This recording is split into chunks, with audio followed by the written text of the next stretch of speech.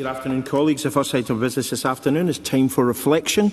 Our time for reflection leader today is George Black, CBE, Chair of the Glasgow 2026 Commonwealth Games. Mr. Black. Mr. Presiding Officer, First Minister, Ministers, Members of the Scottish Parliament, thank you for the opportunity of speaking to you today. When I was first approached to be the Chair of Glasgow 2026 Organising Company, it was something of a surprise. I had been fully retired for 5 years and was very happy with my new life. However, as Chief Executive of Glasgow City Council, I had been heavily involved in the 2014 Games, from the initial bid to host the Games right through to the delivery of the Games themselves. The 2014 Games were great for Glasgow and Scotland, and I was keen to protect and enhance the legacy of these Games. 2 years ago, the future of the Commonwealth Games was a genuine topic of conversation. The question being asked in sport, in government and in headlines around the world was whether an event of this kind still had a place in the modern era. And when Commonwealth Sport asked if any country or territory would host the 2026 Games, only Glasgow and Scotland stepped forward. But of course the 2026 Games are quite different from the 2014 Games. Glasgow 2026 is a deliberately reimagined Games, 10 sports with 6 fully integrated parasports staged across 4 world-class venues within an 8-mile corridor on Glasgow, and for the first time to be delivered with no public funding of the sports programme. This is a working blueprint of what is possible, not just for the Commonwealth Games, but for mega events around the world, an opportunity to rethink what has been done and make a change. Proof that world-class sport can be staged sustainably, affordably and inclusively in a way that opens the door to future hosts of every size and circumstance right across the Commonwealth. We know the eyes of the world are watching and taking note. What our extraordinary team in Glasgow are doing is game-changing as they redefine what is possible for major events and the impact they can make, not just in our cities and communities, but across our global networks.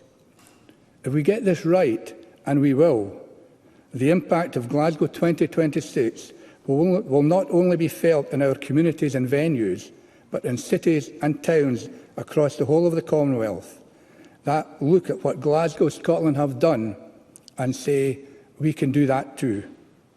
Sport has a unique power to bring people together across communities and across the country.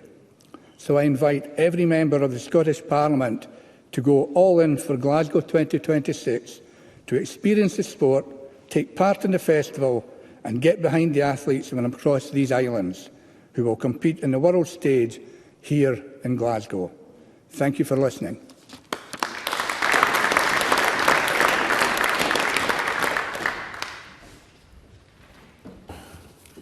The next item of business is consideration of motion 457 in the name of Jamie Hepburn on behalf of the Parliamentary Bureau on suspension of standing orders. Any member who wishes to speak to the motion should press the request to speak button now, and I call on Jamie Hepburn to move the motion. Move, Presiding Officer. No member is asked to speak to the motion. Therefore, the question is that motion 457 be agreed. Are we all agreed? The motion is agreed. The next item of business is consideration of business motion 458 in the name of Jamie Hepburn on behalf of the Parliamentary Bureau on changes to the business programme. Any member who wishes to speak to the motion should press the request to speak button now. And I call on Jamie Hepburn to move the motion. Move, Presiding Officer. No member is asked to speak to the motion. Therefore, the question is that motion 458 be agreed. Are we all agreed? Yes. The motion is therefore agreed. The next item of business is general questions, and question 1 will be from David Smith. Thank you, Presiding Officer. To ask the Scottish Government what is its position on the approval of licences for Rosebank and Jackdaw developments in the light of their potential impact on North Sea oil and gas jobs and oil and gas tax revenues. Minister Stephen Gethins. Thank you, Presiding Officer. Thank the member for his question. Thank Mr Smith. As the member knows, decisions on the consenting of individual offshore oil and gas fields are matters currently reserved to the UK Government. However, while I'm on my feet, it's the first time spoken since the by-elections last week, and I congratulate Douglas Lumsden on his success and also my own successor, Lara Bird, on her success and, frankly, getting a much larger majority than I had. Thank you. David Smith. Okay, so this question has came up a few times and the answers are getting a bit boring now. The last time the First Minister stood up, he made reference to the Finch judgment. Now, the Finch judgment was thrown out on a technicality. They wanted the environmental case to take into account the downstream impacts of burning the hydrocarbons. And when it's resubmitted, we know exactly what it's going to say. It's going to say that it's going to use the worst-case scenario. Question, please. Right. Instead of hiding behind the environmental impact assessment report, will the Scottish Government show some courage and back North Sea oil and gas jobs? Minister. Thank you, Presiding Officer. This Government always backs jobs in the North East. I'll make 2 points. This is a job that has worked with the oil and gas sector, and I was doing work on skills just yesterday. It's also one that backs that transition, the just transition, and the tens of thousands of jobs that have come online in the low-carbon area, many of them benefiting the North East, that would be thrown under the bus by reform. And on the question of the law, I will not preempt the law. I respect the rule of law, and I will have to respect the decisions that we'll make. That is a basic for a minister, and I'm not sure any MSP would expect me to say otherwise. Liam Kerr.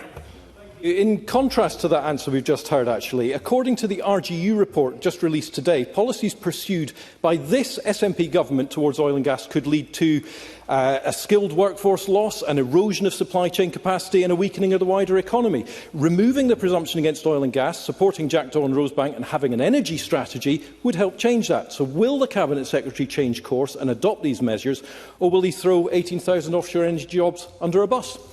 You've been promoted again, Minister. I'd like to thank my fellow North East MSP for that. He knows that this is a government that is investing in jobs and skills. And also, we have I was at a visit yesterday at the Manufacturing Institute, where we saw firsthand the way in which the skill set is complementing the skill set. I notice that I'm being barracked by Mr Kerr again, but he's much further away from me now than he ever used to be, now that they're in 5th place. But now they are in 5th place, I think that speaks to the disaster of the Energy Profits Levy that was initially introduced by his government. Don Black. Thank you, Presiding Officer. Despite Scotland's vast energy resources, energy policy remains reserved to the UK Government, meaning the benefits of our energy wealth are not felt by the Scottish people. What assessment has the Minister made of that lack of control and the impact on Scotland's economy, fuel security and natural environment? Minister.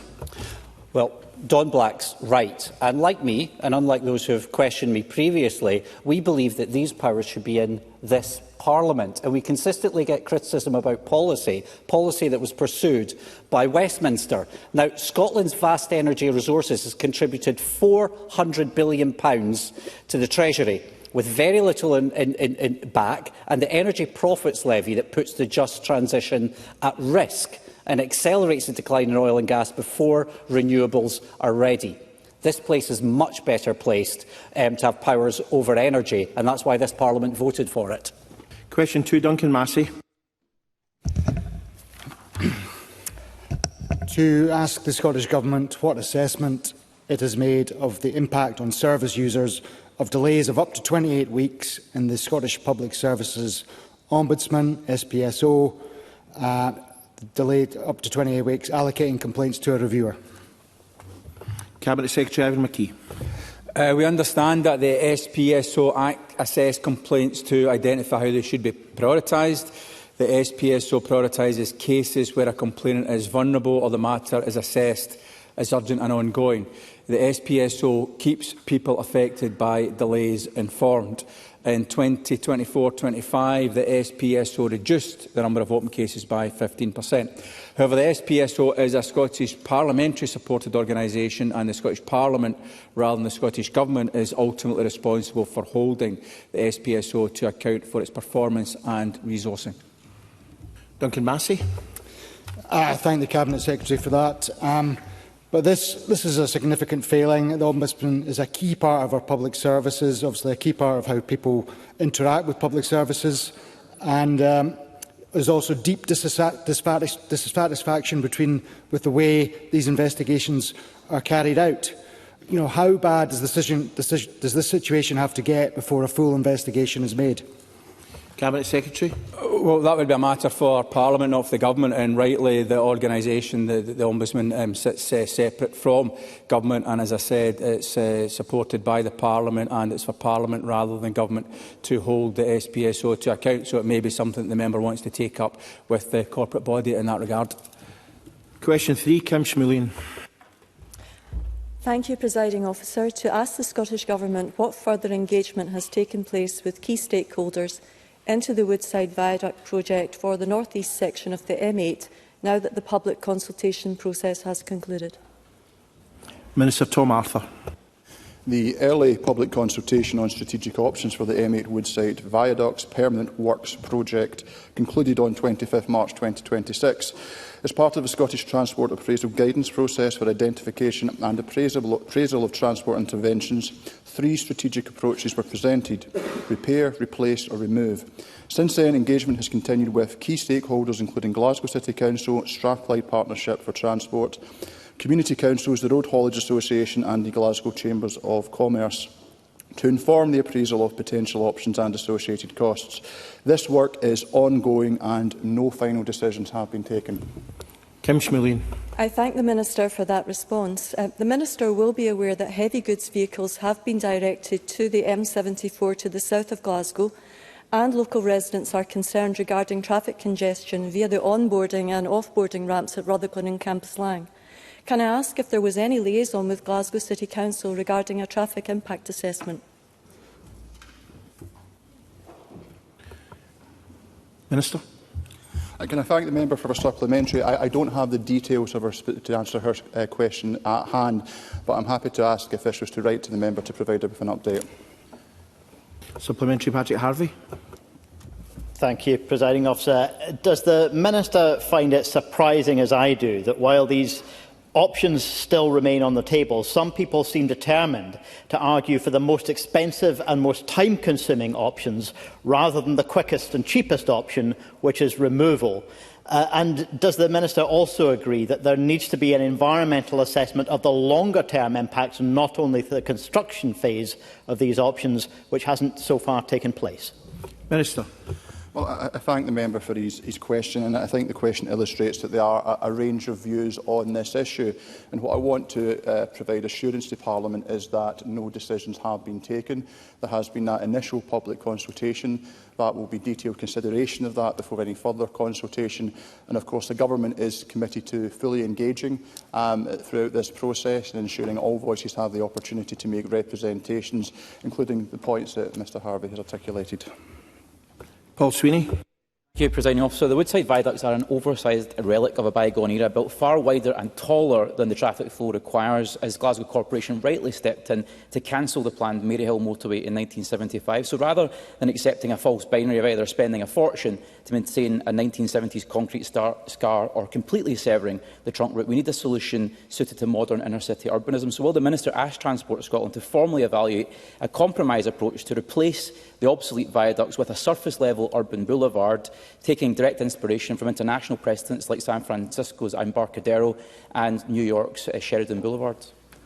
Minister. Well, again, I thank the member for his supplementary, and it further highlights the range of views that exist on this particular issue, which is why it has been important that we've had that process of public engagement. And again, I provide that assurance to Parliament that full and detailed considerations will be given of all the opinions that have been expressed today before further action is taken, including the views articulated by the member. Question 4, Finlay Carson. Thank you, Presiding Officer. Can I apologise for my late arrival in the Chamber? To ask the Scottish Government what engagement it has had with stakeholders to support the maintenance of banking services in rural areas. Minister Tom Arthur. While regulation of financial services is reserved, Scottish Government ministers and officials regularly engage the sector and regulator on this issue. Officials have raised Scottish-specific concerns with the Financial Conduct Authority, including Scotland's rural and remote geography, topography and demographics, and the methodology used by Link to assess communities and make decisions about banking hubs. We await upcoming reviews from the FCA on access to cash and HMT on access to banking services, and will use these reviews to represent Scotland's interests. We continue to urge all financial service providers to hear and address customer concerns. Finlay Carson. I thank the Minister for that response. Given the recent closure of the last remaining bank in Kirkcudbrightshire, does the Minister recognise that access to in-person banking services remains essential for many of my constituents, particularly older residents, smaller businesses who rely on banking but don't have reliable digital access? Now, whilst the Minister rightly says that the development of banking hubs is reserved, can the Scottish Government clarify what support it can provide to ensure that banking hubs do deliver a full range of face-to-face banking services, not just on the basis of access to cash? And what specific steps can it do to help secure a hub or equivalent provisions in areas such as Kirkcudbrightshire? Minister. Well, can I thank the member for his question? I think it's a very important one, and certainly reflecting as a constituency member. I've had numerous instances over my time in elected office of bank branches being closed within my own constituency to detrimental effect to my constituents, recognising the important role that they play. I think this is something where there's broad agreement on across Parliament, and certainly as a Minister I'm committed to constructive engagement with members on these matters. While recognising the reserved nature of this particular issue, the Scottish Government is committed to engaging constructively. That's why we have made representations as part of this review process that is ongoing, and I'm committed to ensuring that all members have the opportunity to make representations to me so I can articulate that case to Government. But indeed beyond that, I would be quite keen to work with members across the Parliament, recognising this is an issue that impacts right across Scotland, and we do have a model in banking hubs which has proven to be very effective, and I think it's something that we could all agree we would want to see grow and develop. Supplementary, David Green. Thank you, Presiding Officer. Recent bank closures in the Highlands have been widespread. In Sutherland, not a single bank remains open. Too many of my constituents are being asked to travel hours on end, impacting both vulnerable customers and businesses alike. So does the Minister agree that while protecting access to cash is important, it is not enough on its own? And the Minister mentioned access to banking. Will he therefore undertake to write to the UK Government in support of access to banks, a provision in the Financial Services and Markets Act to help ensure that rural communities are not left behind? Minister. I think the member makes a series of important points, particularly highlighting the significant impact in more rural parts of Scotland. But in saying that, it should not be misunderstood. This can have a profound impact in more urban parts of Scotland, as I've seen first-hand in my own constituency in the Central Belt. So this is a pan-Scottish issue, and I'd be very happy to follow up with the member on the points that he raises. And indeed, the more members who wish to make representations to me on this matter, I can confirm I will be more than happy to pass them on to the UK Government. Julie McDougall. Thank you, Presiding Officer. Excuse me, in Fife, the Kingdom's Community Bank has been a breath of fresh air for many of my constituents. It provides access to physical branches and personalised service, often manned by volunteers at a time when big banks are closing shop and cutting jobs. So does the Scottish Government have any plans to support or to encourage the creation of community banks as a possible alternative for rural communities across Scotland? Thank you. Minister. Well, I thank the member for highlighting the positive impact that the example she cites has had within her area. While recognising, as I made earlier, the reserved nature of this, I do want to work constructively, so I'm happy to engage with members to identify any opportunities where the Scottish Government can work constructively with local authorities, community organisations, the regulators and indeed the UK Government to ensure we can maximise the access to banking services right across Scotland, recognising the vital role that they play. Question 5, Joe Long. Thank you, Presiding Officer. My register of interest will show that I was employed by Scottish Autism until my election in May. I wish to ask the Scottish Government what assessment it's made of the number of people with learning disabilities and complex needs in inappropriate hospital placements 8 years on from its report coming home. Minister Alison Thewlis. I thank Joe Long for his question. We established the Dynamic Support Register in 2023 to ensure that people with learning disabilities and complex needs are visible and as a tool to support targeted local action. The most recently published quarterly statistics evidence some progress on this, showing that the number of people in the urgent category has reduced from 488 to 383 since March 2024. That's over 100 people. I remain committed to continued improvement, and we're providing a further £20 million to implement the Coming Home Action Plan published on the 19th of March this year, which will take our total direct investment in Coming Home to date to £40 million. Joe Long. Minister, for that answer. Notwithstanding the progress, last week's figures from Public Health Scotland are stark. 29 adults with learning disabilities in inappropriate out-of-area placements, 67 people stuck in hospital despite being clinically ready to leave, 42 of those people have been waiting for more than a year, 9 had been stuck in hospital for more than 6 years. Further, 196 people recorded at risk of being at risk of support breakdown. What measures will the Minister take now urgently to ensure that all people with learning disabilities have the home environments and the skilled support they need to fulfil their human right to a life in the community? Minister.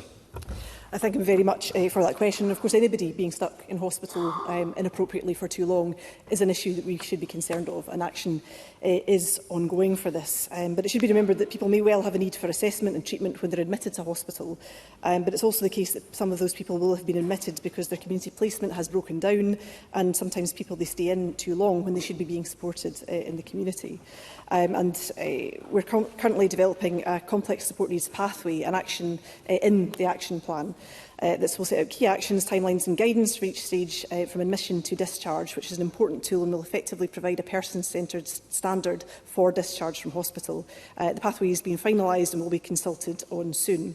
We're also focusing on prevention and early intervention approaches to help keep people well and reduce the risk of that placement breakdown that can sometimes lead to people being put in hospital instead. Minister, wind up, please. It's a long answer. The introduction of learning disability annual health checks, which are being rolled out across Scotland. Supplementary, Cara McKee. What assessment has the Minister made of the number of young people with learning disabilities and complex needs who remain far from home or in adult settings due to a lack of appropriate local services? Minister. I thank you very much for the question. I don't have those specific figures in front of me, but I'm more than happy to discuss that with her in greater detail, because obviously that's got a significant impact to both the young people and their families. Pauline Stafford.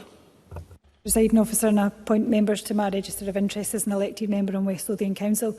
Can the Minister provide an update regarding how the Scottish Government is ensuring that local government and the NHS are working together to deliver packages for those needing complex care packages? Minister. I thank Pauline Stafford for her question. The Scottish Government and COSLA have undertaken a number of actions to ensure that local government and the NHS are working effectively together to deliver complex care packages through the Coming Home programme. A key focus has been improving coordination between NHS boards, local authorities, integration authorities, and supported through the better use of data, shared oversight and earlier joint planning, which builds on the £20 million already distributed to integration authorities through the Community Living Change Fund since 2021, and further benefits from the new £20 million complex care investment that I mentioned earlier, delivered through the Independent Living Fund Scotland, which will support bespoke community-based packages of care. Question 6, Kate Campbell. Thank you, Presiding Officer. To ask the Scottish Government, as part of its approach to promoting the well-being of children and young people, what assessment it has made of the potential impact of a 4-day school week on opportunities for activities out with formal education. Minister Siobhan Brown. Thank you, Presiding Officer, and thank you, Kate Campbell, for the question. Under the Schools General Scotland's Regulations 1975, local authorities must ensure schools are open at least 190 days of the year. A 4-day school week would require an amendment of this, and I should emphasise that the Government currently has no plans to do this. However, regarding opportunities for activities out with formal education, I recognise the value of this, and that's why we are investing in initiatives such as the SFA Extra Time programme and initiatives like the Systemas, the Big Noise, and why we are taking forward plans to deliver outdoor education following Parliament voting through the Outdoor Education Bill last session. Kate Campbell. Thank you, Presiding Officer, and thank you, Minister, for your response. So last week I was at Sanderson's Wynd Primary School speaking to the P5s and P6s who were doing a democracy and a decision-making module, and I got the notification through that I had a general question just as I was heading off to the school. And so when I was speaking to the children, I said, what would you ask if you could ask any question of the Scottish Government? And it turned out they'd had a very detailed discussion about the benefits of 4-day weeks, and they wanted me to pass this on to the Scottish Government. They had considered it in the round, so they knew that one of the reasons they thought it would be good would be more time for sports and extracurricular activities, more family time. This is great, but it's questions, Sorry. please. It's for the children, Presiding Officer. Being less tired was also one of the good ones. They understood there would be drawbacks, but they were very excited at the idea that the Scottish Government might consider these. So would please ask a question. Would the Minister consider in the round the benefits so that the children at Sanderson's Wynd will understand that they too can be part of democracy and asking questions of the Government? Minister. Thank you, and thank you for the children at Sanderson Wynd Primary School for engaging and also for raising their views, and I hope that they are watching. We know that time out with school day is important to children and to young people, and when we engaged with the primary school children back in 2023 to co-design a children's charter for school-aged childcare, they told us that they value choice about how they spend this time, and they want to relax and spend time with friends and family, as well as play and take part in a range of activities. The choice to take part in clubs and activities is really important, and as the pupils will know, this can make children feel happier, make new friends, do better at school, and also to learn new skills. We want every child to have the chance to choose something they enjoy, whether that's sport, music, drama, or any other activity that they love. Thank you. Question 7, Stephen Kerr.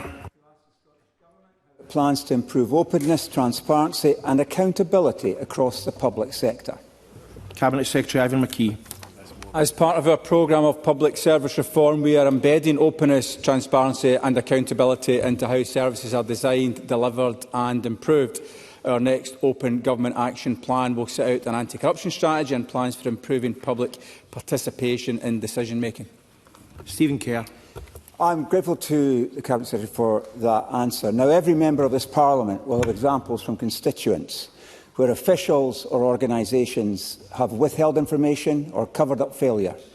And this culture of concealment lets down families and individuals, but it fails the most vulnerable. So will the Cabinet Secretary agree with me that we should have a definitive Scots law relating to misconduct in public office? And would he agree to meet me and other members from across the chamber to discuss how we might work together to provide legal support to the Nolan principle of integrity in public life? Cabinet Secretary. I'm very happy to meet the member to discuss that further. Clearly, these issues are hugely important to the Government. It's critical that we are and all public services are transparent and are seen to be so. I'm informed that there is a UK Government bill proceeding in this regard, and that we are also engaging with UK Government in discussions around that bill. But I'm very happy to meet the member to discuss this further. Question 8, Jack Middleton. To ask the Scottish Government for an update on its discussions with NHS Grampian regarding the status of the Baird Family Hospital and Anchor Care Centre. Cabinet Secretary Angela Constance. Presiding Officer, the Scottish Government works closely with NHS Grampian and NHS Scotland Assure on all capital investment projects. Safety is always paramount, and NHS Grampian is implementing several changes to the new hospital as a result of clinical recommendations following a design review, and this has impacted on completion date and cost. The key stage assurance review process is in place to ensure a safe, high-quality healthcare facility is delivered, and we are focused on ensuring that the Anchor Centre and the Baird Family Hospital opens when it can operate safely and effectively. Jack Middleton. Thank the Cabinet Secretary for her response. I appreciate my constituents continue to receive first-class care elsewhere at Forester Hill, and patient safety must also be paramount. But the doors need to open to the Baird and Anchor, and they need to stay open as soon as possible. So what mechanisms will be put in place to ensure there's accountability, scrutiny and proper leadership in place to get these projects finalised to the highest standard of safety? Cabinet Secretary. Presiding Officer, let me assure Mr Middleton that we remain absolutely focused on ensuring the Anchor Centre and Beard Family Centre opens when it can operate safely and effectively. A national oversight group led by my officials has been established to ensure that this happens as quickly as possible. And this national oversight board has been established to take control of recovery planning and delivery of the Beard and Anchor. And a key focus of this work is to establish a timeline for opening whilst ensuring safety is not compromised.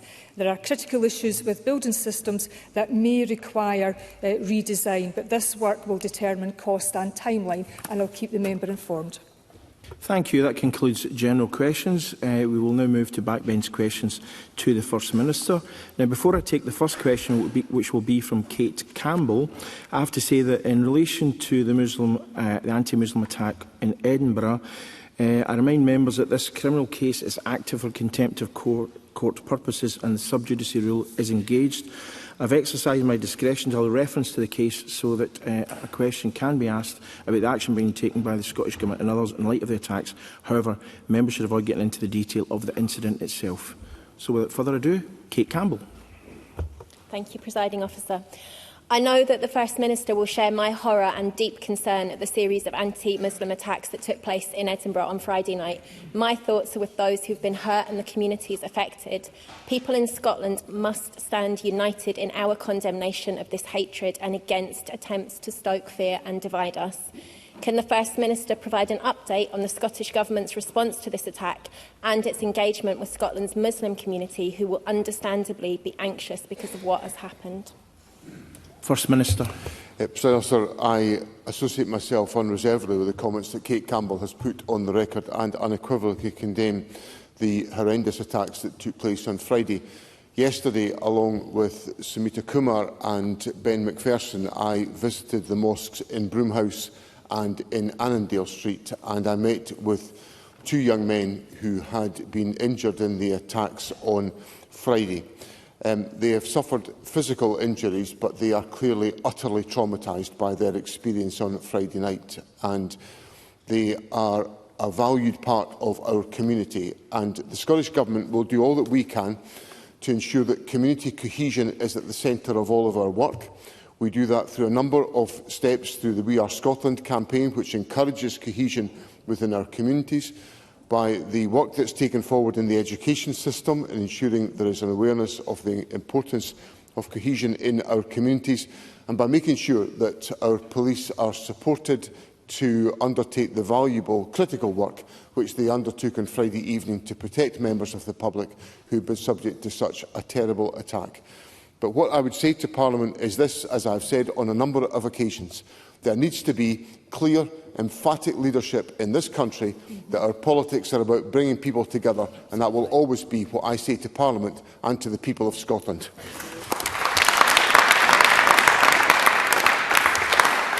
Murdo Fraser.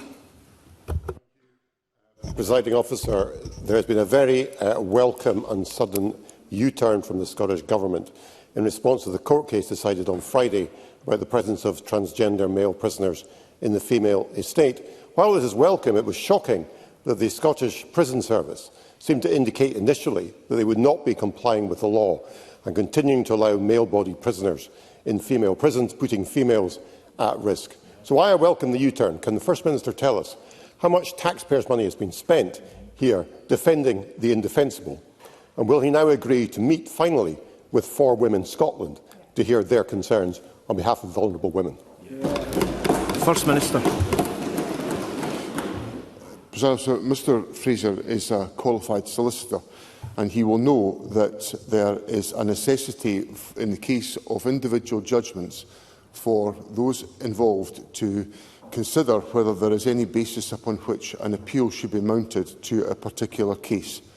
Now, that is a swift decision that has been taken by the Government not to appeal in this case, and to indicate that the practical steps are now being taken by the Scottish Prison Service to ensure that the prison estate is entirely compliant with the judgment that was issued by Lady Ross on Friday.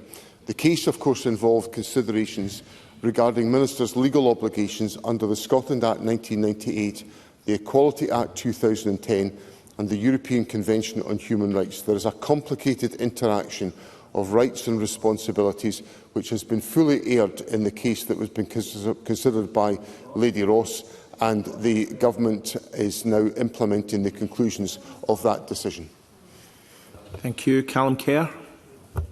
Presiding Officer, SPICE research shows that the economic growth in Europe has been a third higher than the UK's since Brexit. I mean, Nigel Farage and Boris Johnson said the UK would be £350 million a week better off outside the EU, but Brexit has caused real damage to our economy. Can the First Minister advise what assessment the Scottish Government has made of these findings, and does he share my concern that the Westminster parties continue to drag us down a path of managed economic decline? First Minister. As Mr Kerr raises the important issues around the economic impact of Brexit, and that is relevant given that today marks 10 years since the Brexit referendum, and a year on, the scale and year on year, the scale of the Brexit disaster becomes more apparent. Modelling by the National Institute for Economic and Social Research estimated a 3.2% hit to GDP due to Brexit in 2025, increasing to an estimated 5.7% by 2035. So this equates to a cut in public revenues of around about £3.3 billion in 2025 in Scotland. It is absolutely crystal clear that the Brexit experiment has failed. It is an unmitigated economic, political and societal disaster, and we are clear that Scotland must rejoin the European Union as an independent member of the European Union. Katie Clark. The decisions taken by the Scottish Fire and Rescue Board yesterday will affect over 30 fire stations across Scotland, including Greenock, Helensburgh and Milngavie. The Fire Brigade Union has warned that these are the most significant cuts to the front line in decades, with station closures and the loss of both firefighter jobs and appliances. Does the First Minister agree that MSPs should have the opportunity to debate and vote on these cuts? First Minister. I understand the concerns that Katie Clark has put to Parliament today, and obviously the concerns that are expressed by members of the Fire Brigade Union. What I can say to Parliament is that the Scottish Fire and Rescue Service Board has consulted extensively on these changes. There are a whole host of changes that the Fire and Rescue Service Board decided not to take forward that were part of the consultation, because of the very reason that I explained to Parliament on previous occasions, that individual changes would have to be assessed to determine their suitability and their sustainability to ensure there was an effective fire and rescue service in place. Now, some of the changes involve the closure of a number of stations that have operated, well, that have actually not operated. These have had no staff for some time. There are the redesign of services in different parts of the community, with the creation of new stations to reflect changes in population growth. So the Fire and Rescue Service Board is empowered by law to take these decisions to ensure we have sustainable services. Now, obviously, it is up to members of Parliament can raise individual issues, they can raise these questions in Parliament, but I'm satisfied that the Scottish Fire and Rescue Service Board has undertaken its scrutiny of this important issue with a very strong evidence base to enable it to come to the conclusions that it has come to. Paul Sweeney. Thank you, Presiding Officer. This Armed Forces Week, will the First Minister join me in congratulating all ranks of the Royal Regiment of Scotland on their 20th anniversary? Thousands of gallant young men and women from Scotland and across the Commonwealth have served in the regiment over the last 2 decades, with 23 paying the ultimate sacrifice for their country, including my friend Robert Hetherington. Will the Government formally recognise the regiment's 20th anniversary, and with 2/3 of Scotland's councils having granted Scotland's Line Infantry Regiment the freedom of their areas, would he be willing to write to the Lord Provost of Glasgow to encourage her to grant this recognition from Scotland's largest city? First Minister. On the specific last point that Mr Sweeney raises with me, it's obviously a matter for individual local authorities to decide on their own position. But for my part, let me say on behalf of the Scottish Government my appreciation for the service of all members of the Royal Regiment of Scotland, indeed for all the service of all members of the armed forces. They do a perilous task on our behalf to keep us safe. I express to Mr Sweeney my sympathy at the loss of his friend Robert Hetherington, and I commend him for his service and his sacrifice to the safety and the security of our country. It is important on Armed Services Day and on every day to remember the sacrifice of members of our armed forces, and I do that unreservedly in Parliament today. Patricia Gibson. Thank you, Presiding Officer. Over £441 million allocated to local authorities for this year has yet to be formally allocated by the Joint Settlement and Distribution Group. Given the need to invest in further health and social care integration, with North Ayrshire having moved to critical care only provision in April, can the First Minister say when these resources will be distributed and how much will be allocated to North Ayrshire? First Minister.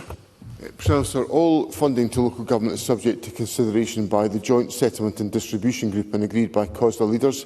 To date, £44.9 million of previously undistributed revenue funding has now been discussed and agreed through those formal governance processes, and as a result of that, North Ayrshire Council will receive an additional £1.2 million, and the funding will be paid as a redetermination of the general revenue grant in the normal way. Alongside a number of other smaller funding lines, £37.6 million for the Teachers' Induction Scheme remains undistributed as the data is not available until later this year, and £19.6 million of funding for discretionary housing payments will be distributed following a reconciliation at the end of the financial year. So I would assure Patricia Gibson that the mechanisms to ensure the distribution of those resources will be taken forward at the appropriate opportunity when the data is available, to ensure that local authorities can receive the fundings to which have been allocated to them. Max Bannerman. Thank you, Presiding Officer. Can I ask the First Minister if he supports nationally funding business rates relief for current vacant properties to encourage local growth, particularly in the rural economy of the Highlands and Islands? First Minister. So there will be a statement made shortly by the Deputy First Minister and Finance Secretary relating to non-domestic rates. So if Mr Bannon will forgive me, I won't give a specific answer to that particular question. The Deputy First Minister will update Parliament on the latest developments in the Government's thinking on non-domestic rates, and will share that with Parliament shortly. Helen McDade. Thank you, Presiding Officer. To ask the First Minister what the Scottish Government's position is on the appropriateness of a single individual holding the dual role of Chief Executive of NHS Scotland and Director General Health and Social Care, given that this arrangement places responsibility for operational delivery and the scrutiny of that delivery within the same office. First Minister. So the arrangements to which Helen McDade refers are about ensuring the operational delivery of the Government's priorities on health. So the responsibility, and this is the statute requires ministers to be fundamentally responsible for the delivery of healthcare services in Scotland. Hence, the holding of those two posts of Director General of Health within the Scottish Government and the Chief Executive of NHS Scotland is to essentially enable that link to be applied in the delivery of healthcare services in Scotland. And when I'm holding the health service to account for example, the reduction in long waits, which has been an absolute priority of mine over the last my period in office as First Minister, I have been holding the Chief Executive of NHS Scotland and the Director General for Health, along with Health Secretaries, to account for that very important point. So I think it's part of the architecture of our system which enables us to be able to be satisfied that the priorities of ministers are being delivered in practice in the health service around the country. Liam MacArthur. Thank you, Presiding Officer. I have a constituent who for the last 9 years has been desperately seeking treatment for swelling on his legs and groin that has got progressively worse and is now profoundly incapacitating. Having sought treatment in Scotland, it's clear that this is not available. With the help of his GP, however, a consultant at the St George's Urology and Lymphedema Clinic in London was consulted and confirmed treatment which he feels has a high chance of success. This cross-border referral requires approval from the National Services Directorate. That's not been forthcoming coming, despite my constituent doing everything asked of him. Given the effect on his physical and mental health, which my constituent believes now this matter and treatment is now a matter of life and death for him, subject to me providing more details, will the First Minister look into this case and take steps to ensure that a referral can be made as soon as possible? First Minister. So I'd be very happy to do so, and if Mr MacArthur would furnish me with the details, I'll make sure it's attended to immediately. The issue, in principle, about cross-border treatment is entirely conceivable within the health service, and our arrangements make provision for that. So obviously I will have to look at the specific details with the Health Secretary to see what the issues are. But I'm very happy to consider that, but also to give the reassurance to Mr MacArthur in principle that the possibility that he sets out is indeed entirely plausible within the health service. Ariane Burgess. Presiding Officer, today coastal communities and marine experts gathered outside this Parliament to demand urgent action to protect Scotland's precious marine environment. Last year, the Scottish Government delayed a consultation to implement management measures for marine protected areas and priority marine features. It capped off a decade of delay to protect our seas from overfishing and environmental damage and to meet legal obligations to achieve good environmental status for our seas. Will the First Minister heed the calls of Scottish coastal communities and urgently consult on introducing protections to restore our marine environment while allowing for greater local control? First Minister. The issues that Ariane Burgess raises, I think, were part of a petition that was received by the Minister for Agriculture, Marine and the Islands earlier on this morning. So that will obviously be the subject of engagement. Obviously, the Government has a policy priority which wishes to encourage the protection and enhancement of our marine environment.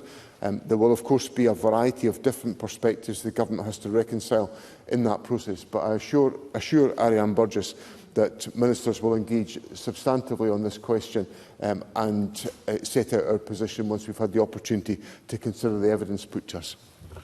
Alan Smith. Thank you, Presiding Officer. The First Minister, like me, represents a large area of rural Scotland, so he'll be well aware about growing concern amongst farmers that organised crime is now targeting farms across rural Scotland, particularly in conjunction with organised crime in Northern Ireland. Does he share my concern at these events? First Minister. The issues that Mr Smith raises are certainly familiar to me from my own constituency workload, and also were issues that were very visible at the Royal Highland and Agricultural Show that I visited on Thursday morning. The Government is supporting action to tackle this issue through the work of the Scottish Partnership Against Rural Crime, which is a multi-agency partnership led by Police Scotland, which works with a variety of justice and rural sector partners to provide the necessary action in this respect. We do, of course, support Police Scotland in their work financially, and we are increasingly concerned by the link between machinery theft and serious organised crime, which is a focus of the partnership to try to address this practice within rural communities. Martin Day. Thank you. The Labour Government has announced £219 million for sustainable aviation fuel, a key transition option for Grangemouth, which produced jet fuel for all of Scotland before it was betrayed and shut down. Will the First Minister join me in calling on the UK Government to spend every single penny on Grangemouth and its workers? First Minister. So I recognise the significance of the point that Martin Day raises with me, because the opportunity to develop jet fuel at Grangemouth was one of the significant economic opportunities that arose out of the debate around the future of the facility. And it's a matter of enormous regret that the interventions of the United Kingdom Government and the promises that were made to safeguard the future of Grangemouth have not been taken forward as a consequence. I would endorse the calls that have been made by Mr Day, and given the fact that we still face some significant uncertainties about the availability of jet fuel because of the uncertainty in the Middle East, it's an urgent priority that we're able to make progress on this issue, and I assure Mr Day of the willingness of the Scottish Government to participate in that work. Thomas Kerr. Presiding Officer, in 2016, 867 people died in Scotland due to a drug-related death. Now, that figure is engraved in my mind because it included my dad. And since then, we've seen these numbers hit record highs, with 1,017 people dying last year. Now, these aren't just statistics. Behind every one of them is a father, a mother, a son and a daughter. They represent a loved one lost and a family devastated. Yet this government answer has been to introduce a consumption room in the heart of Glasgow and to vote down legislation that would enshrine the right to rehabilitation into our law. So can I ask the First Minister how many more lives need to be lost before this government takes urgent action? And if the right to the addiction recovery bill came back to this Parliament, would his government look favourably on it? First Minister. First of all, let me express my condolences to Mr Kerr on the loss of his father, and I appreciate enormously the agony that will be involved in this issue, given the circumstances of his own personal circumstances. The government recognises the significant challenge of drugs deaths within our society. They are disproportionately higher than in any other jurisdiction in Western Europe. And on Friday morning, the Health Secretary and the Minister for Drugs and Alcohol Policy and myself took part in an extensive discussion with a range of partners from across local government, the police, health boards, various other organisations, people with lived experience who gave astonishing testimony to the discussion to assess the current steps that the government is taking. Now, we are, of course, investing heavily in increasing rehabilitation services in Scotland, which was one of the reasons why the government did not support the Right to Recovery Bill, because of the capacity expansions that we were putting in place. And there are a range of other measures that have been taken forward, but I'm very open to contributions and points about how more action can be taken to add to the steps that we are already taking. So I extend that invitation to members of Parliament to contribute to that process. One final point I would make, Presiding Officer, is that we are experiencing an upsurge in drugs deaths as a result of an increasing level of toxicity of drugs that are being circulated within our society. And that is, these are synthetic opioids of enormous ferocity in their impact on people who are using drugs. So we face an acute challenge already, but a growing challenge because of the issues that arise out of the increase in drug use. And my reflections on the thistle is that it's helped to try to avoid over 100 drugs deaths because they've intervened in over 100 medical emergencies where people were at risk of losing their lives. Sana Dykstra-Downey. Thank you, Presiding Officer. A recent report to Edinburgh Council's Education, Children and Families Committee showed that there were over 2,000 violent incidents in Edinburgh schools last year. This was a 43% increase on figures from the year before. Our schools should be safe places for pupils and staff alike, and I know the Scottish Government has previously produced an action plan on behaviours in schools, but it's clear from these figures that it's not working. So can I ask the First Minister what further action his government will take to properly tackle violence in schools? First Minister. So the steps the government has taken has been to work with local authorities in the production of guidance and expectations around the participation of young people in education and to tackle unacceptable behaviour within our schools. Now, this is an area where we have to work jointly with local authorities in making sure that schools are well supported. Many of our schools operate with very clear behavioural codes that are in place, and there are consequences for those who do not follow those behavioural codes. So I assure the member that the government is working closely with local authorities to ensure that in every circumstance we will act to support teachers in these circumstances. We are obviously taking forward the ban on use of mobile phone technology within schools, which we acknowledge contributes significantly to some of the difficulties and challenges within schools. And of course the government will take steps and report to Parliament on the taking forward of that approach. Stuart McMillan. Thank you, Presiding Officer. New analysis from the London Stock Exchange Group has shown that the value of the global green economy has hit a record high market value of $10 trillion. Can the First Minister provide an update on the steps this SNP Scottish Government is taking to ensure that Scotland is benefiting from the substantial growth opportunities of the green economy, whilst taking the action needed to tackle climate change? First Minister. So the Government's Green Industrial Strategy is designed to ensure that we capture many of the opportunities to which Mr McMillan has referred. The climate change plan supports the implementation of the requirements of our action on net zero to ensure that we are making the necessary investment to support our activities. Now, the Government has committed in the budget over £5 billion of capital and resource expenditure to support measures which are designed to have a positive impact on Scotland's climate change goals. And it is welcome that in recent analysis, the Confederation of British Industry in Scotland have set out that climate action contributes £10.2 billion to Scotland's economy. And of course that contributes significantly to the strong record that we have on foreign direct investment, which has been recorded today again in the EY foreign direct investment analysis, which shows Scotland to be the strongest part of the United Kingdom for foreign direct investment, other than London and the south east of England, for the 11th year in a row. Rachel Hamilton. Thank you, Presiding Officer. Thousands of people across Scotland signed a petition to stop the downgrading of fire stations.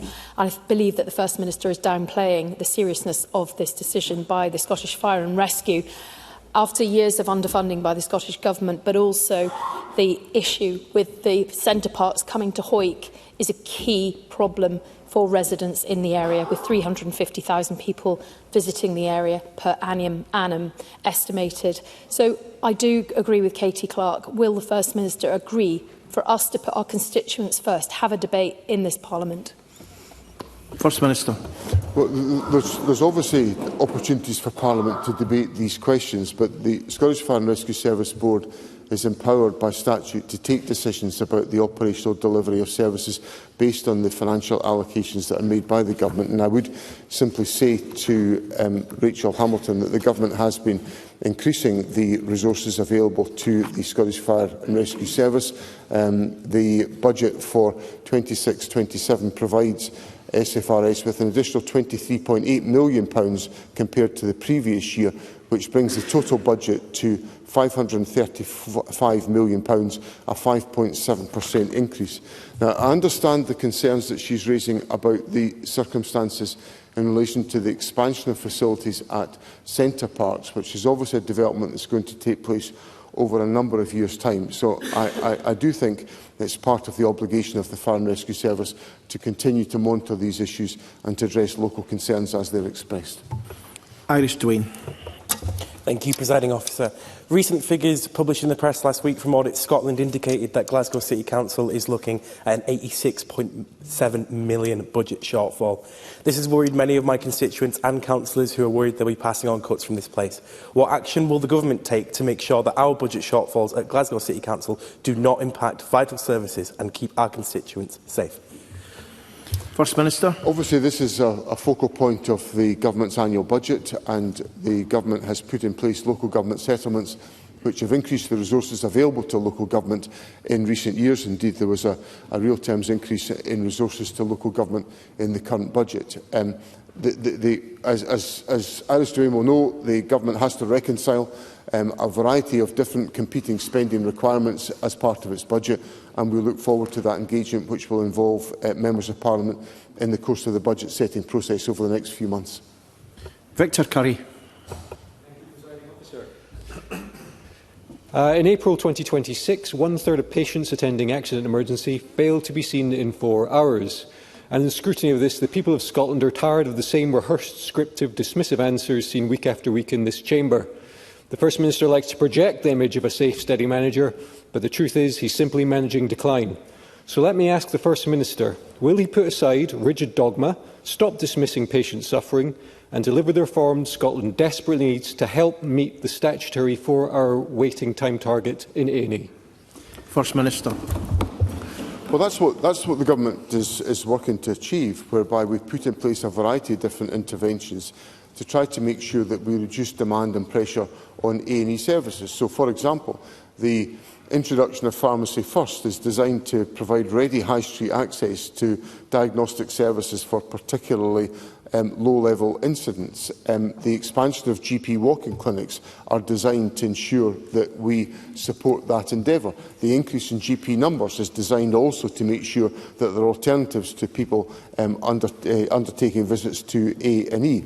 And Clearly, we are wrestling with challenging circumstances in A&E services, but what we are seeing within the health service as a whole is an increase in the number of procedures being undertaken. We committed to 150,000 extra appointments and procedures in the last year, and we actually delivered more than 168,000 additional appointments and procedures.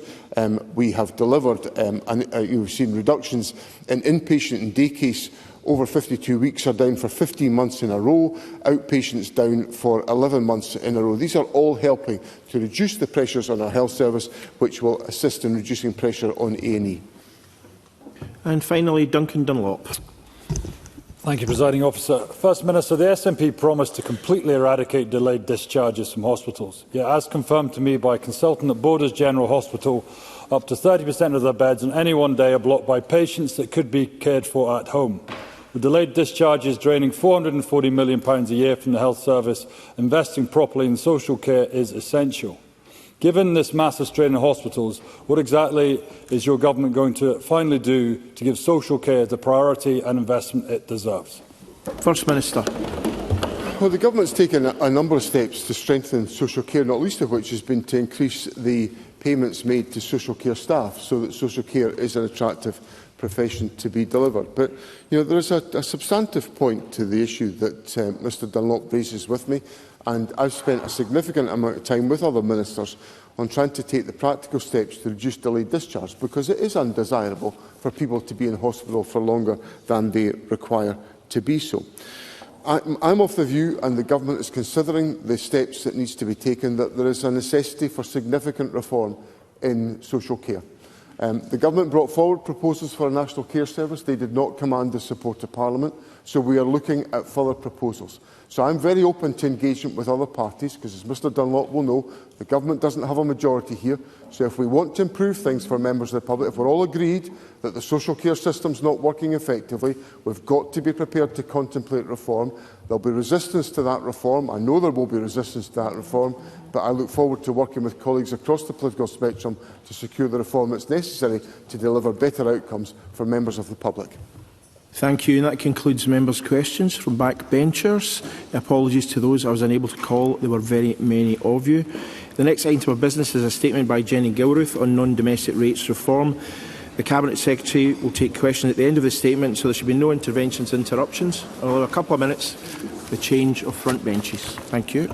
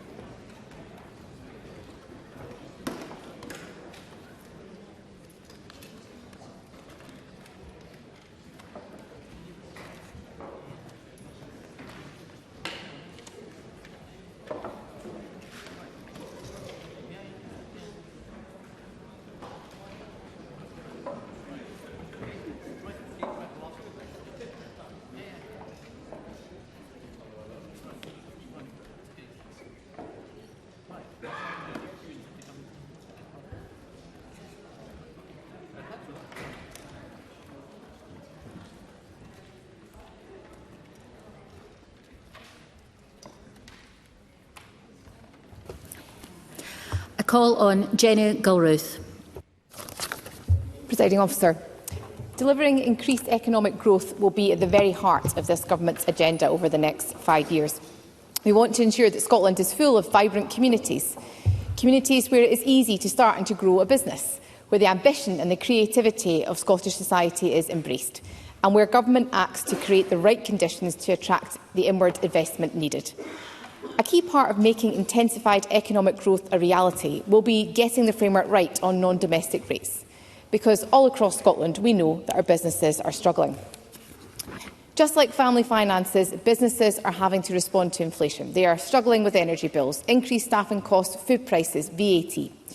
And within this context, it is important to remember that this Government has already taken action to help alleviate the pressures being faced by our businesses currently. This year's rates relief package is worth close to £1 billion. We know that this is helping to provide relief to tens of thousands of businesses all over Scotland. Support such as the small business bonus and targeted retail, hospitality and leisure relief continue to be welcomed by businesses. We responded directly to calls from the self-catering sector in particular for a dedicated transitional relief, which the Association of Scotland's Self-Caterers has welcomed. But, Presiding Officer, it is important that all governments listen and that we continue to focus our efforts on alleviating the pressures being faced by our businesses. That is why I am pleased today to set out our plans for reform of the non-domestic rate system in Scotland. Now, there are many strengths on which our current system is built upon. The 1st of April this year marked the first 3-yearly re-evaluation in Scotland and the start of the second re-evaluation cycle based on rental values only 1 year prior. This year's Scottish budget reduced all 3 tax rates during this financial year in order to ensure a broadly revenue-neutral re-evaluation cycle in real terms, one which is redistributive, not tax-raising. Alongside those tax rate reductions, the budget delivered the largest relief package in cash terms since devolution, excluding the temporary support which we provided during the pandemic. Presiding Officer, we do not want to lose the positive elements of the existing system. But nonetheless, I know that there are real concerns about the accountability of assessors and the consistency and transparency of valuations. Many ratepayers have found the rate system and property valuations to be complex and uncertain. We are also seeing delays in accurate bills being issued. We know that businesses are already dealing with the fallout from international conflicts, alongside the ongoing damage of Brexit, which has been compounded by the UK Government's increase in employers' national insurance contributions. That is why we committed to work with the business community to strengthen our rate system and accountability. Now let me turn to the ratepayer experience. To ensure clarity, we will deliver change in how the non-domestic rates billing system works. It is an unfortunate consequence of our current fiscal arrangements that our tax decisions are only confirmed in the Scottish budget following the UK budget. That leaves us an incredibly tight period of time in which the Scottish Government is expected to set our budget. Notwithstanding, it is unacceptable that delays in software updates have prevented ratepayers from receiving accurate bills ahead of the financial year, with bills often arriving only late into the summer months. Delays create unnecessary challenge for business, making it harder to plan ahead and to manage cash flow. And that is why we will take 2 actions in this space. We will provide improved self-service information for ratepayers to assess their own likely liabilities through our online rates calculator. Alongside this action, we will work with COSLA and the Improvement Service to ensure that the non-domestic rates billing system works as it should. Specifically, though, I want to reach agreement on an NDR billing system working with local government, which delivers accurate bills on time, all the time. Presiding Officer, in relation to accountability, I will address 3 matters: the short-term issues arising from this re-evaluation, making improvements to the appeals process, and considering more significant structural change to our current model. Now, firstly, this Government has heard clearly the concerns about apparent anomalies within the 2026 re-evaluation. A number of examples have been raised with ministers. And while the appeals system through the Scottish tribunals exists to consider those cases, we will nevertheless want to be sure that there is not a systemic issue of inconsistent valuations. Mindful that due to the 1-year tone date, something which England have considered unworkable thus far, assessors are producing draft valuations in less than 8 months. Therefore, I am today announcing that the Government will establish an independent panel to undertake a rapid review of the outcomes of the 2026 re-evaluation. Specifically, it will be tasked to examine and report to ministers directly within 3 months of appointment on allegedly anomalous valuations and their overall impact. Ministers will ask the panel to make recommendations on how these might be addressed. Secondly, alongside this immediate review, we must ensure that business owners who consider their rates to be inaccurate have access to timely recourse. The appeals system is intended to allow ratepayers to request changes to a property valuation from the assessor in the first instance, with the possibility of an appeal to the independent first-tier tribunal for Scotland. Now, the judiciary is importantly independent in how it organises its work, but I am committing today to examine how the Government can support increasing the capacity of the local tax chamber to support this process. Thirdly, Ministers have listened to the concerns about the valuation system itself. I am committing today to a general review, therefore, of the assessor function. This will ensure that assessors' independence in valuation is maintained, but it will also seek to ensure that there is confidence in the system for all. Now, we will begin engaging with stakeholders over the summer to develop options for reform to the structure of assessors and establish how those could deliver improvements in accountability and in transparency. And I intend to explore further the potential role for a national assessor and an option of placing the Scottish Assessors Association on a statutory footing with reporting obligations to Parliament. Such changes, I know, would require full system redesign and legislation, but I have to acknowledge that assurance is needed now, which is exactly why I have committed to an independent, rapid review of the 2026 re-evaluation. Presiding Officer, this Government is providing a package of relief, which I remind Parliament is forecast to be worth over £870 million in 26-27. That includes the Business Growth Accelerator and Fresh Start reliefs, the most generous schemes of their type across the United Kingdom. But I am mindful of the concerns that capital investments can translate directly into increased rates liabilities, which can act as a disincentive to growth. Similarly, cliff edges in relief eligibility can encourage turnover of properties or constrain expansion.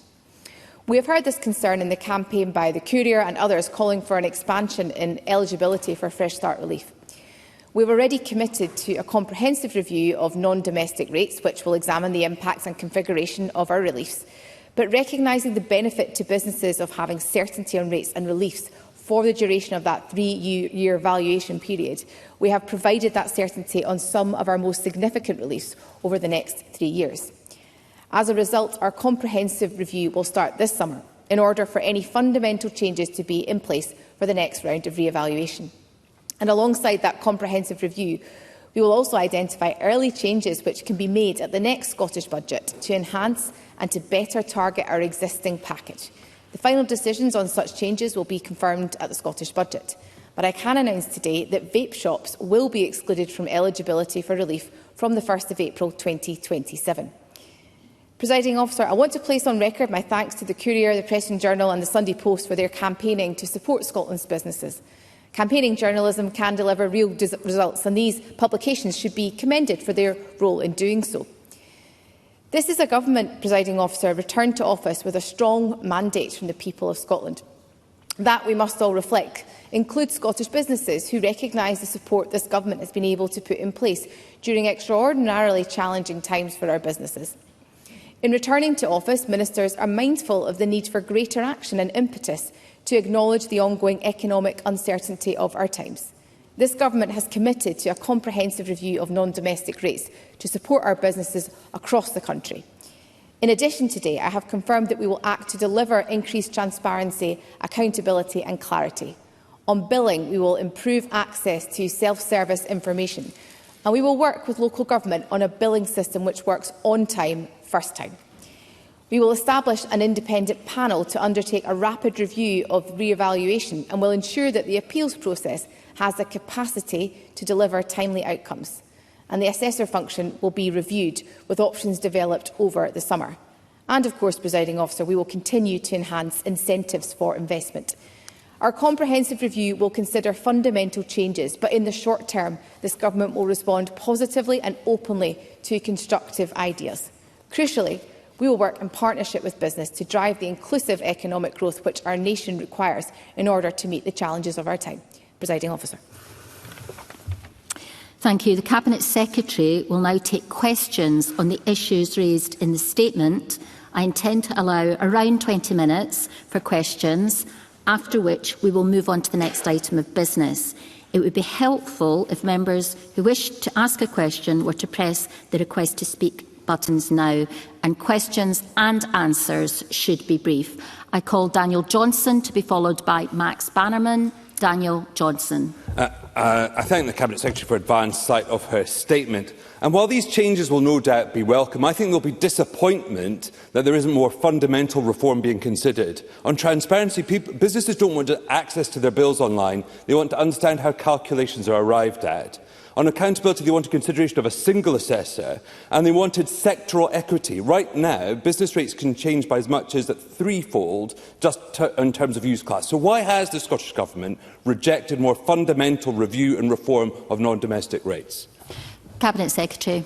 I thank Mr Johnson for his question. I think what I've set out to Parliament today amount to significant changes in relation to the way in which we currently support our businesses. I did hear the word welcome from Mr Johnson, so I'm going to cling on to that just now, because I'm trying to listen to positivity, and I hope he listened to the tone of my statement, which asked for positive contributions, and actually on a cross-party basis to engage with the Government on the reviews that will now take place in this space. It is important that we improve access to billing because of the challenges that businesses have set out to ministers in relation to the evidence that they are presented with. It's also important that that work is worked on with local government and with the Improvement Service. That's why I've engaged directly with COSLA on 2 occasions already, and the Minister for Public Finance and I look forward to taking part in a number of engagements with business to form the review that we will undertake across the summer months. It's hugely important that we undertake that. But I think some of the challenge Mr Johnson sets out is fair. I have set out a number of actions here, particularly in relation to the general review of the assessor function, which has not ruled out a potential role for a national assessor, which was the other point that Mr Johnson mentioned. And I think that is important to place on the record today. I see him nodding, so I hope we have some agreement finally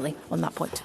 Max Bannerman, to be followed by Claire Haughey. Max Bannerman. Thank you, Deputy Presiding Officer. And can I thank the Cabinet Secretary for advance sight of her statement. The statement makes frequent mention that the rates relief this year is worth near £1 billion. However, this would not appear to be the full picture. The intermediate and higher rate has been reduced by 2 pence for this year, yet this is still 2.5 pence higher than it was 2 years ago. Hundreds of businesses went bust as a direct result of those massive hikes, and this so-called cut still keeps in place the majority of that unaffordable increase. So can the Cabinet Secretary set out a timeline of meaningful non-domestic rates cuts and not just tinkering around the edges? Cabinet Secretary. I thank Mr Bannerman for his question. It is the case that in 26-27 the basic property rate is the lowest it has been since 2018-19, and reliefs are forecast to save ratepayers over £870 million. We also have, as I set out in my statement, the small business bonus, which of course is the most generous of its kind in the United Kingdom, and is hugely important because we estimate over 100,000 properties will be eligible for that support this year.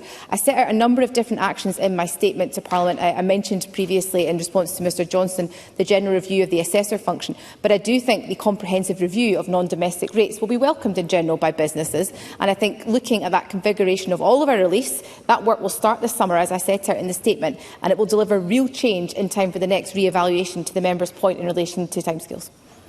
Claire Haughey, to be followed by Ross Greer. Claire Haughey. I note the Deputy First Minister has confirmed that vape shops will be excluded from eligibility for relief from the 1st of April 2027, and I welcome this commitment. And I wish to ask the Deputy First Minister how this will contribute to the Scottish Government's public health commitments and build on the progress made on reducing the harm that vapes can cause. Cabinet Secretary. Presiding Officer, I thank the member for her question. As Claire Haughey will be aware, in recent years we've seen an increase in vaping in Scotland. It is the highest among those aged 16 to 24. But we've also seen an increase in the number of vaping shops opening on our high streets all over the country, selling products that cause addiction to nicotine and other health harms. That is exactly why we are taking this action, to ensure that vape shops are contributing to the high street, recognising the growth of the sector in recent years, but also ensuring that rates relief aligns with our public health commitments, to the member's point. This, of course, will sit alongside a range of other actions to prevent a new generation becoming addicted to vaping and other nicotine products, including the commitment to consult on the retail display of vapes and nicotine products within our first 100 days in government. Ross Greer, to be followed by Craig Hoy. Ross Greer. Thank you. I welcome that vape shops will now be paying full rates, but it does show how poorly designed the small business bonus scheme was in the first place. The Government spends more than £200 million a year on untargeted reliefs, despite their own review finding no economic benefit to this scheme. That's part of the almost £1 billion in reliefs that goes into the system every year, but the system still isn't working. Small businesses are struggling, and a larger and larger share of our economy is in the hands of multinationals. Profits disappear from Scotland. The fundamental issue is that non-domestic rates rates bear no relation to a business's ability to pay. So can I ask, will the review consider adopting a system which takes profit or turnover into account alongside property value? And in the short term, will the government introduce measures like the Scottish Greens proposed Amazon tax, a higher rate of NDR on large online retailers to help even the playing field for small businesses and local high streets? Cabinet Secretary. I thank Mr Greer for his question and his welcoming of the position from the Government today set out in relation to vape shops. I think he and I are not going to agree on the small business bonus in the short term. It's been hugely successful in supporting a number of businesses across the country. However, I do hope he was encouraged by the comprehensive review of NDR which I set out in the statement. And of course, as we approach the budget ahead of 27-28, we will engage on a cross-party basis on all of these issues across the Chamber. I'd be more than happy to engage with him more substantively on that point.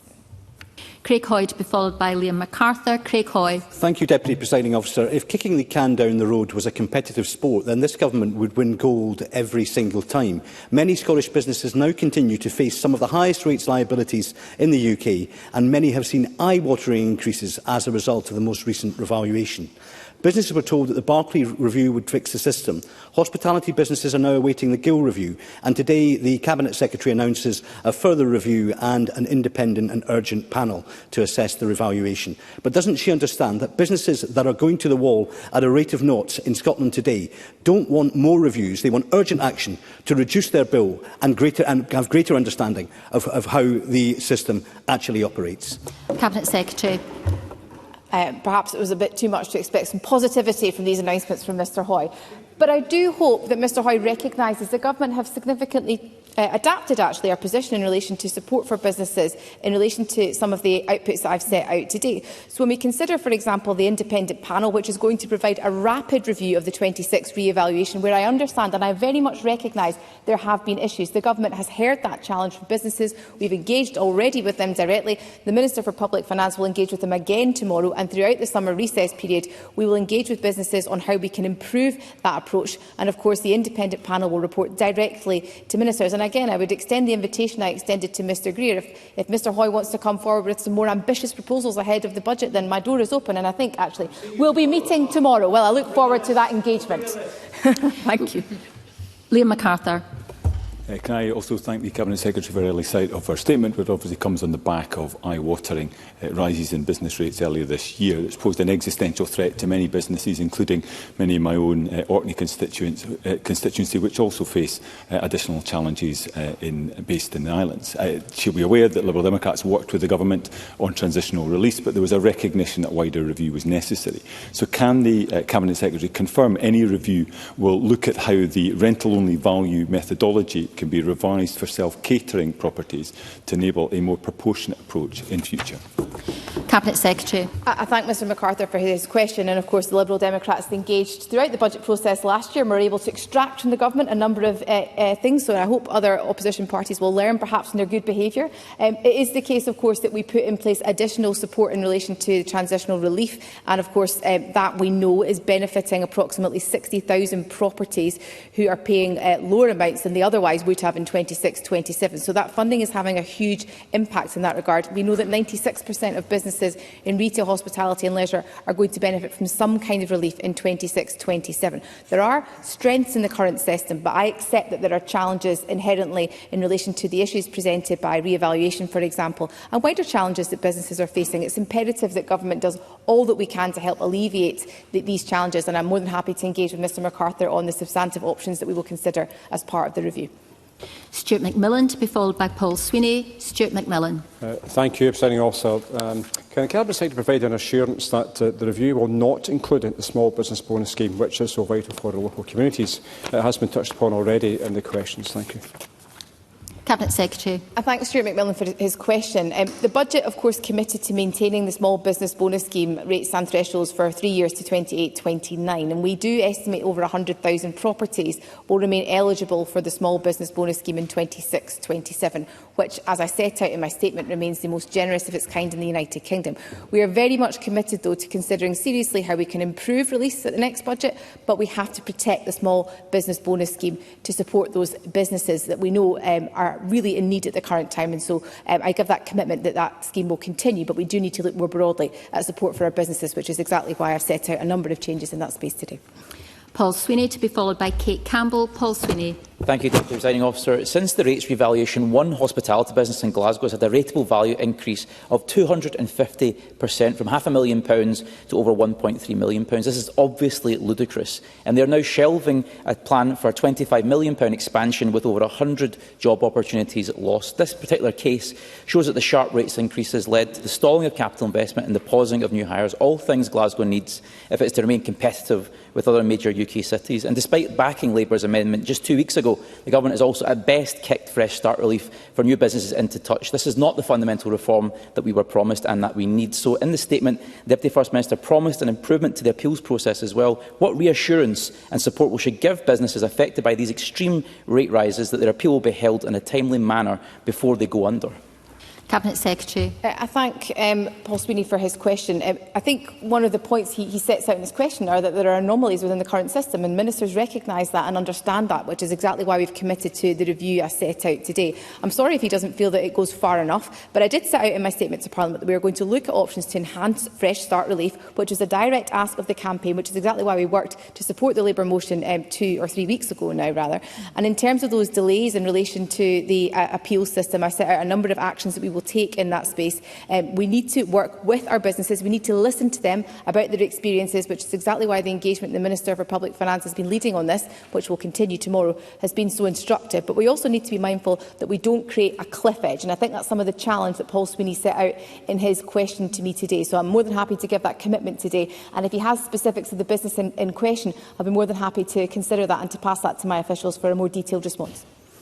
Kate Campbell, to be followed by Kim Schmulian. Kate Campbell. And to thank the Cabinet Secretary for her statement. Students rightly don't pay council tax, and purpose-built student accommodation is therefore exempt, except that you can argue that PBSA is a business because people are making profit from commercial activity. For example, there are staff working there. Yet councils are effectively collecting waste and providing other services for free. So currently it's a subsidy for this business model. Taking this subsidy away could result in incentivising developers to build mainstream residential housing. So would the Scottish Government consider making purpose-built student accommodation liable for non-domestic rates? Cabinet Secretary. I thank Kate Campbell for her question, and I very much recognise the point being made. There is a level of complexity here because, of course, most universities receive charity relief, and we currently have no plans to change that. But many charities undertake some sort of commercial activity, and it can be quite challenging to distinguish between commercial and non-commercial use. So I very much welcome views on this topic as part of our stakeholder engagement for the review of rates, and I'd be happy to discuss Ms Campbell's proposal with her in more detail in the coming weeks. Kim Schmulian, to be followed by Alan Smith. Kim Schmulian. Thank you, Deputy Presiding Officer, and I thank the Cabinet Secretary for her statement. I recently met with the Scottish Hospitality Group's Chief Executive, who raised concerns about the ongoing impact of the way that rates are currently assessed on hospitality businesses and will be in the foreseeable future. Now, while 40% relief on businesses with a value of up to £100,000 was welcome, many hospitality venues received no meaningful support at all. A rateable value above £100,000 does not assume a large venue. The Scottish Hospitality Group represents many smaller venues rated at around £135,000. Given that Scotland is losing around 3 licensed premises per week, will the Scottish Government consider increasing the relief threshold to £200,000, which many in hospitality feel would be more cost-effective than the selective tapering system already in place? And further, as the Minister has indicated she may be receptive to engaging with the hospitality community, would she be prepared to visit some of the sector venues in Glasgow? And as far as a rapid review is concerned, this is just my final one, Deputy Presiding Officer. As far as a rapid review is concerned, exactly what stage did the Gill review reach before Council's recent appointment? Cabinet Secretary. Thank you to Kim Schmulian. There were a number of points in her question that I want to come to. First of all, in relation to her invitation to visit properties in Glasgow, I'm more than happy to do that. The Minister for Public Finance and I have a summer planned of engagements with business to hear from them directly about their experiences, and it's hugely important that their experiences form part of the review and lead to improvement ultimately in terms of how business experiences the support that they should be entitled to. More specifically in relation to retail, hospitality and leisure, there was welcoming of the Government's shift in the budget in relation to the additional funding that we were able to provide in relief in that space. And of course, as I've set out previously, around half of the properties in retail, hospitality and leisure continue to be eligible for that small business bonus, which is hugely important in making a real difference. We will continue to engage with business throughout the course of the summer recess, and I'd be more than happy to give an update to Parliament on that following the return to Parliament. Alan Smith, to be followed by Christopher Leach. Alan Smith. Thank you, Presiding Officer. I really have to commend our ministers on this statement. There will be businesses across Stirling and Scotland breathing a sigh of relief that this is being finally dealt with seriously. I particularly welcome the rapid review of the 2026 revaluation. Some of them have been wild, and particularly in the hospitality sector, there's been a lot of unease. But mentioning again the Gill review, everything that the ministers said today, does the Gill review, which is going to report at the end of this year, still guarantee that the hospitality businesses will be getting a special consideration in NDR as all of these very welcome changes are brought forward? Cabinet Secretary. I thank Alan Smith for his welcoming of this work, and particular mention of the rapid review and the re-evaluations, which I know have caused concern to a number of businesses, not all businesses, but a number of businesses. And it's important that we learn from those, and those anomalous valuations are considered, and we will receive, of course, further advice from the independent panel to that end. Of course, the Gill review is continuing to give confirmation to that end, but of course the member will be aware that BJ Gill, the chair of the review, was appointed Solicitor General, and I congratulate him on that appointment, but he has tendered, of course, his resignation, and arrangements will be made as soon as possible for his successor. But it's really important that the new chair of this review had the expertise and that impartiality of and grasp rather of the legal framework that applies to valuation for rating and objectivity. But we expect the review to complete as previously intimated to Parliament. Christopher Leach, to be followed by Katie Hackman. Christopher Leach. Thank you, Presiding Officer. And to begin by referring to my register of interest as a member of Orkney Arms Council. The Scottish Greens don't oppose the review, but it's hard to have confidence when so many recommendations of the decade-old Barclay review were never acted on. I also welcome the Deputy First Minister's commitment to working with COSLA and local boards to improve the billing system and ensure greater consistency with businesses, and this is particularly important for smaller valuation offices, such as that of Orkney and Shetland, which is one of Scotland's smallest, but it deals with a very complex and large workload proportional to its staffing capacity and funding. Looking more broadly, however, does the Deputy First Minister accept that non-domestic rates is intended to be a local tax? This review should therefore look at how councils can be given real discretion over the operation of the system in their area, in line with the Government's own community wealth building agenda. Cabinet Secretary. I thank Christopher Leach for his question, and I welcome, of course, his points around about the engagement with COSLA, because we know that there is inconsistency across the country at the current time with different systems being used, and some of that has informed some of the software challenges that businesses have experienced. So we need to have greater consistency for business across the country so that we can resolve some of those matters that businesses have flagged to ministers directly. I do think it is the case, though, that, of course, the Government back in April of 2023 devolved empty property relief, and of course that power has gone to councils in addition to additional funding in the region of £105 million to help reflect the devolution of that power, but it also empowers local authorities to take decisions around about how they put in place that relief and for local needs, reflecting the needs of the businesses in their local area. So there is a level of devolution that already exists within the current system. I think it's important to recognise. Katie Hackman, to be followed by Catherine Sangster. Katie Hackman. I thank the Deputy First Minister for this statement today, and I just draw members' attention to my register of interest. I am a councillor in Dumfries and Galloway Council. The point has been touched upon at several points this afternoon, but noting the importance of non-domestic rates to local councils, I'm aware that local government were keen to ensure that there would be a key partner in work going forward regarding reform, and there was a previous ambition to ensure that NDR would sit within the local government fiscal framework. While I welcome this statement and the confirmation that Scottish Government will work with local government, COSLA and the Improvement Service, can I ask what dialogue there has been with local government so far, and how will the Scottish Government ensure a collaborative approach is taken, recognising the importance of this funding? Cabinet Secretary.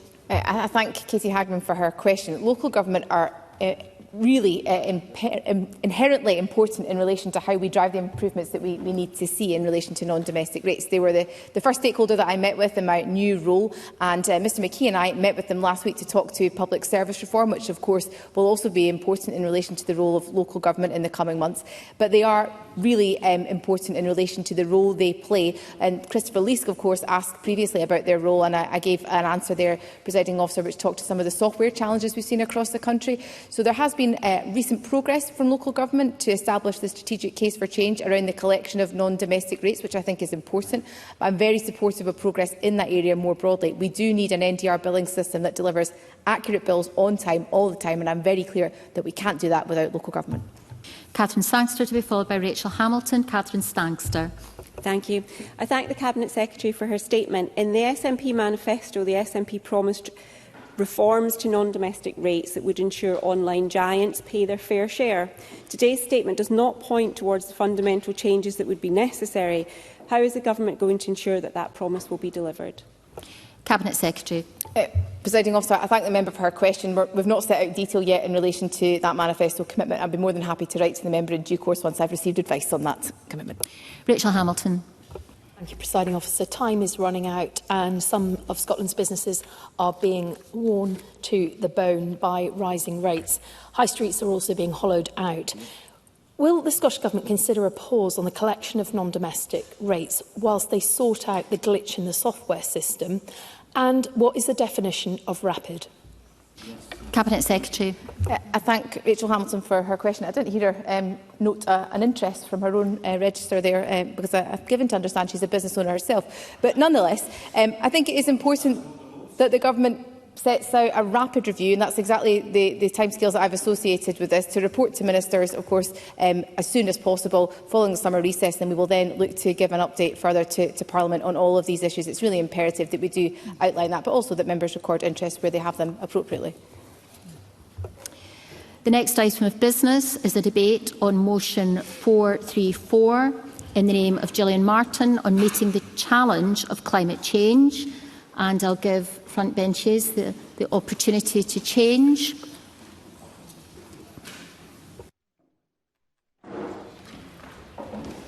Members who wish to speak in this debate should press the request to speak buttons.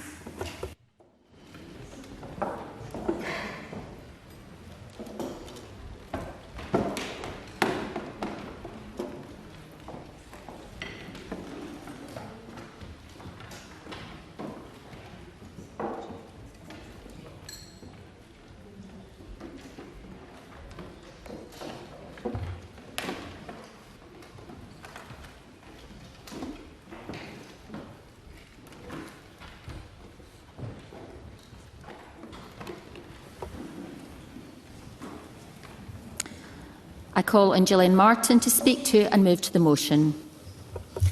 Thank you, Presiding Officer. I'm pleased to open this afternoon's debate on meeting the challenges of climate change. Despite the majority of people in Scotland recognising that climate change is an immediate and urgent problem, we're witnessing a concerning rise in anti-climate rhetoric from those who would seek to sow division.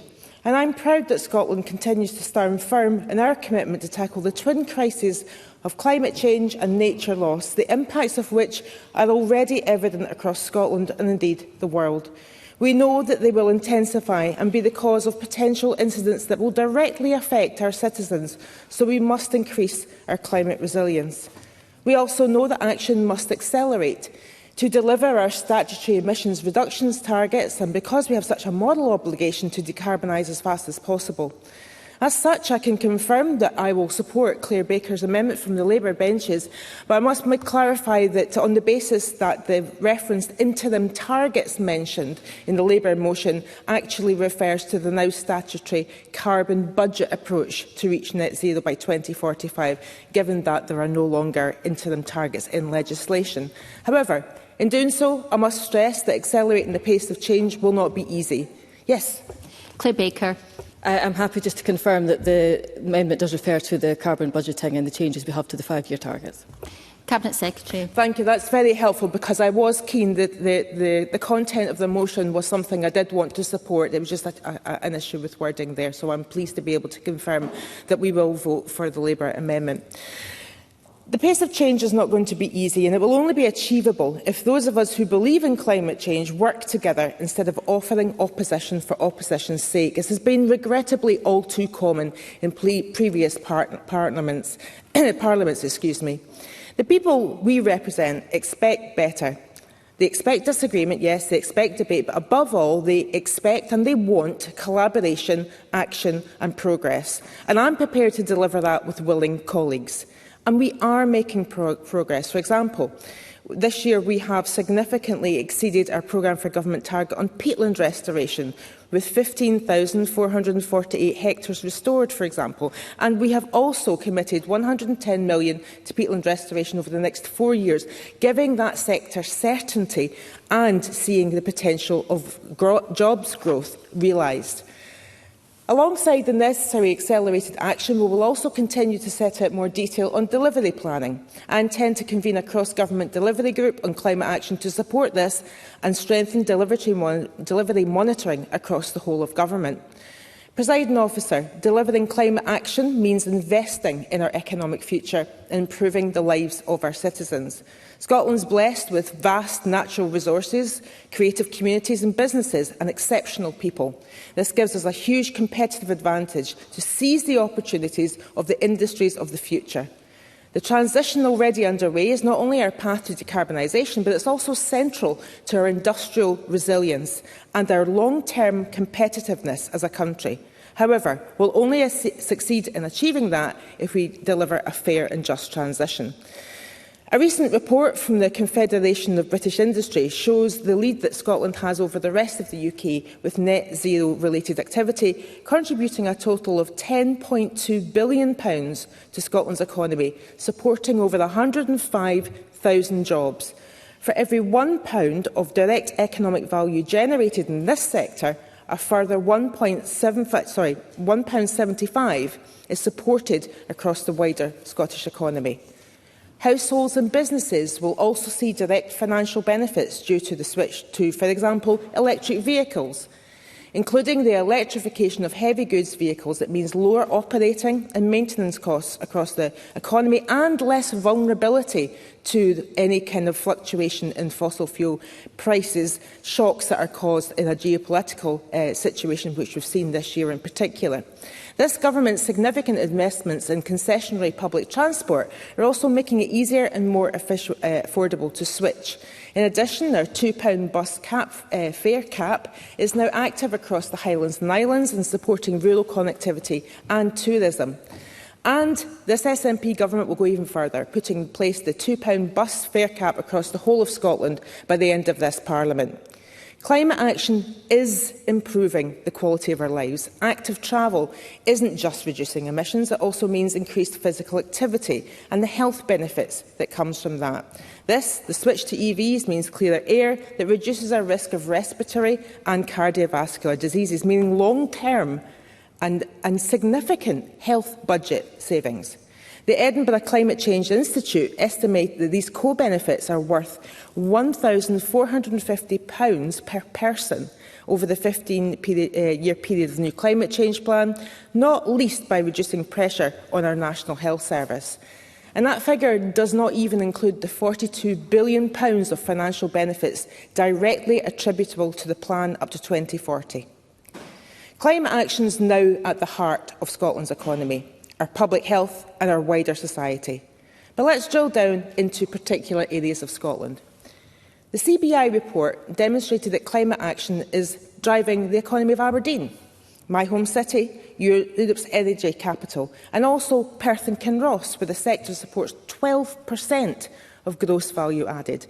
In fact, 19 out of Scotland's 32 local authority areas have over 3 times more net zero businesses than the UK average, compared to the overall number of businesses in their area. And this includes North Lanarkshire, where there are 8.8 times more than the UK average. Net zero activity in Glasgow and Edinburgh together supports £3.8 billion in gross value added, when including the wider supply chain and spillover effects. The net zero economy is the economy. The bedrock of this trend is our small and medium-sized enterprises that make up about 90% of the companies in the so-called green sector. Let's now look at the impacts of climate change in Scotland as we are feeling them. From wildfires to flooding to coastal erosion, we know that climate change is causing more serious and more unpredictable impacts across the whole of Scotland. These trends are getting worse and they threaten our livelihoods and the safety of our communities. They risk damage to our homes, our landscapes, our businesses, our infrastructure. Insurance becomes more difficult to obtain and afford for families and businesses because once an event's happened, then the premium's going up. And that's if you ever had insurance in the first place. And I won't be the only MSP in the event of a flood who has had to visit households who did not have insurance at all and are devastated. Presiding Officer, the Climate Change Committee is clear that the effects of climate change are costing Scotland billions of pounds each year. And that's only likely to increase if we do not take the action necessary to reduce our emissions and adapt to the impacts already with us. I will. Finlay Carson. I appreciate the Cabinet Secretary give way, but unfortunately this sounds like the usual broken record where the Scottish Government are cherry-picking certain statistics. So if everything's so good, why is it that the Climate Change Committee suggested we should be planting 18,000 hectares of trees, where the Scottish Government's reduced goal is 10,000, and maybe the Cabinet Secretary could update the Chamber on actually how many hectares were planted in 24-25? Cabinet Secretary. Well, I would be happy to give that very molecular detail to Finlay Carson after this. Obviously, I'm not cherry-picking particular incidents. I'm actually going through some of the areas in which there has been a great deal of progress, but I'm also outlining where we need to go further as well. And I don't think that characterising what I've been saying as a broken record is exactly conducive to the collaborative relationship that I want to have with the Conservative benches, particularly in view of having so many new members who perhaps aren't with the agenda on this and don't see the benefits. If I could go back to adaptation, which I was talking about, Professor Graham Roy of the Scottish Fiscal Commission has said, and this is a direct quote, "Not responding to the challenge of climate change will be far more expensive and damaging to the public finances than investing in net zero. It's simply not an option." Now, that is the Scottish Fiscal Commission. Our third Scottish National Adaptation Plan is our blueprint to build that resilience to climate change in a way that's fair and equitable, but is also potentially saving millions of pounds of potential damage. Collaboration is at its heart, including with local government. Our climate change plan is accelerating, as I've said, the rollout of EV chargers. We delivered nearly £4 million of grant funding to 120 organisations to specifically support the installation of 250 charge points in rural and island locations. And we've introduced the Rural and Islands Infrastructure Fund, more than doubled it to £10 million to enable that expansion of that infrastructure. And the bridge between climate mitigation and adaptation is also the restoration of our natural environment. We know that climate regulates nature and nature regulates climate. Both are inseparable and symbiotic. Today, I announced new funding of nearly £1 million for the Forth, Clyde, Fife and Lothians climate forests, which will contribute not just to our woodland creation targets, which Mr Carson has exercised about, but also provide green spaces, flood resilience and opportunities for our people, particularly in urban environments where we need to be improving those neighbourhoods and giving children in particular access to nature. The funding will also help us reach our plans to increase woodland cover to 23% by 2040. Yesterday I visited Dulloch Park and Classwoods, part of the Fife Climate Forest, where I met local partners and community groups, see firsthand how they're working together to boost the number of trees in Fife, improve access to high-quality, vibrant green spaces that produce thriving, resilient places for people as well as nature, mitigating against flooding, giving families places to do leisure activities, planting community gardens to provide food, and often turning derelict wasteland into beautiful, safe spaces that make areas more pleasant to live in and bring people together. We're also committed to working with the Scottish Outdoor Recreation Alliance and others to develop a Scottish Pass Fund and produce new guidance for access authorities on how to fulfil their responsibilities. We've also invested over £75 million in the Nature Restoration Fund on a huge amount of diverse projects, supporting the planting of 300,000 trees, 216 kilometres of habitat protected. But the Nature Restoration Fund isn't just restoring Scotland's nature, it's also strengthening the economy. It has supported projects that create jobs, develop skills, attract additional private investment. Over £7 million has so far been leveraged in match funding from the private sector. I will in a second. These projects also help to reduce future spending on issues like flooding, wildfires, building long-term resilience to climate change and its impacts. So I'll say that again. Over £7 million has been leveraged as a result of the funding of the Nature Restoration Fund. I'll take Mark Ruskell. Can I thank the Cabinet Secretary for giving way? And I'm enjoying much of what she's laying out in her speech. But one thing that she hasn't mentioned is the industrial decline in Scotland and the need to get just transition for workers in Mossmorran, for transition at other sites like Dunbar, like Grangemouth, where we need to see an industrial future, but we need to take investors and we need to take workers with us. Can the Cabinet Secretary say more about what this government is doing to actually lead on that just transition, rather than leaving it to markets and corporates to determine the future, which is often just leaving Scotland? I don't believe that we are leaving it to corporates. We are using our funding to leverage in investment from companies as well to actually make that money work harder. Just Transition Fund in the North East, obviously, is an example I'm going to give. Obviously, Stephen Gethins has now got responsibility for that fund. But I would say that I'm not mentioning specific incidents in that space, but I have mentioned Just Transition and making the point more broadly that we have to seize the opportunities that are there with climate action, which also will create jobs. And we need to accelerate that action. As we accelerate that action, we'll build market certainty and we'll create new markets as well, which will providing new jobs and boosting those businesses. And I think I've made quite a lot of mention of the amount of the businesses GVA that it's bringing to Scotland. We've also committed £350 million to over 3,400 businesses through the Agri-Environment Climate Scheme, which will help farmers and crofters embed climate adaptation and resilience into their land management, helping maintain the long-term capacity of our land to produce the food we need and sustain the businesses that produce it. I have more to say, but I believe that I am running out of time. I will end on this note. We will not allow continued deindustrialisation to create new scars in our community. Mark Ruskell is right to point out that we do need a just transition. We do not want to replicate the mistakes of the 1980s. We do need to see action, however, on electricity prices, because there's not much of a silver bullet available to people in policy. But if there is one thing that I would ask for that would unlock so much more, particularly in the just transition space, particularly in having some of the emissions reductions measures, meaning that more people could adapt them in their own homes, it would be the cost of electricity. We must see it come down. We must see it decoupled from gas.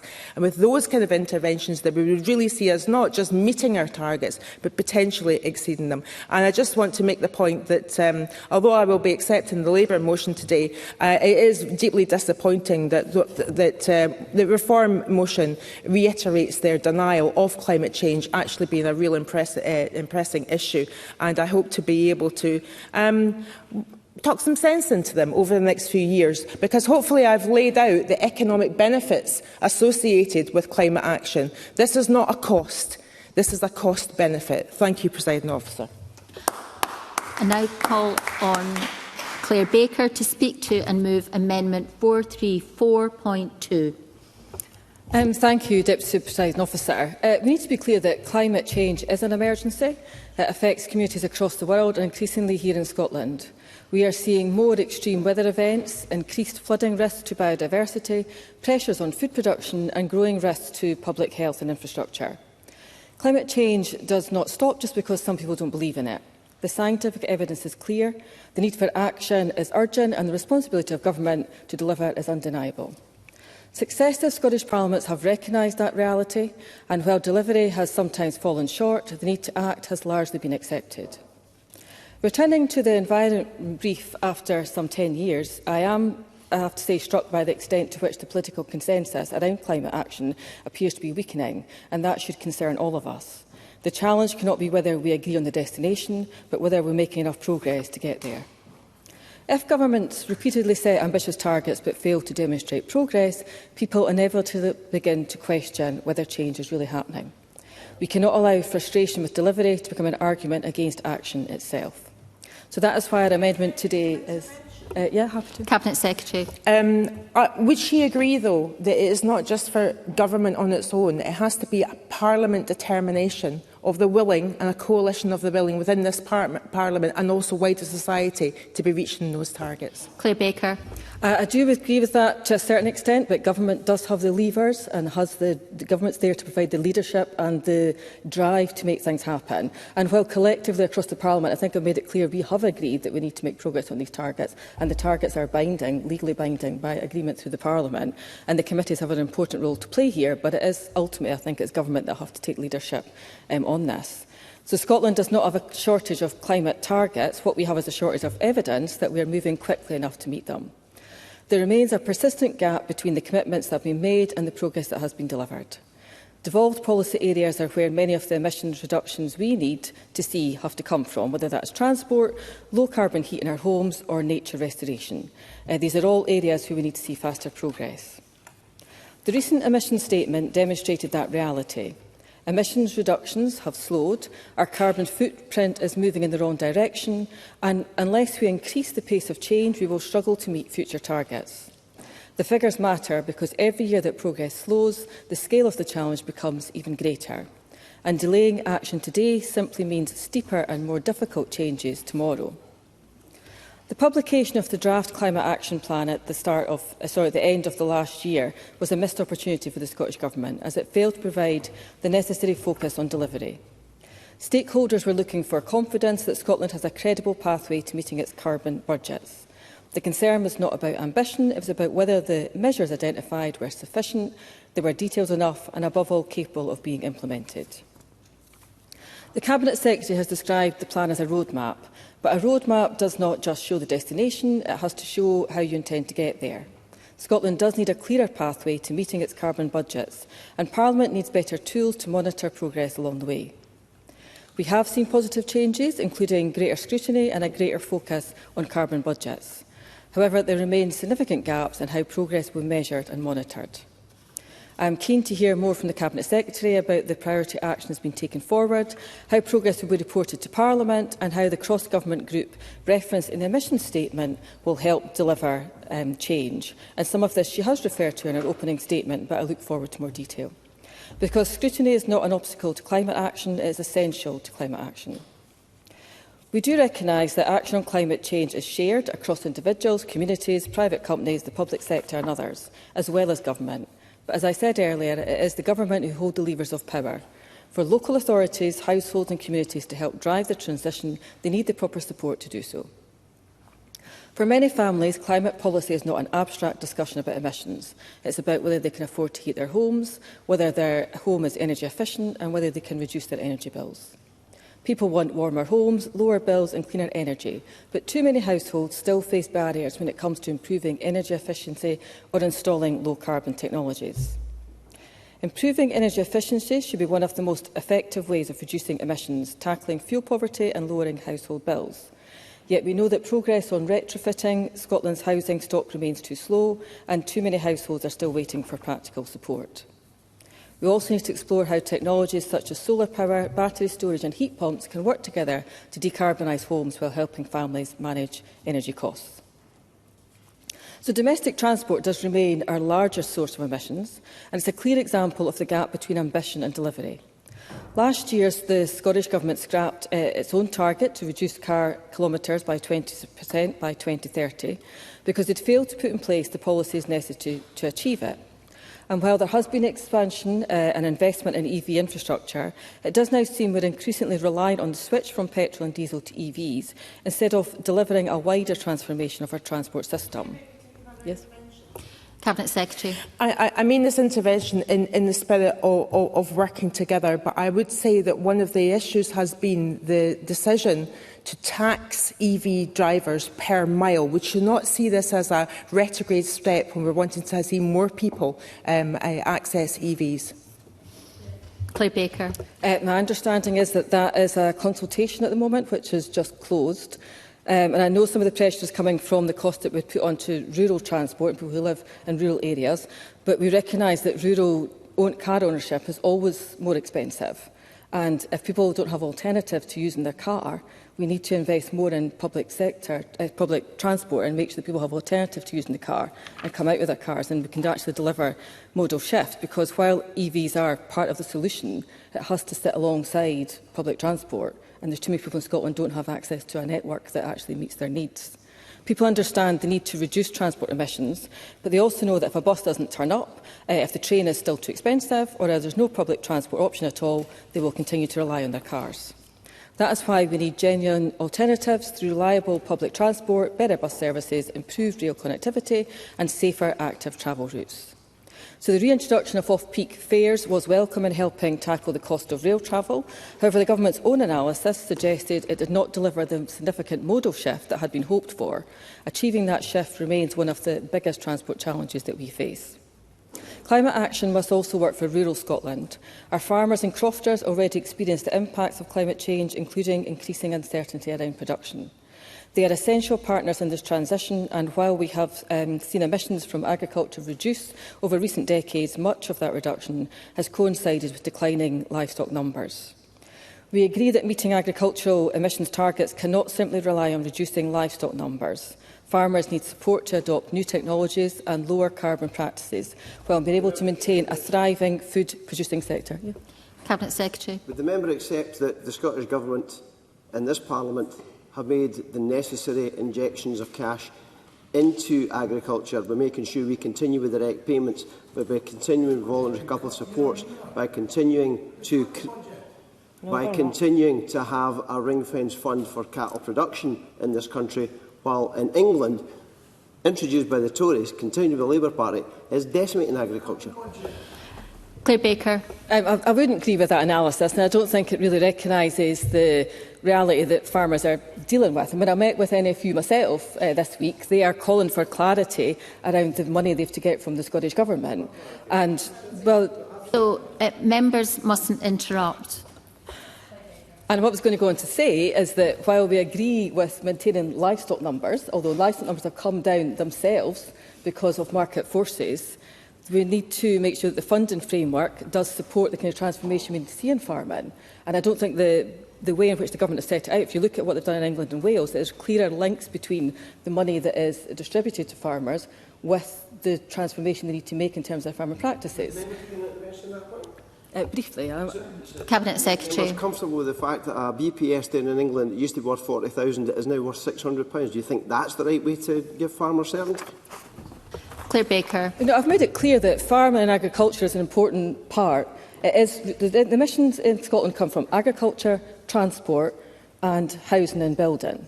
And the government don't seem to be setting out the ways in which they think they can support agriculture to make the shift.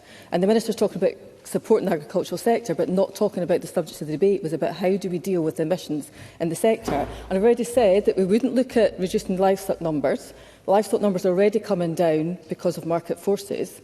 But what do we do? And what I'm going to go on to say is we need to look at the funding network and make sure that we work with farmers and we use the potential we have to encourage and incentivise low-carbon farming and greening practices through the payment system. Now, the Minister seems quite excited by the fact that I'm saying this, as if it's something that the Government don't support, but my understanding is the Government does support to reduce emissions within the agricultural sector. And I'd like a clearer idea of how they plan to do that. So Scotland's natural environment is one of the greatest assets, but biodiversity continues to decline and many species and habitats remain under pressure. Nature restoration is a key part of our response to climate change. Healthy ecosystems help store carbon, they improve resilience to extreme weather and support sustainable economic activity. But again, there are questions over whether our ambition is translating into projects on the ground. Communities, land managers and environmental organisations need certainty on support and investment alongside clear targets for nature restoration. This same applies to marine environment. Our seas support biodiversity, sustain coastal communities and have an important role in carbon storage. But protecting marine ecosystems needs effective management, robust monitoring and meaningful engagement with those whose livelihoods depend on our seas. I have taken a number of interventions. Am I able to continue, or would you like me to? You should be winding up. I would recommend that you don't take any more interventions and that you move to closing. Thank you. Thank you. I was going to say something about tree planting, but the Cabinet Secretary's announcement on climate forests this afternoon is welcome. I think there's more we can do in that area. We know that transition to net zero presents huge opportunities for Scotland, and we have the natural resources and ability to help deliver this transformation. Alongside opportunity, we need leadership, delivery and government that can provide clear and credible plans for implementation. Ambition alone will not reduce emissions. Targets alone will not restore nature. We need faster progress on decarbonising transport, improving energy efficiency of our homes, supporting communities and businesses through the transition and restoring our natural environment. And I move the amendment in my name. Thank you very much. I now call on Duncan Massey to speak to and move Amendment 434.4. Duncan Massey. Thank you, Presiding Officer. Let me begin with a simple but important distinction. Global warming is real and it's a problem, but it is not an emergency. And that distinction really matters because it shapes how we respond, because make no mistake, our current policies are failing. They're disproportionate and they're unilateral, and they're causing the closure of industry and driving huge energy bills while actually having zero effect on global emissions. In Scotland, most obviously, these policies have driven the closure of the refinery at Grangemouth, of Musmoran, and they're causing huge damage to our North Sea oil and gas industry. And it also matters because emotive terms like emergency and crisis are simply not supported by the science. No, because I'm about to go into my argument on that. The member does not need to take an intervention. Duncan Massey. It's not supported by the science. The IPCC, the International Panel on Climate Change, has quietly removed its RCP 8.5 scenario, once again highlighting that the scientific consensus is a slow and mild warming with another 1 to 1.5 degrees by the end of the century as the mid-term estimate. And what are the real impacts of this warming? Again, the IPCC do see the likely emergence of more heat waves, but they don't see a climate change signal for river floods, heavy rainfall, drought of all types, severe windstorms or tropical storms. Yes. Lloyd Melville. I thank him for that. However, I would just gently point out that in my own constituency, I watched people evacuated from their own homes by boat because of severe rainstorms and severe river flooding.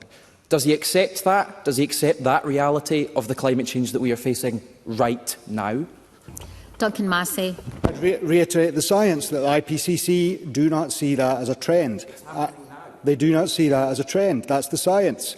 You can see individual events, and quite often when we look at it, what you'll see is a failure to dredge rivers, a failure to, you'll have building on floodplains, and you'll have all these factors that also contribute strongly. And one comment I would make is the IPCC also do not currently attribute wildfire occurrence to climate change.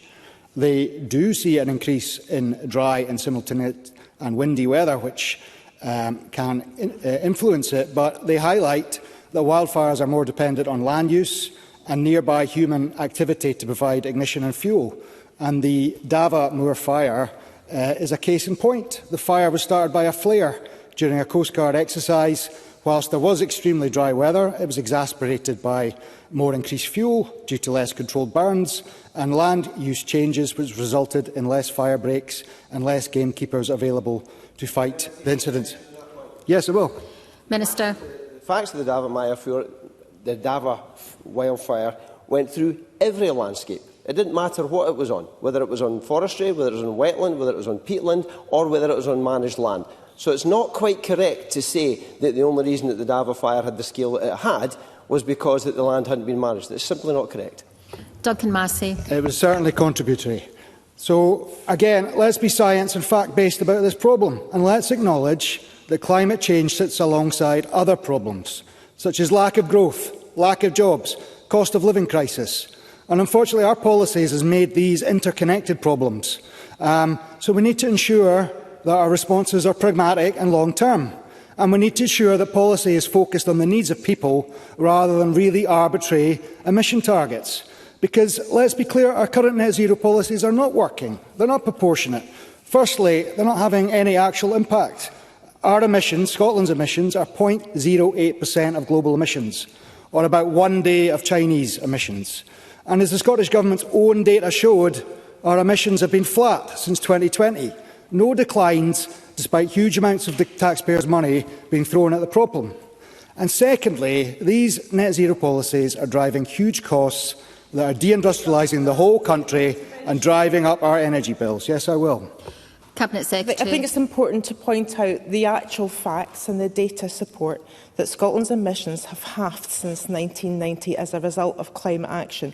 We also make reference to the GVA that I've mentioned in my speech as well.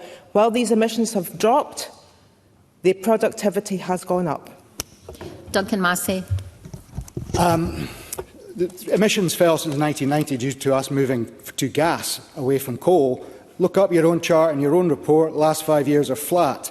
I'll come to the GVA next in the CPI report. I do think it's mistaken analysis, because the costs of current policy are driving a fragile energy system with some of the most expensive energy in the world. Industrial energy costs double that of the US, 4 times that of China. We've nearly lost our primary steel industry, our chemical, pharmaceutical, ceramics all being hammered, our oil and gas being closed down. We no longer produce our own fertiliser, and across the board manufacturing is uncompetitive due to these high costs. And I think it's all the more futile when we recognise that these materials still get produced, just not here. They get produced abroad and then imported with far higher emissions.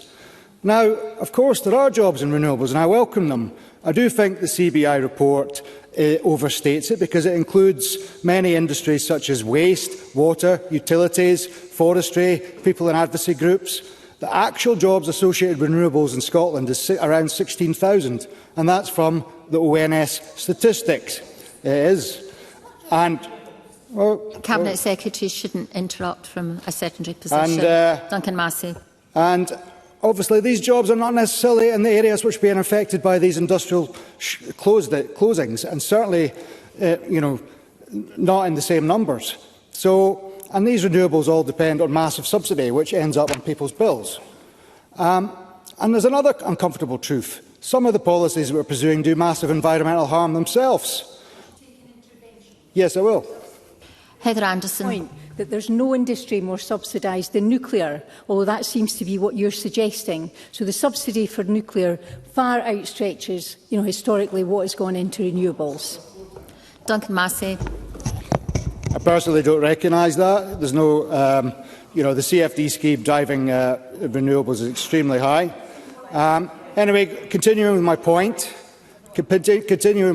we know that the supply chain for basic metals, rare earths are hugely polluting. I'd like to move on with my speech. He's already moved into additional time, so he won't be able to take interventions. Duncan Massey. Berwick Bank, we know that it's expected to kill tens of thousands of birds, but apparently that's not a problem. Rush through in the name of stopping climate change. And all this is happening in a world that's changing rapidly. We've got a new geopolitical era, with major powers, United States, China, and an emerging India. One where conflict might very well re-emerge, one where we have AI emerging as the key technology. And what do all these things need? They need energy. Reliable, cheap, abundant energy. That's what success in this new world is going to need. And that means making sensible choices, balancing choices. It means we must maximise our domestic oil and gas resources in the short to medium term. It means planning for the long term by investing in reliable large-scale solutions like nuclear, with renewables playing an important but complementary role. And this is how we secure cheap energy for everyone, ensure that we protect and add to our industrial base, protect our world-leading oil and gas industry and downstream petrochemicals industry, and ensure that we keep the lights on for Scotland's future while we reduce long-term carbon emissions over the long term in a pragmatic, sensible and proportionate way. Thank you very much. The member may wish to move his amendment. You may wish to move your amendment. Oh, thank you. I do move my amendment. I now call on Mark Ruskell to speak to and move amendment 434.3. Thank you, Deputy Presiding Officer, and happy to move the amendment in my name. Now, climate change is the biggest crisis, and it's also the biggest opportunity we have now and in the future. And to be honest, having listened to that, I don't want to get drawn into a scientifically illiterate debate about whether climate change is real or not. We had that 25 years ago. The question now is about how we move forward and how we actually act to protect the economy, to protect people and protect the environment. No. The first half of our journey in Scotland to net zero has brought big benefits. A revolution in renewable energy that has stripped fossil fuels out of our electricity supply and has brought a strong degree of energy security in Scotland. But there have also been challenges. Transition has often been unplanned. Economic and community benefits have not met their full potential. And the next half of the journey must be better and it must be fairer. It must take workers and communities on that journey. It must protect people from cost of living shocks while delivering benefits to our health and our environment that make sense in their own right. And there certainly has been a right-wing media tirade against climate action.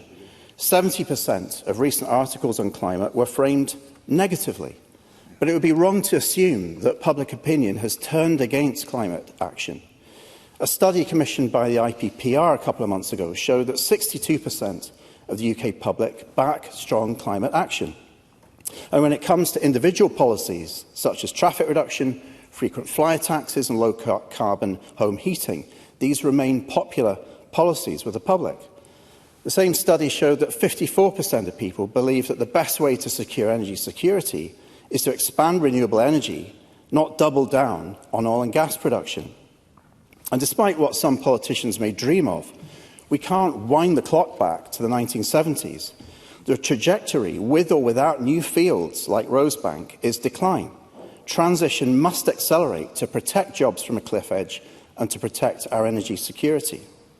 But there's clearly a gulf between what politicians believe is public opinion and what it really is. And I was slightly taken aback by Claire Baker's comment at the beginning of her speech, where she seemed to be sort of making the point that this consensus for climate action in the public has gone away.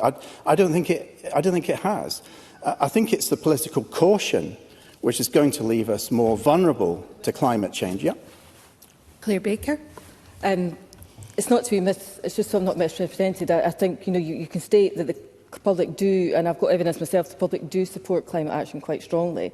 But I think the general discourse around climate, since I last had this portfolio, has got much more divisive, and whether there's certain voices that are amplified through channels, social media channels in particular, maybe overstates their views and makes it seem more than it is. But I do accept that the public are very much largely in favour of us taking action in this area. Mark Ruskell. Well, that's good. That's good to hear. And I think we need to set this next session of the Scottish Parliament off on a degree of consensus here. And I think the point that I'm making about the media effectively driving this climate denialism is a real concern, because I think public opinion for the solutions that work is really strong. I think the real risk here is political caution, which is going to leave us more vulnerable to climate change while failing to secure the benefits of action for people and the economy. And I think this government really needs to listen to what the electorate told it in the Holyrood elections, because those under the age of 30 overwhelmingly voted for the Scottish Green Party, for a party that puts climate action first. That's why there are record numbers of Green MSPs in this Parliament.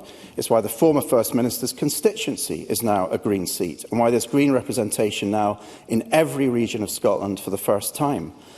And that generation is the future of Scotland and our politics. It's a generation that cares about what is coming in 2050, and if political parties also want a future, they need to listen. Because that generation sees the worsening extremes of weather, the displacement of people around the world, the wars that are coming due to shortages of water, food and oil, and they're anxious about what kind of a world they will raise their own children into. But they're also hungry for the opportunities, the new jobs that can come from engineering a better future, a well-being economy that reinvests wealth in community, caring and nature. This generation of young people is also the first whose prospects look worse than the generation that came before it. So it's no wonder they're angry and disheartened. They've heard so many promises, but they've also been let down time and time again. They deserve so much better. Now, countless times I've stood in this chamber and reminded this government of the challenges that we face. that we're behind on delivering climate action and will face a desperate race to catch up in the decades ahead. That hitching our hopes on unproven technology like carbon capture and storage is a huge gamble, because if they don't materialise, other sectors like land use, transport will face more pressure to reduce emissions even faster. And that ignoring simple programmes to make homes, for example, cosier and cheaper, or to radically improve our public transport is a real missed opportunity. Yes, we've made some progress, but this government must show it is ready for the challenges of 2050 rather than 2007. And if not, failure will come at a high cost. We can't cut ourselves off from the impacts of global climate change like reform would want us to do, just as we can't opt out of global action by pretending Scotland doesn't have huge advantages compared to other countries in reducing our emissions. In a world where every country will have challenges, there is no advantage for Scotland to be in a slow lane, no advantage at all. But there is every advantage in being among the first movers. Now, I welcome the focus of the Cabinet Secretary on delivery in this session. We have spent too long debating targets in this chamber without action. The climate plan sets out a pathway, but it doesn't commit to the detailed programmes that can be felt positively by everybody. Success or failure will come down to the political will of the whole government to lead and support sectors to deliver. It will need every Cabinet Secretary to not just mention climate change from time to time in speeches, but to climate-proof every budget, every programme, to prioritise long-term thinking and to take risks. And if this government does that, it will have a majority for climate action in the chamber with the Scottish Greens. If it doesn't, it will be letting down future generations, and it will be them who suffer the consequences.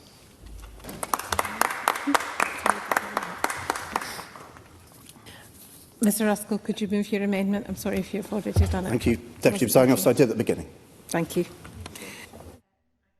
Call Finlay Carson to speak and move amendment 434.5. Thank you, Deputy Presiding Officer, and I move the motion in my name. Presiding Officer, we all recognise the reality and impacts of climate change. Emissions must fall and Scotland must improve climate resilience, and we must protect our natural environment. So yes, we support an affordable transition to net zero, but if this Parliament is not serious about climate change, this government must be serious about delivery. Because a target never planted a tree, a press release never restored a peatland, and a slogan never protected a rural job. Rural communities need certainty, not more delay. And that's the problem. Ambitious targets are set, missed, revised, and confidence is lost. Our amendment recognises Scotland's commitment to net zero by 2045, but it also recognises what ministers too often avoid. Delivering that target will require major changes across the economy. Public confidence depends on credible targets, achievable plans and honesty about trade-offs. That's what is missing. Yes, I'll give way. Cabinet Secretary. A few times now, both in this chamber and in the meetings that I've been having with colleagues, so that I want to work with them as much as possible. What was in the Conservatives' manifesto policy that would have brought down emissions that we can work together on? Mr Carson.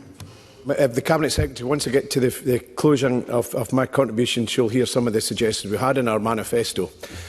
But the criticism is not just coming from these benches. Last session's Rural Affairs and Islands Committee heard it clearly. Stakeholders spoke of an ambition versus reality gap, warning that delivery had been too slow and that confidence across sector has been eroded.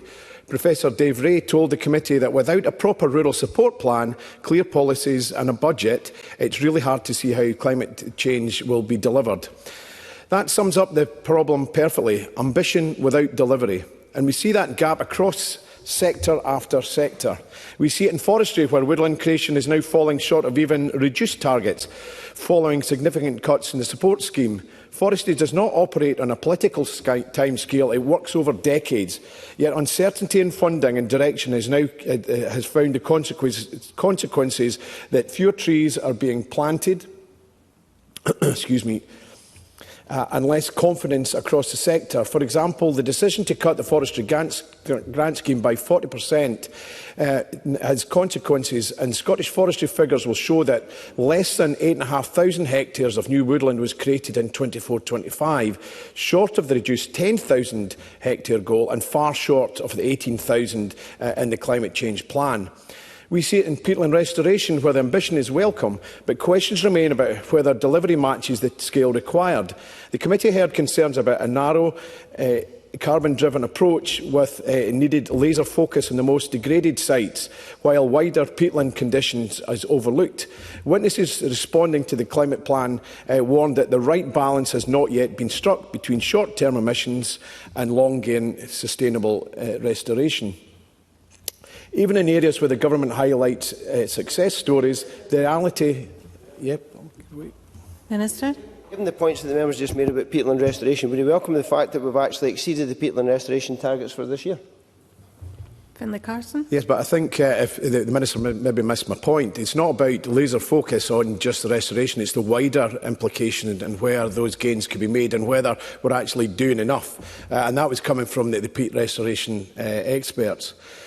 But we need to see agriculture where farmers and crofters do have clarity and certainty for them to plan for the future. So let me be clear, farmers and crofters are not obstacles to climate action, they are essential to it. They manage the land, support biodiversity and produce the food that underpins our national resilience.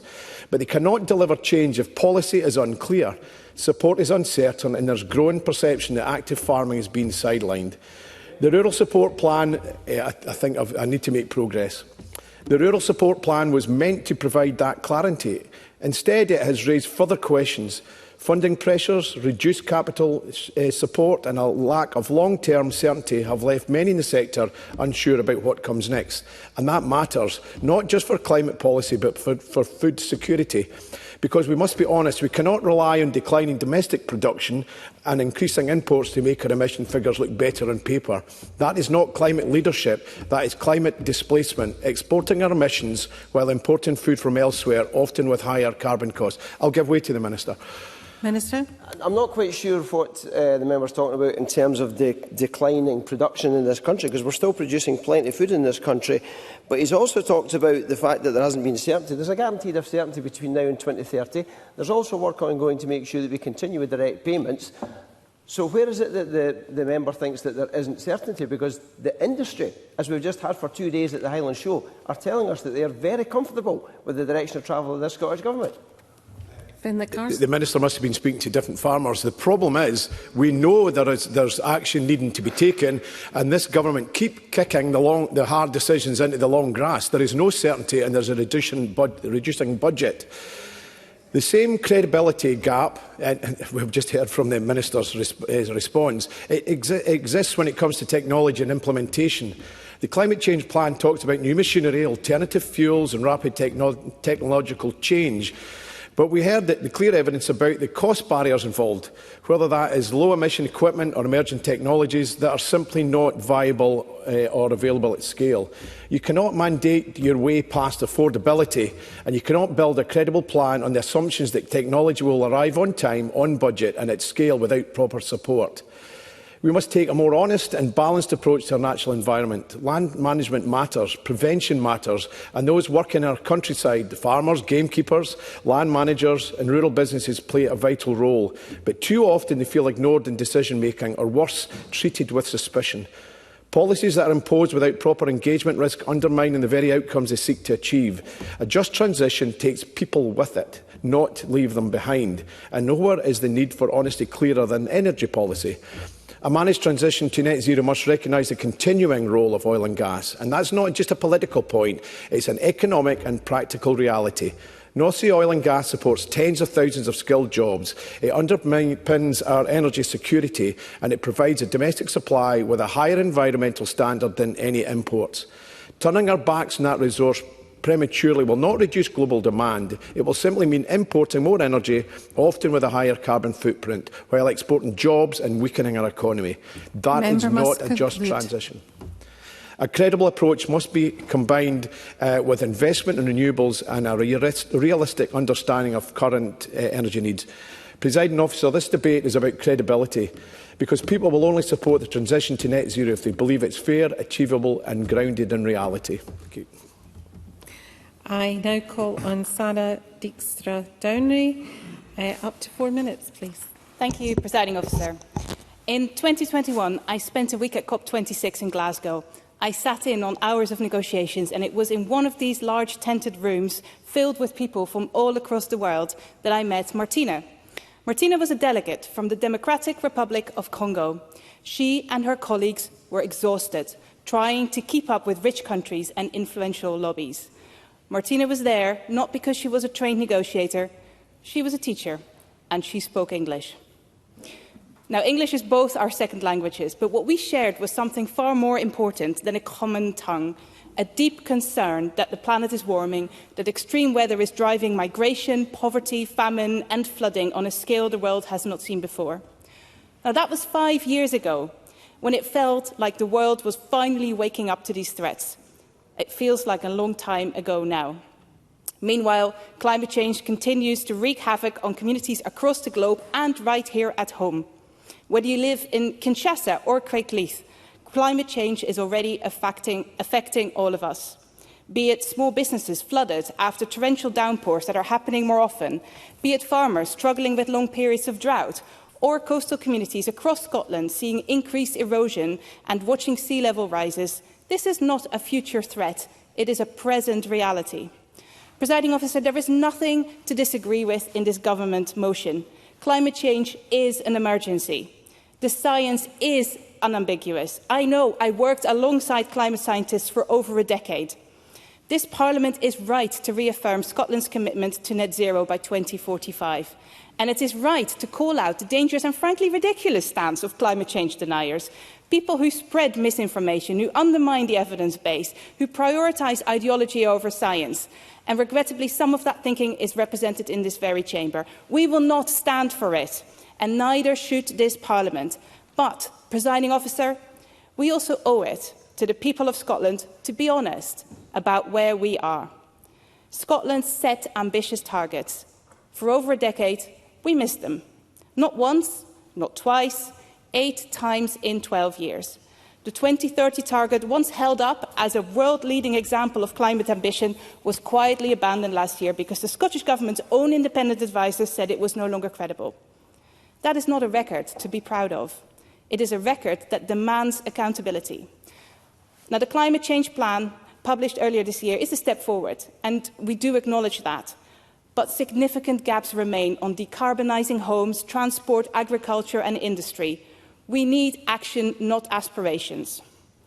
Presiding Officer, the Scottish Liberal Democrats also believe that Scotland cannot afford to take any low-carbon technology off the table.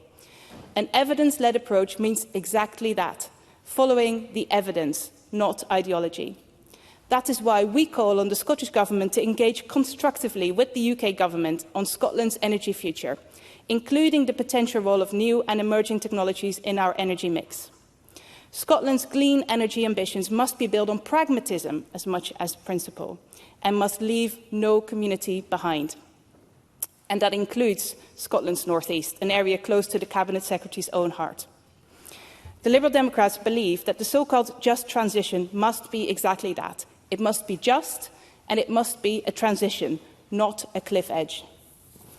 The Scottish Government is rightly ambitious on climate, and where they make genuine progress, we of course support that. That is not in question. But to date, progress has been too slow, the targets too often missed, and the excuses too readily offered. It is our role, all of our roles, as an opposition, as a Parliament, to hold their feet to the fire. Bold rhetoric is easy, I know that, Presiding Officer. Bold action is what this Parliament and this planet actually needs. I call Stuart McMillan to be followed by Heather Anderson.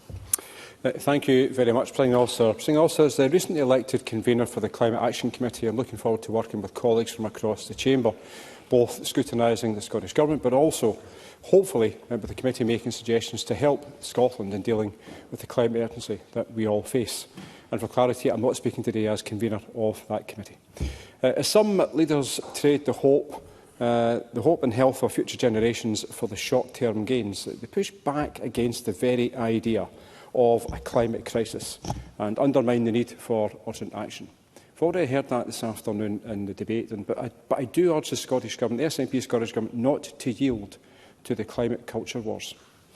There are millions of people globally who are impacted by climate change today, And that will be the case for future generations, already touched upon by Sana Dijkstra. And it's something that I've heard on numerous occasions when I've represented the Parliament at Commonwealth Parliamentary Association conferences, whether the regional ones or the international ones, which I'm going to come back to in a moment. Now, global warming is one of the biggest issues facing our planet, and the strong leadership on the climate crisis has never been more important. And reaching net zero is a national challenge for Scotland. It's one that we must win for a healthier climate, warmer homes, cleaner air and happier, more equitable, prosperous communities. The motion in the name of the Cabinet Secretary highlights these key criteria, and I'm looking forward to the contributions from MSPs, certainly the open debate this afternoon, as I'm sure will actually help the committee discussions on Thursday as we meet for the first time, but also for the rest of the parliamentary term. But there are 3 items that I'm just going to touch upon briefly, just for wider consideration. And first of all, that's on the issue of AI data centres and their impact on the environment. There's already a great deal been written about them. And we all use AI, some former MSPs, more than others, of course, but it's not going to go back into the box. It's only going to increase, and it will become more increasingly important for the economy and also social use. So members will also be very much aware of the 24 AI data centres being reported for planning across the country. So we all appreciate how important that this issue actually has become. And I touched upon the CPA a minute ago, and the AI data centres has been an issue that has been raised time again and again and again at the international conferences, but also at the regional conferences. So it's not just us who are talking about it, others are talking about the issue as well. And helpfully, it's actually in the agenda for this year's Festival of Politics event. I know I'm not able to use props, Presiding Officer, but I thought actually plugging the Parliament, I might get away with that one. So there's an event on Thursday the 27th of August. There's actually two discussions about AI, but one about the actual data centres themselves. So dealing with climate emissions is already a massive challenge, and with newer technologies, we need to find a way to incorporate them into the economic, the social and also the environmental policies that we manage. Now, secondly is the issue of heat networks and the importance and success of them, delivering the heat that we all need, but also their environmental impact is vital. District heating systems play an important role in communities up and down the country, but they do come in a range of scales. Are they operating effectively?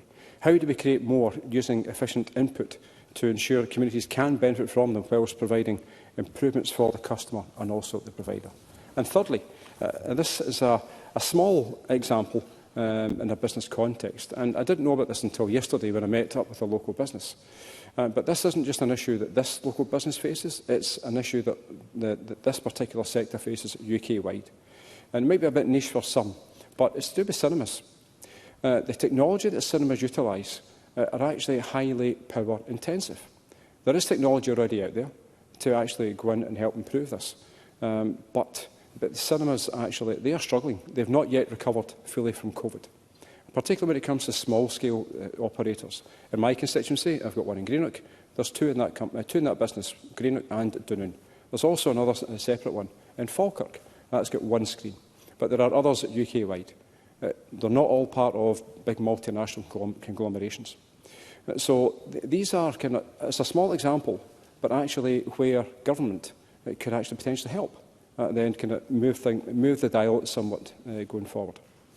So, Presiding Officer, today we've already been a range of issues have been discussed, and obviously many more will be. I mean, whether it's regarding the marine environment, whether it's energy generation, oil and gas extraction, agriculture, transport, construction, amongst others. There will be more, and certainly I'm looking forward to the committee and the deliberations that we will have. But fundamentally, we have made progress. It is difficult to get to where we need to get to, but we need to do it, because the impact on us is one thing, but also the impact upon particularly some countries in Africa. Sana Dijkstra spoke about Congo, but many others that I've heard about through the CPA. We've got a job to do. Thank you. Thank you. I call Heather Anderson to be followed by David Barrett. 5 minutes, please. Thank you, Presiding Officer. I begin by declaring an interest. I'm an elected councillor in Dundee City Council. Presiding Officer, I want to start my speech by stating an inconvenient truth. Climate change is real, It's been an emergency for some time, and it's already affecting communities across Scotland, as we well know. If I could stop it by clicking my heels and denying it 3 times, I would, but that doesn't make it go away. It's already happening. Winters are already wetter, summers are already drier, storms are increasing in frequency and intensity, and unbelievably, droughts are being predicted in Scotland. No, I'm not taking inventing. You got to say a lot of misinformation earlier. I'm carrying on. The 10 warmest years on record here in Scotland have been the hottest. The 10 warmest years on record here in Scotland have been in the last 27 years, with 2022 recorded as Scotland's hottest year ever. 2024 was the UK's warmest year on record, and that record is likely to be broken in the lifetime of this Parliament, if not this year. Limiting global warming to 1.5 degrees isn't a woke mantra. 1.5 degrees isn't a target, it's a limit. If our planet warms up by more than 1.5 degrees, a number of tipping points are breached. Oceans are already warming faster than predicted. Glaciers are melting faster than we'd hoped, and the permafrost is thawing at an alarming rate. And once those tipping points are breached, we run out of road. If we breach these tipping points, we can't control any of it, but we can control it now. And that's why every decision we take in this Parliament must take account of the impact we will have on this place we call home, on our children and on our grandchildren. Continuing to wreck the joint and saying it's someone else's problem is not forgivable or excusable. Presiding Officer, members of this chamber may know that I was a farmer, and farmers don't need to look at the data charts. Farmers live in the weather every day. Harvests were impacted by record-breaking rainfall in 2024. Every farmer knows that the loss of hard frost over winter increases disease burden in the soil. Every grower knows that increasing unpredictability of seasons disrupts cultivation plans. And I just want everyone in this chamber to take a minute to understand that everything we eat was planted or reared by a farmer somewhere. No farmers, no party. For food producers reaching... I'll just finish my line. For food producers, reaching net zero isn't a target, it's a necessity. Finlay Carson. Anderson for taking my intervention. Perhaps the member could set out what she believes is a show-stopping policy that has allowed farmers to move quickly towards becoming net zero that this government has introduced in the last 10 years. Heather Anderson. Sorry. I'd be guided by the Cabinet Secretary who was here before, but I think the main thing is we're trying to involve farmers in this move to net zero. We're trying to support farmers to survive and diversify the way they rear their animals, the way they farm. We're trying to support active farming, and we're trying to support more organic farming.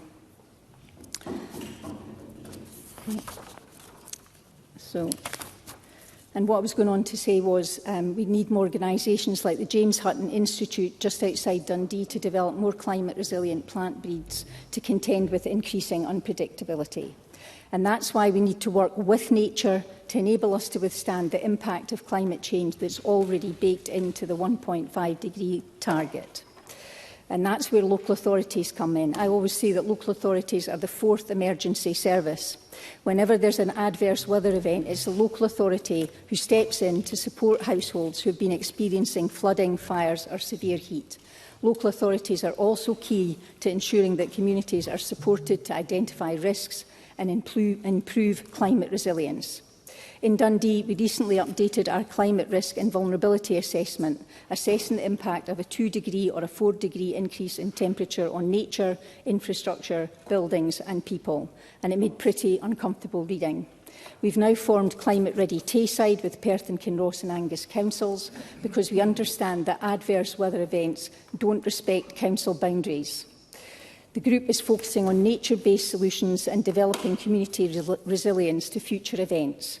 They know that once-in-a-generation storms are now occurring on an annual basis. Storm Babette caused devastating flooding across the region, most noticeably in Brecon, but also in Dundee where the Dichtay burst its banks. Working with nature to re-meander the Dichty is now a regular topic of debate and a work in progress. And finally, Presiding Officer, in Dundee, thanks to 80% funding support from the Scottish Government, we've also invested in the Broughty Ferry Flood Protection Scheme. And we've combined it with an amazing active travel route, sand dune restoration and wildflowered meadows.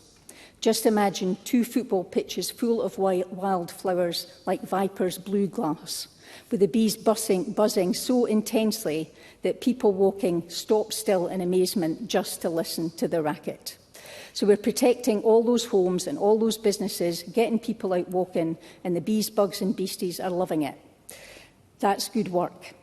That's how we tackle climate change. Member must conclude. Presiding Officer, Scotland has made great progress towards meeting our net zero targets, and I trust with the renewed focus and with the updated climate change plan, we can finish the job. The Climate Change Committee have said we can do it, so let's get on and do it. Call David Barrett to be followed by Katie Hagman. Thank you. I'll begin by referring to my register of interests, which will show that I am a principal hydrologist for Kylo Associates and a councillor in Fife. Presiding Officer, I recently attended a screening of the People's Emergency Briefing. This is a campaign that brings together leading scientists, economists, security experts and communicators to explain the risks posed by climate change and nature loss, and to encourage a more honest public conversation about the scale of the challenge before us. The campaign is also calling on the UK Government to stage a prime-time, multi-channel, televised national emergency briefing to communicate the scale and immediacy of the risks we face. The film perfectly captures the key risks around climate change. I would encourage all members to look up the community screenings that are happening all over Scotland.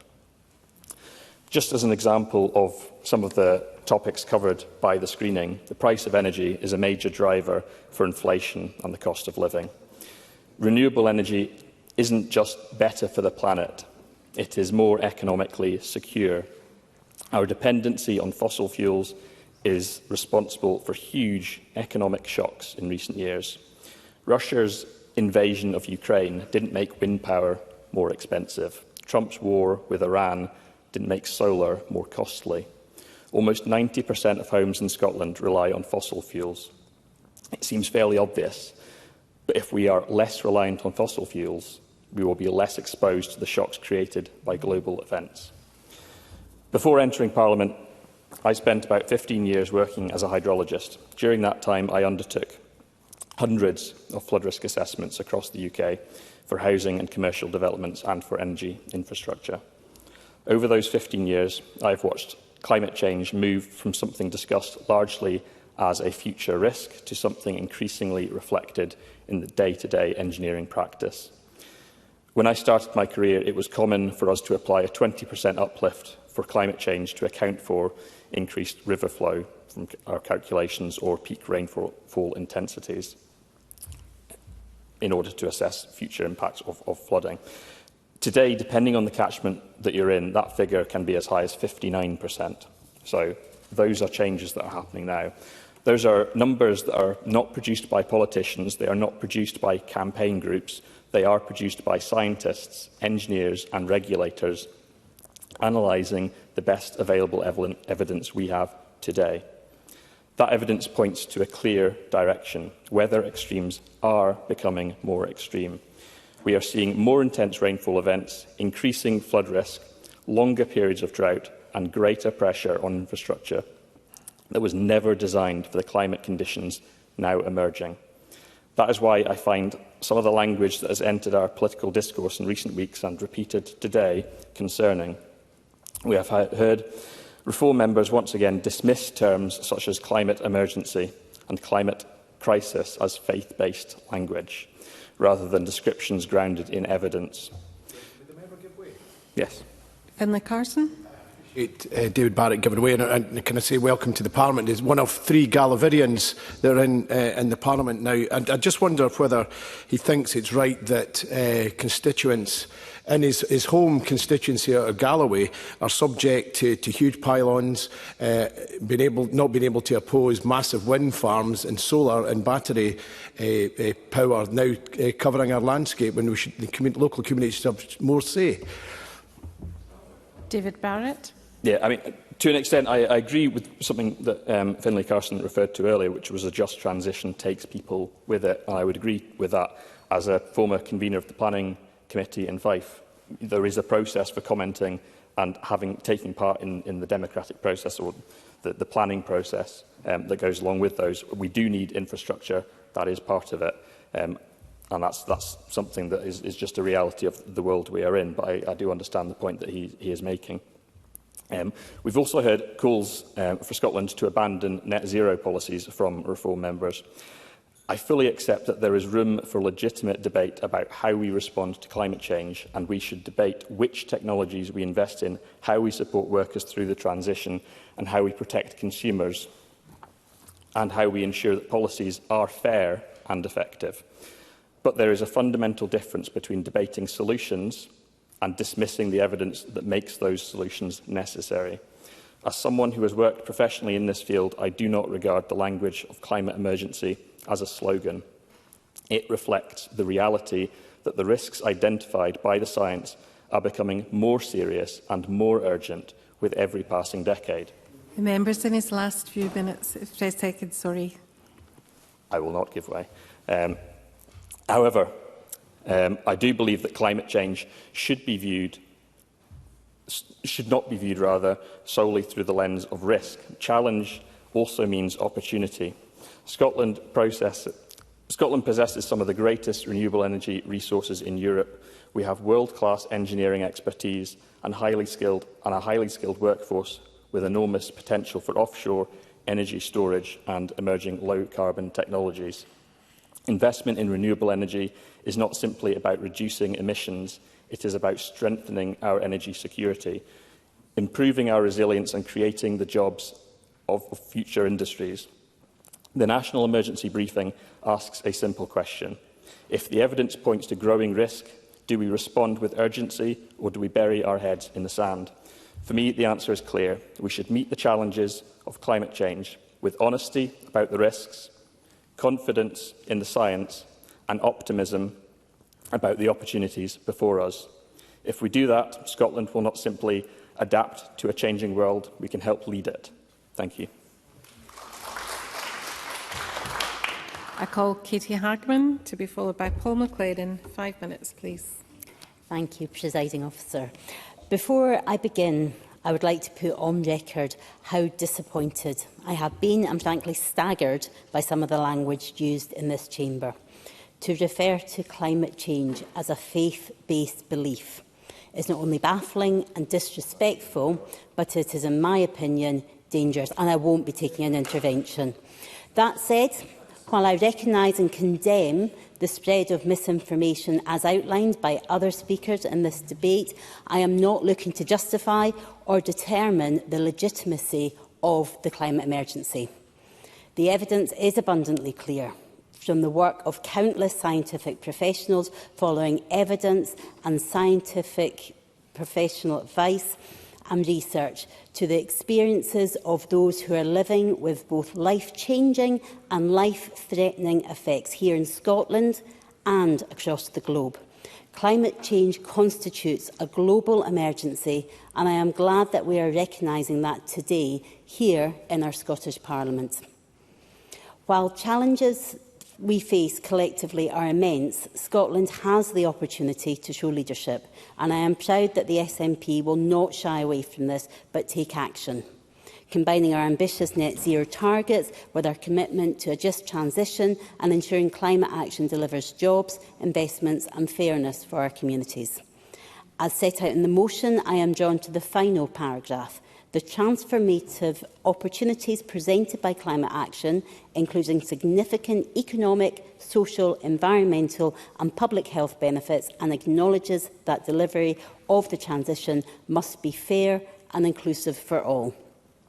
I wholeheartedly agree with this statement and can give a wonderful example of this in relation to the investment in renewables. Within my constituency of Carrick, Cumnock and Doon Valley, many of the communities were built on the back of industry and coal mining. Communities that powered Scotland for generations, yet under successive Conservative governments were abandoned. Industry was torn out with little or no regard for the people who depended on it. Devastation, lost opportunity and a deep sense of betrayal is very much still felt, and I heard this directly from the people on the doorsteps during my campaign. I will give way. I appreciate Katie Hagan giving way, but if we turn that on its head, what about the total disregard communities, including the one that Katie Hagman used to live in, around about Newton Stewart, where they feel completely and utterly ignored when it comes to having massive renewable infrastructures right on their doorstep? They feel ignored. Katie Hagman. So I'm not in this chamber to speak to Dumfries and Galloway. I can put on the record I am a councillor within Dumfries and Galloway, and there is a planning procedure in place, and that is debated. And certainly Dumfries and Galloway Council will make representatives. It's not a situation that I recognise that Mr Carson is referring to. However, when I look at the opportunities brought forward by the investments in the renewables sector, I am delighted to see that communities are being reimagined, they are being revitalised. Locally in CCDV, we have a group of 9 community councils that have agreed to work together. Uniting our communities, investing in our future. That is the line that they use in the 9CC. And it is wonderful to see these former coalfield communities speaking with one collective voice. The 9CC is widely considered an exemplar of best practice in community benefit, and having met with the team on the ground, I can see why.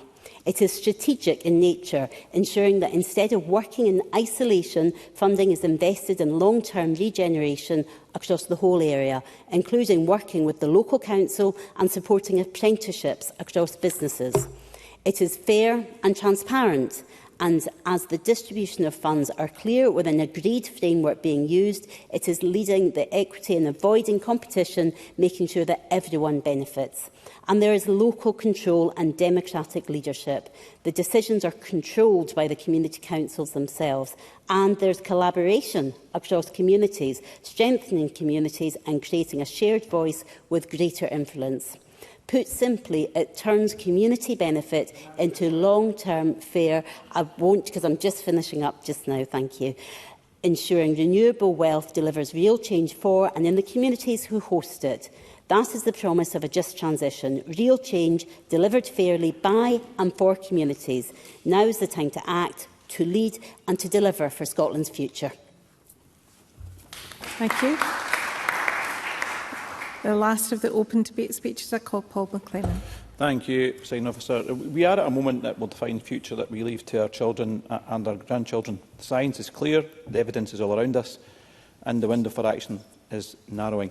Today, we see red weather warnings being issued in the south east of England for extreme heat. It's the second heat wave of the summer, and we're not yet out of June. More extreme weather is battering our farms and communities. Just speak to your farmers. They will tell you that every single year. They will tell you that the issue is getting harder and harder. It's easy to stand here in despair, but I stand here with determination, because Scotland needs to rise to the challenge and our communities need to be at the centre of that. I'm proud of what Scotland is already achieving. Scotland has decarbonised its electricity supply faster than almost any other country in Europe. Over 90% of our electricity now comes from renewable sources, a transformation powered by wind, waves and tide that shapes East Lothian shores every single day. In East Lothian, we see both the risks and opportunities more clearly than most. Our beautiful coastline isn't being impacted by climate change. Communities in Cockenzie, Preston Pans and North Berwick know the reality of coastal erosion and flooding. As I said, our farmers are already adapting and changing to weather patterns that affect crops and livestock.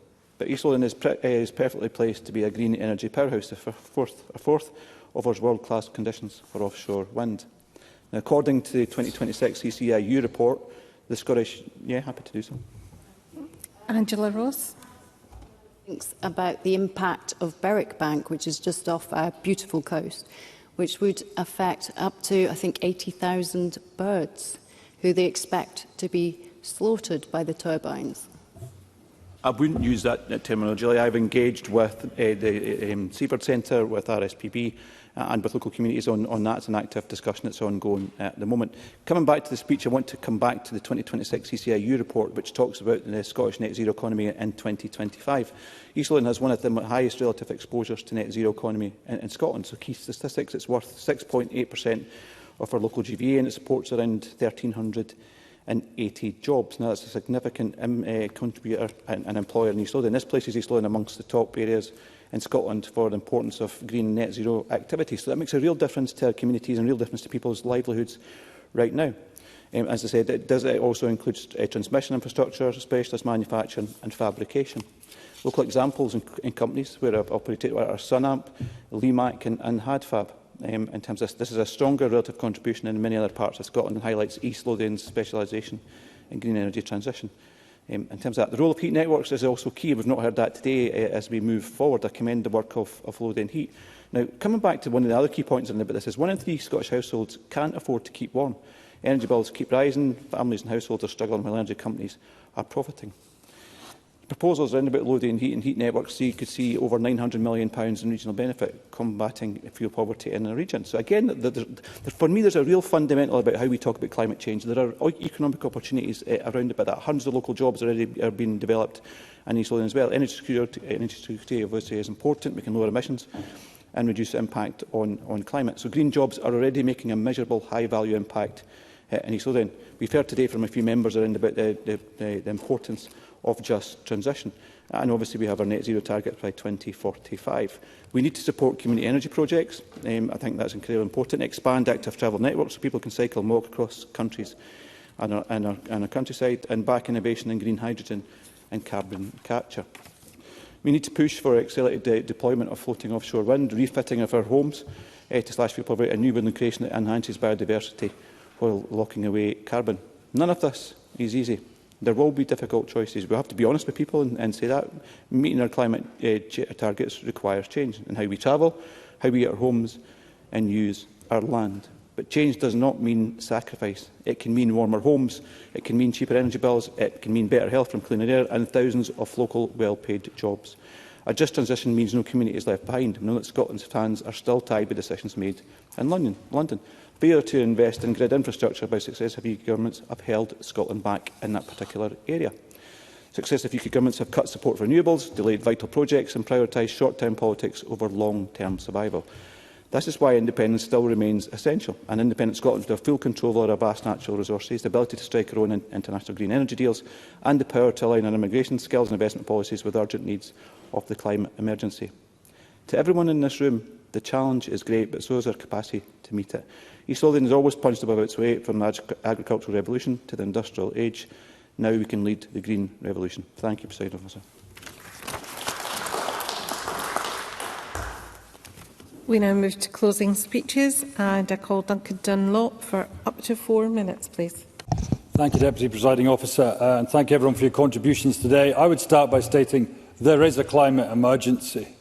And on this point, my namesake across the chamber, Mr Duncan Massey, I'm glad that reform is recognising climate change now exists, but it is an emergency. This is the hottest day we've ever seen in June in the United Kingdom, and year upon year, month upon month, climate targets have been changed. But carry on. Duncan Massey. I would just challenge yourself, and indeed the entire chamber, to point to the scientific information, especially from the IPCC, that corroborates this claim of a climate emergency. It doesn't exist. So I would ask you, for every claim that's made in this chamber, to corroborate it with scientific evidence. Through the Chair, please, for interventions and contributions. Duncan. Thank you, Presiding Officer. Well, as I just said, it is the hottest day ever recorded in June in London today. That will be beaten again tomorrow and probably the following day. This is evidence before our eyes. We had the same in May. We can see numerous events. You can see the proliferation of having to build flood defences in Dumfries. We've had to do the same in Hoyk. I will not carry on that point, so I'm not taking more intervention on that specific bit. Moving on. But it is really relevant to the government to realise that we are in danger of moving goalposts. As was reiterated by my colleague and already said in this debate in Sanadix Downey, it's tragic that we've missing our 2030 interim climate change targets, and 8 out of 12 emissions milestones have been abandoned. We cannot keep moving the goalposts on this. Indeed, the Liberal Democrats with the original Green Party, it's in part why I joined them. We always had ambitious targets in this. It was a Liberal Democrat minister in the first parliamentary session here who set the first renewable electricity targets in Scotland. But targets are meaningless, as Finlay Carson reminded us, unless there is an action plan related to them. And I'll say this numerous times in this session, no doubt, a target has to be related with a plan that says what we're going to do, by when, who will do it and how much it will cost and the change it will deliver. Too frequently, we do not deliver on that. But the main issue I want to sum up with this is we need to take people with us. Certainly. Cabinet Secretary. I'd just like to mention, of course, that the climate change plan is effectively that route map. It might be slim in the bulk of the main part of it, but it has many annexes which actually set out plans for every single sector. Duncan. Great, and I look forward to seeing how we actually follow through and deliver upon them as they reach to those who are responsible for that. I would also note on this issue, my main issue is around how do we take people with us. On this, I slightly differ to what Mark Ruskell said in terms of there's still significant public interest in this. I don't think there is, like there used to be. I'm worried that climate change is being seen as a trend that we can move on from, and it shouldn't be. It is a crucial issue that will be pervasive through all of our lifetimes and those in the future. And the one point I would recognise is young people certainly recognise that, and it is the main fear from them. And I agree with David Barrett in terms of seeing the people's emergency screening, that we need to see more of that right across our country, so it's pervasive as another tool to help us do that. But moving on beyond this, I would say, please, as political parties, make sure we reinforce that this is a key message for you, and I'd particularly look at the Green Party for that. Don't get distracted by other issues. You were always seen when you came onto the fore that the environment and driving forward the climate emergency was part of your mandate. It would be good to see more of that. So, in other areas I would like to look at, though, is what I'm worried about, particularly when I knocked on thousands of doors, how rarely this came up as a top priority. And one of the main issues that was also discussed by several members in this was around what's happening with renewable energy infrastructure, particularly in our rural communities, in the Highlands of Scotland and right across the south of Scotland. They feel as though this is happening to them and not with them. People who are naturally inclined to support movements towards the net zero ambitions and the industry we require around it are feeling as though this is imposed upon them. We need to be much more ambitious in this. In Scotland, we're getting about, and I'm sad to pick this up with Kate Hagman, only about £30 million in 2025 was given to community benefit projects. That is tragic when you look at the industry's worth £100 billion. 0.03% of investment is paltry, and we've got to do better than that and be ambitious in our thinking in terms of how we're going to take people with us. We need a national plan urgently, and this is in the Scottish Government's powers, in terms of what do we need in terms of energy, renewable energy infrastructure, what do we need, where and how much per region, and that will give security and continuity for people. But people also want to know within that what they can get from it. Community benefit should be community ownership in part. Where is ambition for this? We talk about Norwegian sovereign wealth funds. What about community sovereign wealth funds so they can really invest and we can overcome rural poverty and we can really help sustainability thrive in that area again? Far less giving them access to free electricity. So I urge ministers, let's please lead. I like the tone of where we're going with this, but hear and engage our communities going forward, as this is a national emergency for all of us. Thank you. Call Finlay Carson, up to 4 minutes, please. Thank you, Presiding Officer. This has been an important and wide-ranging debate, and I thank members across the Chamber for their contributions. There is common ground. We recognise the reality and impacts of climate change, we support climate action, and we support Scotland's ambition, well, most of us, to reach net zero by 2045. But the issue highlighted throughout this debate is not ambition. It's whether that ambition is backed by credible and deliverable policy. Too often we hear that from the Scottish Government, what we hear is overly optimistic and progress that isn't really reflected in reality. Scotland has missed emission targets in 8 of the past 12 years, and the 2030 interim target has been abandoned. Progress has stalled in key sectors, including transport, buildings and agriculture. So when ministers highlight success is isolated, and they risk obscuring the central problem, and that's the gap between ambition and delivery. And that matters because public confidence depends on targets being credible, achievable and backed by real plans. Sorry, I don't have time. Apologies. We saw that clearly in the Rural Affairs and Islands Committee, where witnesses pointed to a gap of ambition and implementation and a lack of detailed policies needed to deliver. Because reaching net zero will require significant changes across our economy with real costs and trade-offs. That change must happen over timescales that are practical and achievable. Move too slow and we fail to act. Move too quickly without a plan and we risk damaging rural communities, businesses and our wider economy. Cabinet Secretary. I asked Finlay Carson in his first speech whether he would outline policies from the Conservatives that we can maybe discuss on which we could actually see emissions reduction. Specifically on land use, what policies do the Conservatives want to bring forward that would see emissions reduction in the rural spaces and the land use?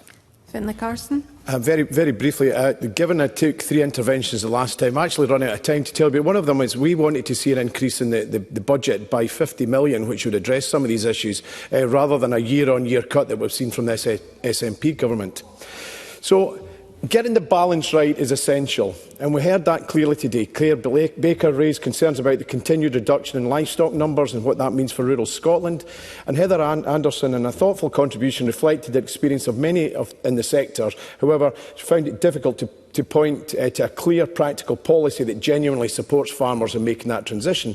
And that's the issue. While change is happening, there is no clear roadmap to support it, and that risks becoming unmanaged decline. I also welcome David Barrett's recognition of the challenges facing communities in areas like Galloway, where large-scale wind, solar and battery developments and the infrastructure that comes with them are having a growing impact. But I was particularly disappointed that Katie Hagman failed to recognise those concerns, especially when she represents a community that for many years, through campaigns like Hands Off Our Hills, have felt increasingly ignored by our own government. Presiding officers, we also heard from Mr Massey. Yes, I will. I'll get the time back. So what I would just add into the debate, and I would just highlight to Finlay Carson, that while yes, there are some campaign groups that are very, very loud, what is often not heard is the hundreds of young people that come to me that want to support green policies. So while it's great to listen to one side of the argument, I would invite the member to listen to both sides of the argument. Finlay Carson. Thanks for the intervention. I think we do. I don't think there's any denying that everyone sees renewables as our future, but having areas of Galloway industrialised by massive turbines against the vast majority of people in the community is just not acceptable. Duncan, Massey contributed, but I don't believe the task before us is simply to challenge the science. It's to respond to the science with realistic timescales, practical policies and credible plans, because climate policy cannot exist in isolation from economic realities. We must recognise the role of domestic oil and gas as part of a transition and support those already delivering for our environment across rural Scotland. The Scottish Conservatives support action on climate change, but it must be credible, affordable and deliverable. That is the approach set out in our amendment, because at present we have a government failing to meet its targets, failing to deliver a truly just transition and failing to provide the clear plan that people and businesses need. Ambition without delivery is failure, and Scotland can't afford any more failure. Thank you. I call Ariane Burgess. Up to 6 minutes, please. Presiding officer, I started working on climate change and nature restoration in New York City in the 1990s. And when I came back to live in Scotland, I was heartened because I arrived in a country where the people of Scotland, through the Parliament and the government at that time, had recognised the science-based evidence on climate change. And it is good to hear the Cabinet Secretary today stand in this chamber and recognise it as well. And I hear that again across the chamber from colleagues. And then in 2019, the Parliament unanimously delivered a climate emergency, called that out. And this emergency was supposed to increase the rollout of net zero policies, things like better buses, safer active travel and retrofitting of our homes to make them warmer and cheaper to heat. But why 6 years on, with less than 4 years to 2030, am I hearing from countless people who know what's at stake that the urgent change we need to see isn't happening fast enough? And I will give that we have done an incredible amount of work in terms of energy. But there are other areas that we need to be moving at much more rapid pace. And we heard from MSPs across the chamber, Sana Dixter-Downey, Heather Anderson, David Barrett, Duncan Dunlop, all talking about the wildfires and the floods that are really demonstrating to us that we need critical action. I heard from the Cabinet Secretary talking about this is going to be the parliamentary session of action, that we have the climate change plan. But having sat on two committees in the last session, the Rural Affairs Committee and the Local Government Housing and Planning Committee, to scrutinise that climate change plan, we heard from countless stakeholders giving evidence saying that they didn't feel confident that there was an adequate delivery plan. This 5-year Parliament is our last chance to get it right. We need absolutely bold climate change action. And I welcome, again, the Cabinet Secretary's focus on that. But we've got to bring about a secure transition that is just and fair, that delivers for the people of Scotland, delivers greener, more affordable futures, well-paid jobs in the renewable energy. That's been talked about all of the last 5 years. I'm needing to see more of that. Accessible public transport. Again, where is that really happening on the ground? In my rural and island communities, it's really hard to find a bus sometimes. And we need that clean heating, those clean heating systems that our EU neighbours have enjoyed for decades. And of course, we also need that thriving natural environment, which is going to be the key to supporting us to adapt to climate change. Every sector of the economy and society is going to have to play its part, but critically, as has been stated by numerous colleagues this afternoon, in transport, in the heat and buildings area and in agriculture. This is where we need to see rapid action. And I'm going to focus some more comments on agriculture, having just had a fantastic 2 days at the Royal Highland Show. We have the ARC Act, the Agriculture and Rural Communities Act. We have the Rural Support Plan.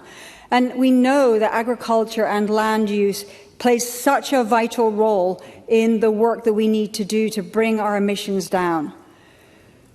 The Scottish Greens campaigned on the idea of an agricultural transition insurance fund. We were saying we'd like to see £500 million of the agricultural budget put into that fund.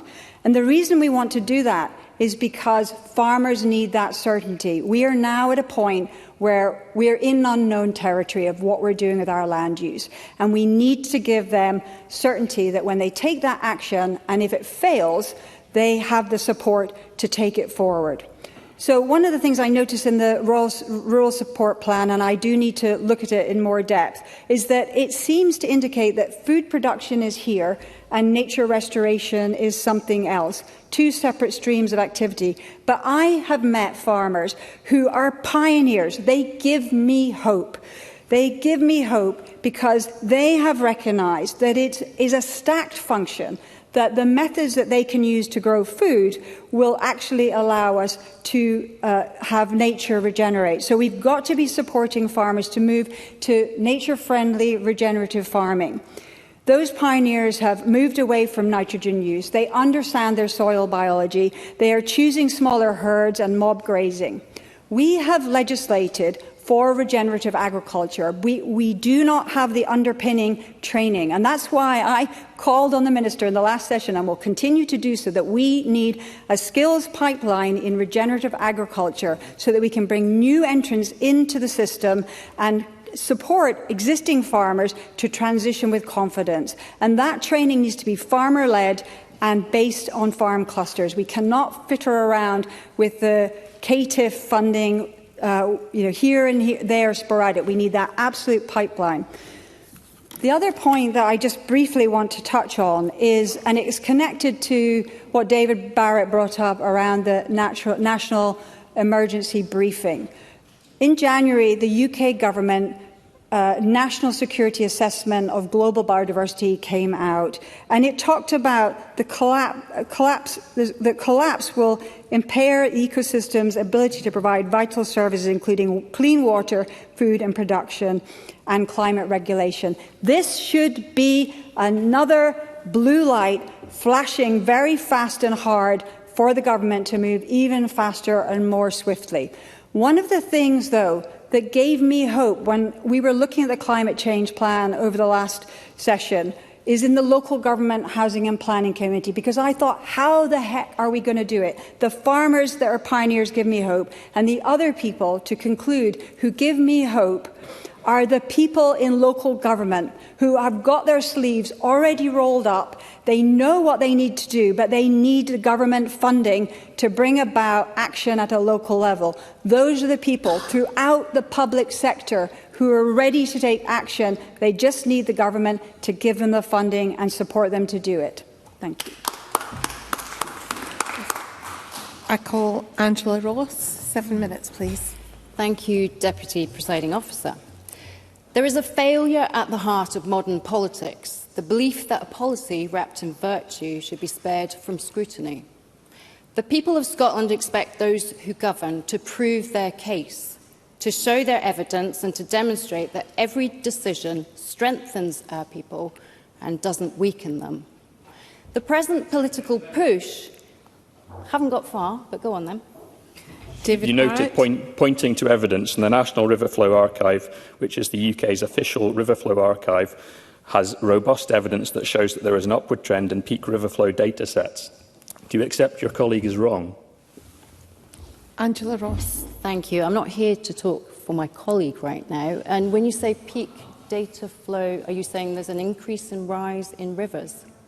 Okay, so I live locally to Musselburgh, and in 1948 we had the worst flood of the River Esk, and it's marked on a wall. You can go and look at it for yourself. We've had flooding for an awful long time.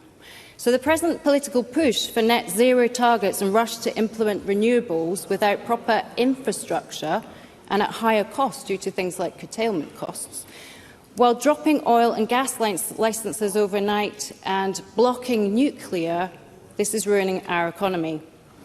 This is what is at the heart of our concern, and we want to ensure people get a fair and just energy transition. I think most people would agree that we don't want the public or businesses to suffer or struggle. We must find ways forward and not get caught up in circular debates. Go on then. Alan Brown. Thank her for giving way again. In terms of nuclear, can you explain the current cost of Hinkley Point C, projected cost for Sizewell C, and tell us how not spending more money like that is somehow ruining the economy? Just say to the member, thank you for your point. And Torness, which is near me, contributes $45 million to the local economy. That's going to be gone when you switch it off in 2030. Thank you. I think most people would agree we don't want the public to suffer. We've talked about that. We owe it to them to find solutions. As I say, we can't be doing these circular debates and arguments around one thing or the other. We need to move forward. As someone who's been in the public very recently and just moved into politics, I'm actually tired of hearing circular debates.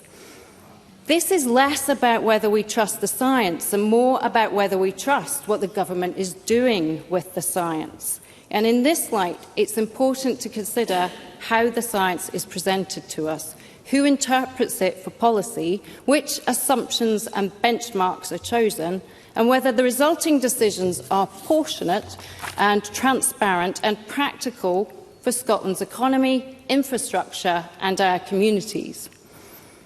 The Climate Change Committee, for example, is an independent statutory group, mainly scientists who advise the Scottish Government. But they're funded in part by the Scottish Government, and the person that oversees that committee is our very own Secretary of State for Energy Scrutiny and Net Zero at Westminster.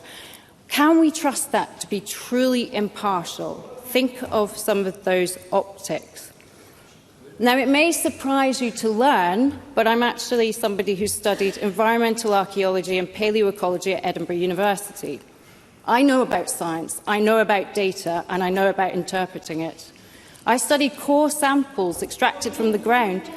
I'm going to make some progress just so I don't keep us here too late, sorry. I studied core samples extracted from the ground in Scotland, not far from here, and used dendrochronology, entomology, pollen samples to actually determine climate patterns. I learnt for myself that the climate is dynamic. It does change. And we've seen dramatic changes over expansive phases of time. There are two key points, though, I want to raise from the recent Scotland's Carbon Budgets report by the Climate Change Committee. First, the temperature graph on page 21, which I know you can refer to later, shows a gradual rise in the mid-1800s around the start of the main phase of industrialisation, with an increase of roughly 1 degree centigrade. An uptick then occurred over the last 50 years. We note that this is an increase. We are in agreement that there has been some correlation, but we should also keep it in proportion. A 1 degree change in global average is significant, but not in of itself an argument for a policy at any price. It should not prompt anything other than careful, practical, transparent decision-making. Yes, I'll take an intervention. Thank you, Stafford. Thank you for taking an intervention. Does the member accept that there is a cost to inaction if we don't tackle the climate change? The UK Climate Change Committee reported last month that inaction to adapt is predicted to cost us between 1 and 5% of UK GDP, which is between 60 and 260 billion per year if we don't act. And we're seeing it today: disruption to travel, damage to property and infrastructure, and in extreme cases, risk to life. There is a cost to that. Angela Ross. Thank you for the member for their intervention. And I just want to say that we are more concerned about the rate and speed that we have been dropped off a cliff edge, if you like, financially, where we have switched so fast from what we had before to what we are looking at in the future. We didn't even have the right infrastructure in place to store energy and transmit it from these new renewables. That is our concern. But thank you for your point. We need to prompt careful, practical and transparent decision-making and not panic with slogans or policies that weaken the very people we are meant to protect. We can recognise the data and still do better about how we respond to it. The benchmark used in the CCC's framework is the international goal of limiting global warming to 1.5 degrees centigrade above pre-industrial levels. I know that's part of your motion. My concern is how that benchmark is applied in policy and whether the assumptions behind it are presented with enough context, transparency and realism. But we must keep in mind that the pre-industrial phase sits at the end of what's known as the Little Ice Age. And it's not as cute as it sounds. It was a period from 1300 to 1840 when Scotland endured colder winters, shorter growing seasons, frozen rivers and real hardship that we have not seen in modern times. We know this from the archaeological and written records. The Little Ice Age was driven by lower solar energy, increased volcanic eruptions and changes in ocean circulation and natural climatic variability. Yet today we're told we must hold global temperatures to within 1.5 degrees centigrade of that period, as if nature were a thermostat.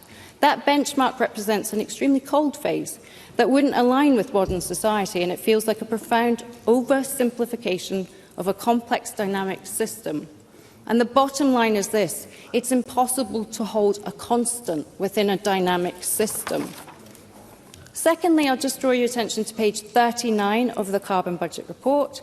It shows a steep fall, which has been mentioned by the Cabinet Secretary earlier, in Scotland's greenhouse gas emissions, a steep fall between 2000 and 2019. Some of that reduction, as we've heard, came from a move away from coal, but some of it also reflects a wider and deliberate economic shift, deindustrialisation and the movement of production, and therefore emissions going overseas. In other words, we've not always cut emissions so much as to move them out of sight. The member must come to a conclusion. Of course. I'll just skip a few bits then. But that, I just want to say, is it really an emergency when for the last 2 decades we have seen such a significant drop? that emission target that has dropped. I just moved to near the end, so let's be clear. The real crisis that people feel today is financial. When energy bills are high and 23% of cost covers subsidies and green levies, businesses and families are really feeling the strain. That catastrophic deindustrialisation that we've seen has removed jobs and the opportunity for self-sufficiency and growth. But I do want to move to something slightly more positive. And it was actually the member words of must Tony come Blair. to conclusion. I'm wrapping up. He said that the debate on climate change is irrational, and I couldn't agree more. We must step over the head-butting arguments about whether it exists or not and take a sensible approach to policy, one that doesn't bankrupt us in the pursuit of targets. Thank you.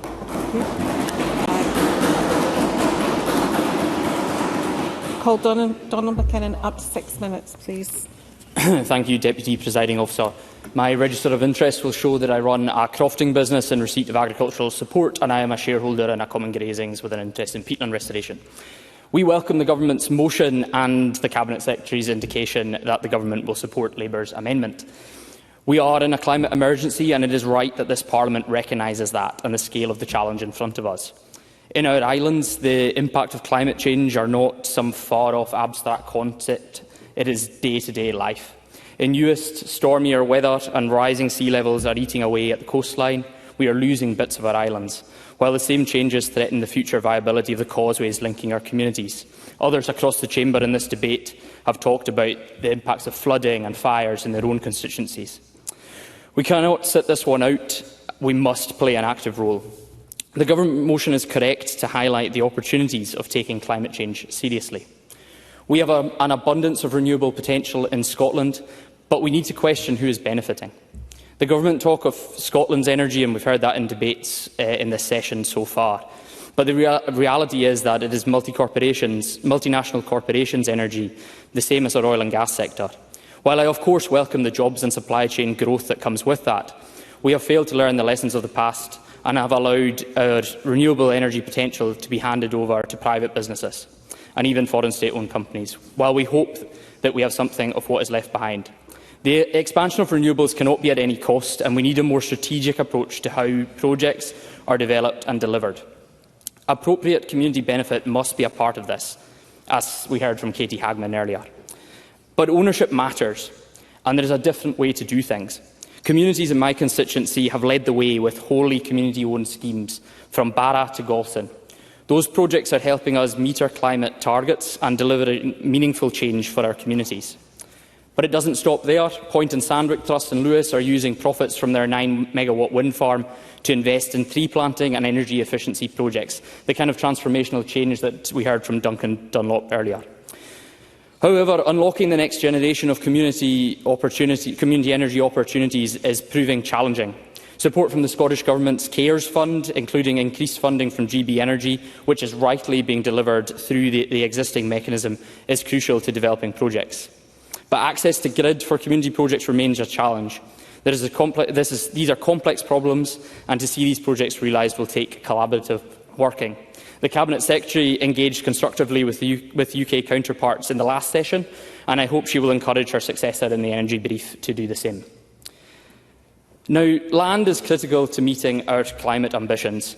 Emissions from land and land-based industries present enormous opportunities, with peatland restoration, forestry and agriculture presenting the biggest chance for delivery. Work of the Scottish Land Commission has shown that land suitable for planting and natural capital schemes, particularly in our upland areas, saw a dramatic rise in value before falling. We must be cautious about how policy on land use change impacts the land market. The Nature Finance Initiative has not unlocked the private investment to deliver peatland restoration, and uncertainty around carbon markets has held back restoration in some areas. Understanding how best to make public investments in restoration will be key to unlocking more hectares of restoration and avoiding unintended impacts on the land market in the future. Land use change doesn't have to be an either-or. My own sheep at home spend time grazing on a restored peatland. Some of the best examples are when we see shared land use, whether that's sheep on a restored peatland or cattle grazing alongside forestry. If we get this right, we can build landscapes that are more resilient to climate change, reduce land-based emissions and, importantly, take rural communities with us. On agriculture, I am pleased that the Scottish Government has reiterated its commitment not to adopt the Climate Change Committee's recommendation on livestock numbers. But despite this, numbers continue to fall. And this is a risk to the critical mass required to support our agricultural supply chain across the country, a risk to biodiversity that grazing livestock supports, and a risk to our rural communities. That trend must be taken seriously and cannot be viewed as an inevitability that will help us meet targets. Meeting our climate targets will require difficult decisions, but we must be wary of unintended consequences, as I have outlined. If targets are going to be met, then the pace of change must increase. Areas like retrofitting of houses and decarbonising heat and transport will be crucial to making this happen. And meeting these targets is not a nice to have. It is essential. And as we have heard today, it is an opportunity. Unlocking the potential of community energy is one of those opportunities. It can contribute to meeting climate targets while at the same time see significantly more local economic impact than from commercial projects. Community groups in my constituency have shown how this can be done. They need our support to build on that early success and deliver for the future. Thank you. I call Cabinet Secretary. How many minutes I've got? Do I think to check? Up to 9 minutes. Up to 9 minutes. Thank you, Presiding Officer. And can I move the motion, because I have a feeling that I didn't do it at the start, so belt and braces approach. I've actually very much enjoyed the debate on the whole. I want to say I particularly enjoyed the contribution there from Donald McKinnon, because he has shown, even in the 5 or 6 minutes that he spoke, his willingness to work across the shared purposes across these benches, and I warmly welcome that, because, as I've said many times in this chamber already in this session, that the key is going to be delivery, and the delivery is going to have to come from those that share common purpose. Because if we don't do that, we will repeat the mistakes of the last 10 years since I've been in Parliament, where we're obsessed over targets, we all agree on targets, and then when it comes to even the most minute intervention in terms of policy or legislation or support for measures that are in the budget, then we see people falling away from that. We're long past that. And frankly, we are long past the is climate change real debate as well. I totally agree with Mark Ruskell. It's exhausting to be revisiting that. The argument's been won. The science is there. And I want to say that some of the quoting from various scientific bodies and advisory bodies, highly respected scientific bodies, who have been advising governments all over the world, has been actually quite shameful. And I would imagine that right now the IPCC's ears are burning at some of the ways in which they have been mischaracterised about taking, for example, the 8.5 scenario away. Taking the 8.5 scenario away is not because there's not a climate emergency. It was because pathways to decarbonisation were improving. And they took that away as a result, and indeed the cost of renewable electricity in particular was coming down. I won't, Mr Massey, for fear of getting yourself into trouble with the IPC, because you've misquoted them and you've mischaracterised them enough today, in my view. No shouting across the chamber. Mark Ruskell makes the point about future generations, and I would say it's not just future generations that have got the opportunities associated with climate action. It's the current generations, it's the current workforces, and we're seeing it. Every visit that I did as Energy Secretary, many visits that I'm doing now in my new portfolio, I am meeting people who've come from the traditional industries that have been high carbon industries, and they have moved into new ones as well. The jobs associated and the sectors associated with climate action are some of the fastest growing areas in not just Scotland but across the world as well. And if we don't get involved in the climate action activities, the march will be stolen by other countries who absolutely do. Finlay Carson, I asked Finlay Carson for suggestions on what the Conservatives would want to see that would reduce emissions. I'm afraid spend more money was not what I had in mind. It was actual actions, policy actions. I am serious. I want to work with people. And I also would say gently that the forestry grant is actually increased on previous years, 57 million forestry grant in this year. I want to get some responses to agri-environment climate scheme as well. 350 million going out the door to our farmers to help them decarbonise, which I think was one of the interventions that Mr Carson tried to make, and my colleague Heather Anderson. I also want to welcome the contribution from Sana Dixter-Downey. This is the first time I think we've been in a debate together. We're meeting, I think, tomorrow to go over our shared objectives as we go. And she mentioned about resilience and community resilience in particular, and she mentioned the various areas that she represents.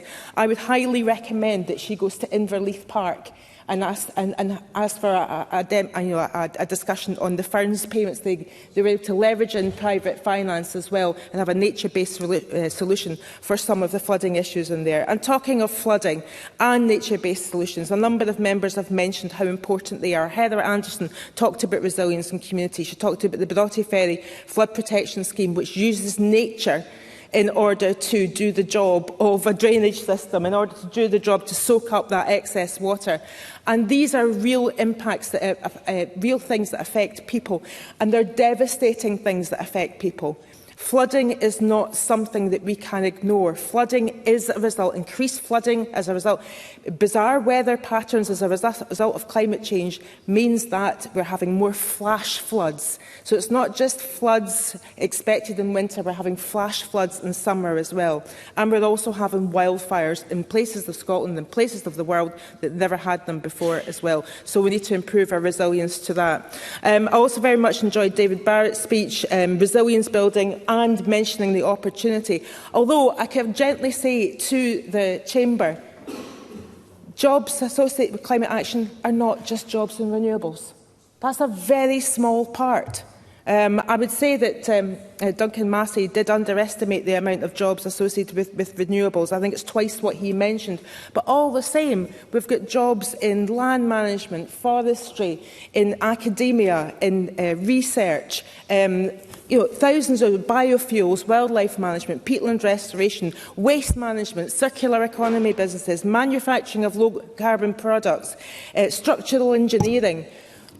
Reams and reams of jobs that have nothing to do with renewables. And renewables is a very big part in our decarbonisation journey, but most of the decarbonisation associated with our energy has already been done. The heavy lifting is having to come from the decarbonisation of transport, on buildings, on land use. Those are the areas in which the climate change plan is set out in March.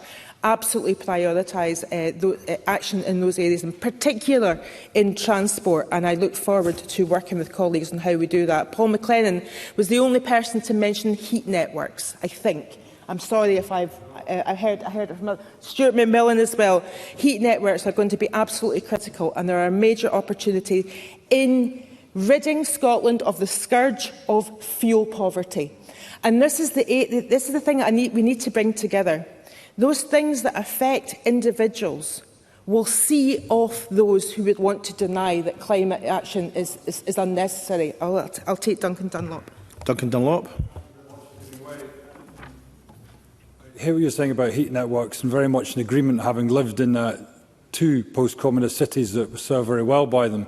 But some of the major heat we will get are from data centres that are being proposed. Do they not therefore need to be relatively near industrial zones or near accommodation that can use that heat? Cabinet Secretary. Yeah, and that's one of the things that I mean, the heat networks will be the solution for a lot of urban areas and a lot of towns in Scotland, but they won't be the solution for everyone. So if we're able to install more heat networks in the highly populated areas, then we're able to use some of the government money that we have on the heat systems that would go in, like heat pumps for the more rural areas as well. And many of those areas are the most fuel poor because they are not connected to the gas grid as well, so they've not been able to take advantage of a lower gas price. And also the situation in the Middle East has shown us once again that we cannot afford to be exposed to international energy shocks. We've had wake-up call after wake-up call on this issue. And then this year we had a situation where the price at the pump was astronomical. Businesses were finding it very, very difficult to keep their head above water. Farming businesses in particular, red diesel, the cost of red diesel. We need to reduce Not even necessarily. We're talking about the wrong thing. Energy production is one thing. We need to reduce our reliance on the burning of fossil fuels. That is where we reduce our, I suppose, our exposure to global shocks. But that's also where we'll have economic growth and we'll have action on the cost of living as well. I mentioned before that in the last, since 1990, we have seen a 50% reduction on emissions, but we've also seen massive growth at the same time. The two are not mutually exclusive. I will. Finlay Carson. I'm going to take us back somewhere, but does the Cabinet Secretary not accept that without honesty and realism, there is a risk of losing public confidence in the entire move to net zero? So, for example, why has the Cabinet Secretary got her head in the sand when it comes to the impact of slashing the woodland grant scheme in 24-25 and what impact it had in confidence in the sector, where we see a target of 18,000 hectares when the most recent figures suggest there was only 8,000 planted? That budget was for 1 year but had multi-year impact. With Finlay Carson on the whole, we had a very constructive meeting, I thought, last week. But I will not be called dishonest in this chamber. I have already set out that the £57 million of forestry grant for 26-27. If Finlay Carson wants to talk about a year in the past in which it was lower and obsess over that, fine. I am moving forward. We have secured that money, and I will not be called dishonest by Finlay Carson or anyone else. And I believe I'm in my last minute. A few people, before I sit down, a few people mentioned CARES funding, and there's £15 million annually to keep up with rising demand. But we're also taking action in getting communities available to bid for repowering schemes as well. Forestry Land Scotland have repowering opportunities and we are making sure that communities are first in the queue to take advantage of them, supported by CARES. There's so much more to say. There's so many actions that we need to be taken forward in order to meet our climate change targets. But the targets are one thing. The economic growth, the public health resilience and the opportunities for Scotland are vast. That is what I want to concentrate on, and I want to concentrate on that with people who want to come with me with solutions. I will close by saying this government is reducing emissions through a fair and just transition, increasing our climate resilience and capturing the economic, social and other benefits Scotland remains unwavering. I look forward to continuing to deliver on this for both people and planet with fellow travellers. Thank you. Thank you, Cabinet Secretary. That concludes the debate on meeting the challenge of climate change. We now move to the next item of business, which is a debate on motion 454 in the name of Tom Arthur on a motion of legislative consent for the steel industry, Nationalisation Bill UK legislation. I'll just leave a minute to allow the Minister and others to put themselves into position. But meanwhile, I'd invite members who wish to speak in the debate to press the request to speak buttons now. When you're ready, Mr Arthur.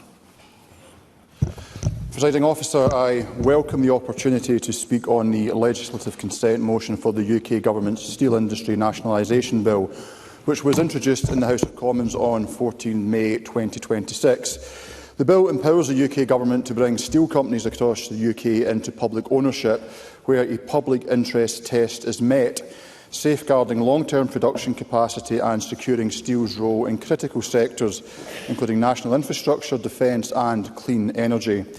Domestic production capability is essential not only for economic growth and jobs, but also for our national security and resilience. The Scottish Government therefore support the overall intention of the bill. The Scottish Government had initially, on 15 June, lodged a legislative consent memorandum with the Parliament, which stated that we would not consent to this bill, due to the UK Government having not agreed to our proposals to have appropriate regard to devolution. However, we have now changed our position on this following a period of productive engagement with the UK Government. I will now use my time in this debate to update members as to how we have got to this point. The bill, as introduced, had no formal role for Scottish ministers. The Cabinet Secretary for Economy therefore wrote to the UK Government requesting that the bill be amended to include a statutory consent requirement for the proposed exercise of the powers in respect of steel undertakings in Scotland, where the exercise is for a devolved purpose. The UK Government would not agree to this request due to practicalities around the operation of the bill. However, since then, extensive productive engagement has taken place at both ministerial and official level. The UK Government has now made a political commitment that, should the bill's transfer power be exercised in Scotland, that they would ordinarily consult with Scottish ministers. I met with Department of Business and Trade Minister Chris MacDonald, and we had a very constructive discussion about this bill and our shared vision for a successful steel sector in Scotland and the rest of the United Kingdom. I will give way to the member if he just gives me a few more moments to progress. This positive engagement and the position we've settled at demonstrates an example of positive intergovernmental relations and highlights the Scottish Government's desire and willingness to work constructively and collaboratively with the UK Government, where doing so will secure the best outcome for the people of Scotland. The Scottish Government will now continue to monitor the passage of this bill, as well as to continue to engage with the UK Government on this moving forward. I'm happy to give way to Mr Harvey. Patrick Harvey. I'm grateful to the Minister, and obviously if there's constructive engagement, that's something we should all be willing to welcome. But the Minister describes the commitment that's been given as a political commitment from a government which is about to change leadership and presumably change its whole cast of characters. Isn't this situation a reminder of the deficiencies of the current process for agreeing legislative consent, which depends on goodwill, which sometimes is there and sometimes is not? Minister. I think the member makes very, very important points. This is, of course, suboptimal. It would not be our first choice. But what we have sought to do is to engage constructively on an area of mutual interest. But the points that the member makes do stand. Presiding Officer, as I set out in my letter to the convener of the Economy, Tourism and Energy Committee, it is regrettable that, due to the expedited nature of the bill by the UK Government, not aligning with the timetable of our Parliament finishing for summer recess, as well as the post-election period, we have found ourselves in this position that this bill could not have gone through the usual scrutiny process of this Parliament. I am, however, grateful to members here today joining this debate to discuss the bill, and I look forward to hearing members' views on the matter. Happy to give way. Rachel Hamilton. Minister, I am very concerned about this bill. Firstly, because Parliament, the UK Parliament, expedited it. The legislation was fast-tracked, and this bill confers huge powers on government ministers to intervene in a business and to take operational control, but not only that, to make the obligation, if a business doesn't comply, failure to comply, as a criminal offence. This is a serious, serious piece of legislation, and in fact, it is a bill that Parliament was recalled on a Saturday, and the last time that Parliament was recalled was in 1982 for the Falklands War. This is an intervention, not a speech within a speech. So I'm not making a speech, as you know, Presiding Officer. So what I would ask is, what reassurances can the Minister make to ensure that such a serious bill, which hasn't been scrutinised in the UK Parliament and hasn't been scrutinised here, is sufficient in terms of the devolved responsibilities of the government? Look, I know the points around process were discussed last week in Parliament, and I fully recognise and would repeat what I stated in responding to the intervention from Mr Harvey, that this is clearly suboptimal, and it is a reflection of the period of time in which we're operating. The UK Government's decision to progress this through an expedited progress, and the election cycle and the formation of a government and ourselves reconvening after the election in this place. So I fully recognise that this is not a model way in which to go about the process of seeking legislative consent.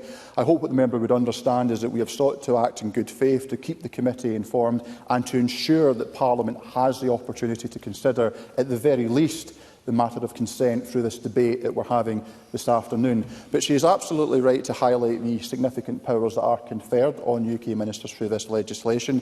And as I sought to indicate in my letter to the convener of the committee, the Scottish Government and ministers are happy to continue to engage with the committee going forward, working on the assumption that this legislation is enacted, receives royal assent, and of course to engage with Parliament in terms of any utilisation of the legislation that may have effect in Scotland. But of course these matters are contingent on the progress of the legislation at Westminster. But I say I would be happy to keep Parliament up to date, particularly when we return from recess.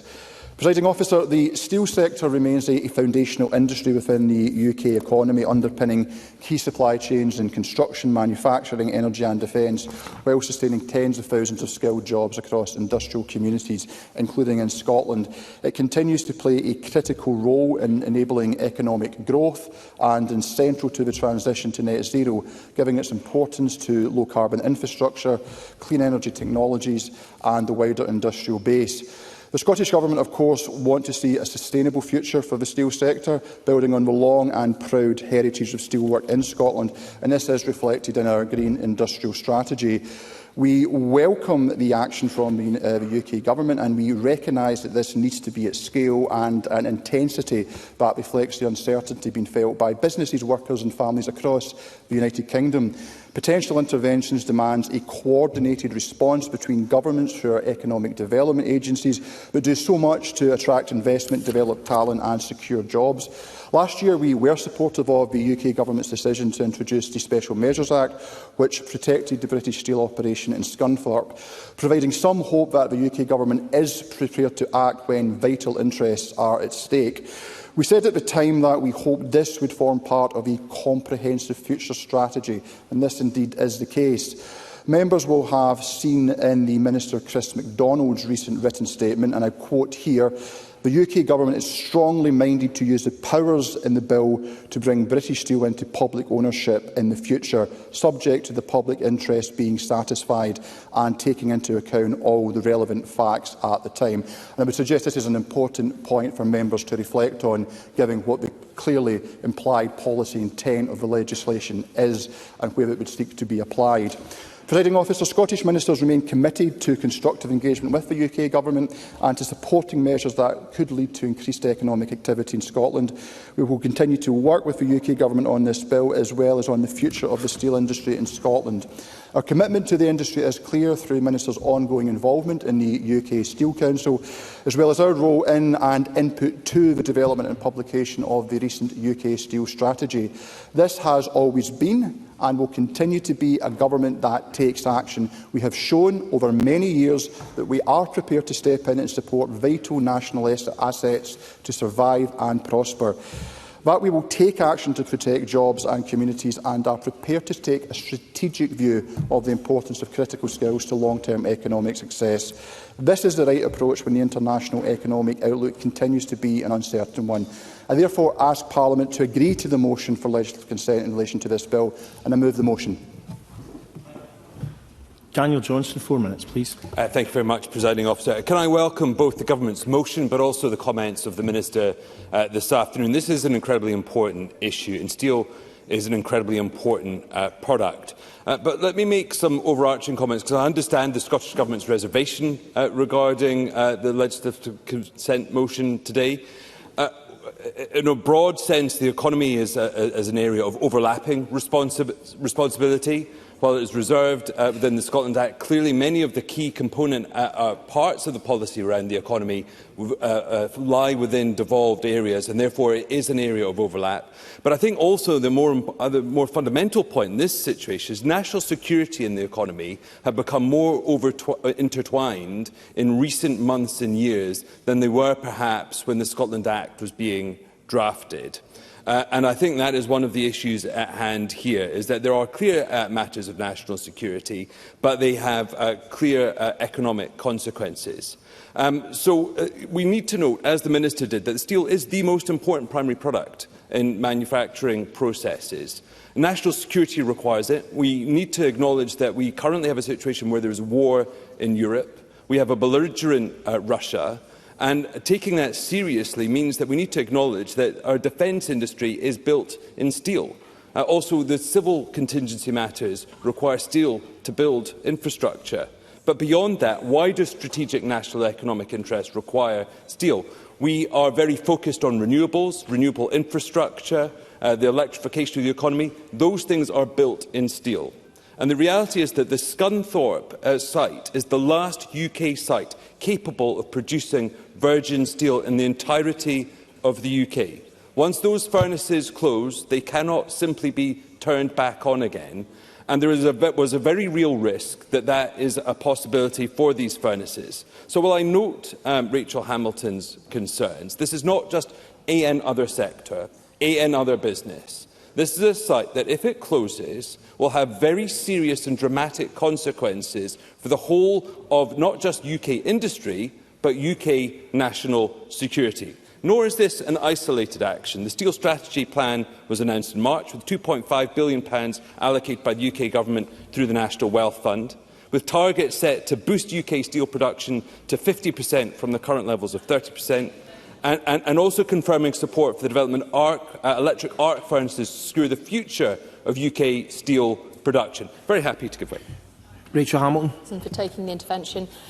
However, even the pandemic legislation had a sunset clause, and it went through two houses to get to the stage of passing the bill, which was expedited. It had amendments that weren't even passed or considered. I think this bill is deficient, and the government are making de facto law. Daniel Johnson.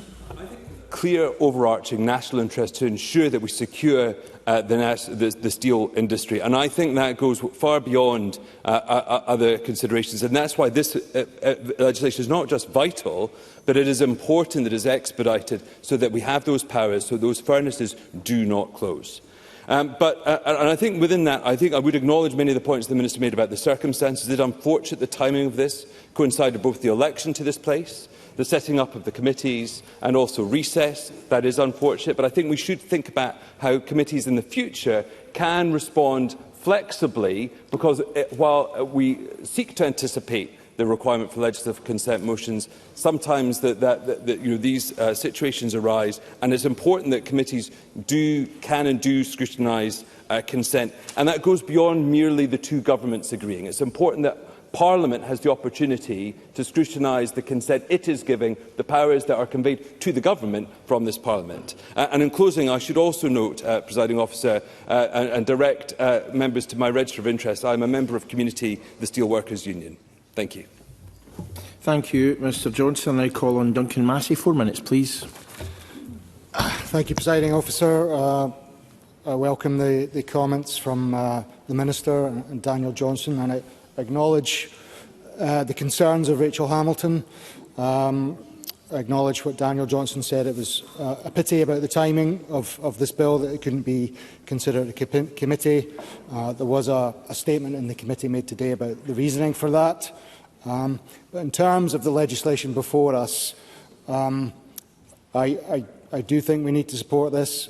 Manufacture of steel remains an economically and strategically important industry.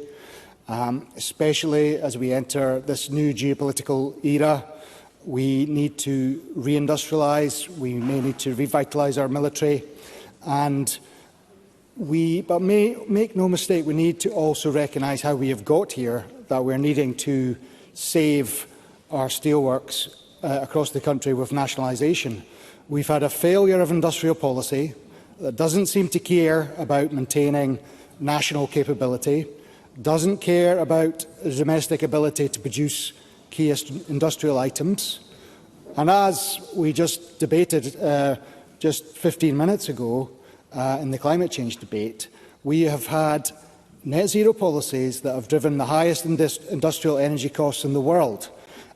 Industrial energy costs double that of the US, 4 times more than China. And that is driving deindustrialisation.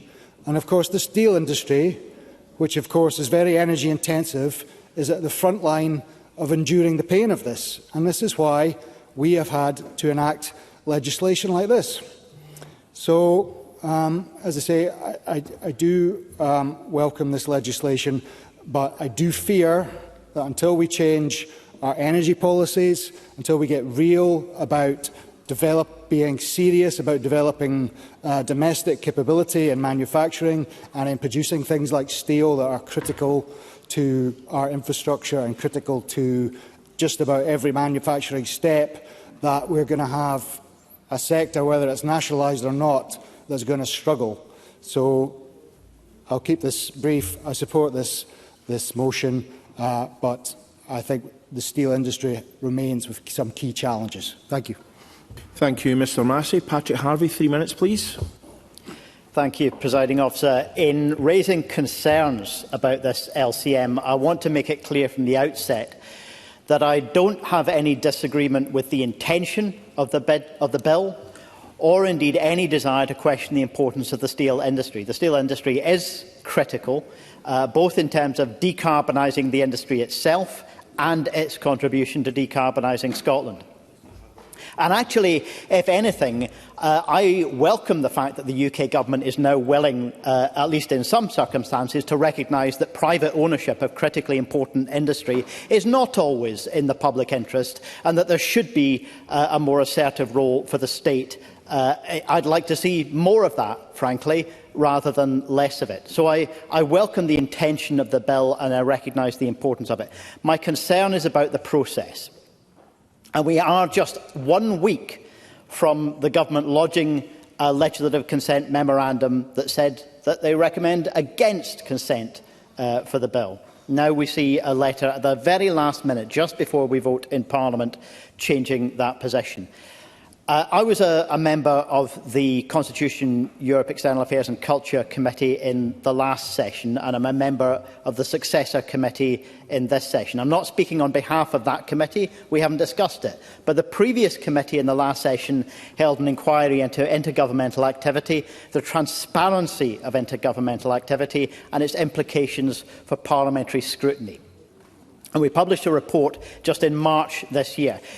In the Scottish Government's submission to that report, it said that restoring confidence in the Sewell Convention by which we are asked for and either give or withhold legislative consent in these circumstances, restoring confidence in that convention, they said, is key to resetting the relationship between the UK and devolved governments and ensuring that the position of the Scottish Parliament is protected with sufficient opportunity for scrutiny. And yet here we are, just a few months later, yet again, by no means the first time, seeing a legislative consent motion which hasn't had time for proper scrutiny and a bill being fast-tracked through Westminster. Now, I know the problems that I'm identifying here are out with the Minister's control, but that in itself is a problem as well. We haven't seen progress between the two governments on renewing the Sewell Convention or adopting a new memorandum of understanding about how it's supposed to work.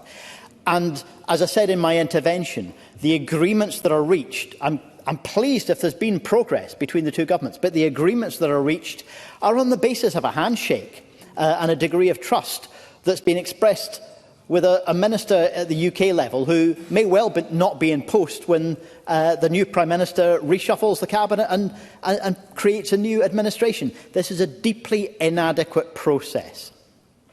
Presiding Officer, I have no wish to block the legislative consent being granted, but I don't feel that as an opposition party we've had the opportunity to scrutinise the details sufficiently, so the Greens will be abstaining on the motion.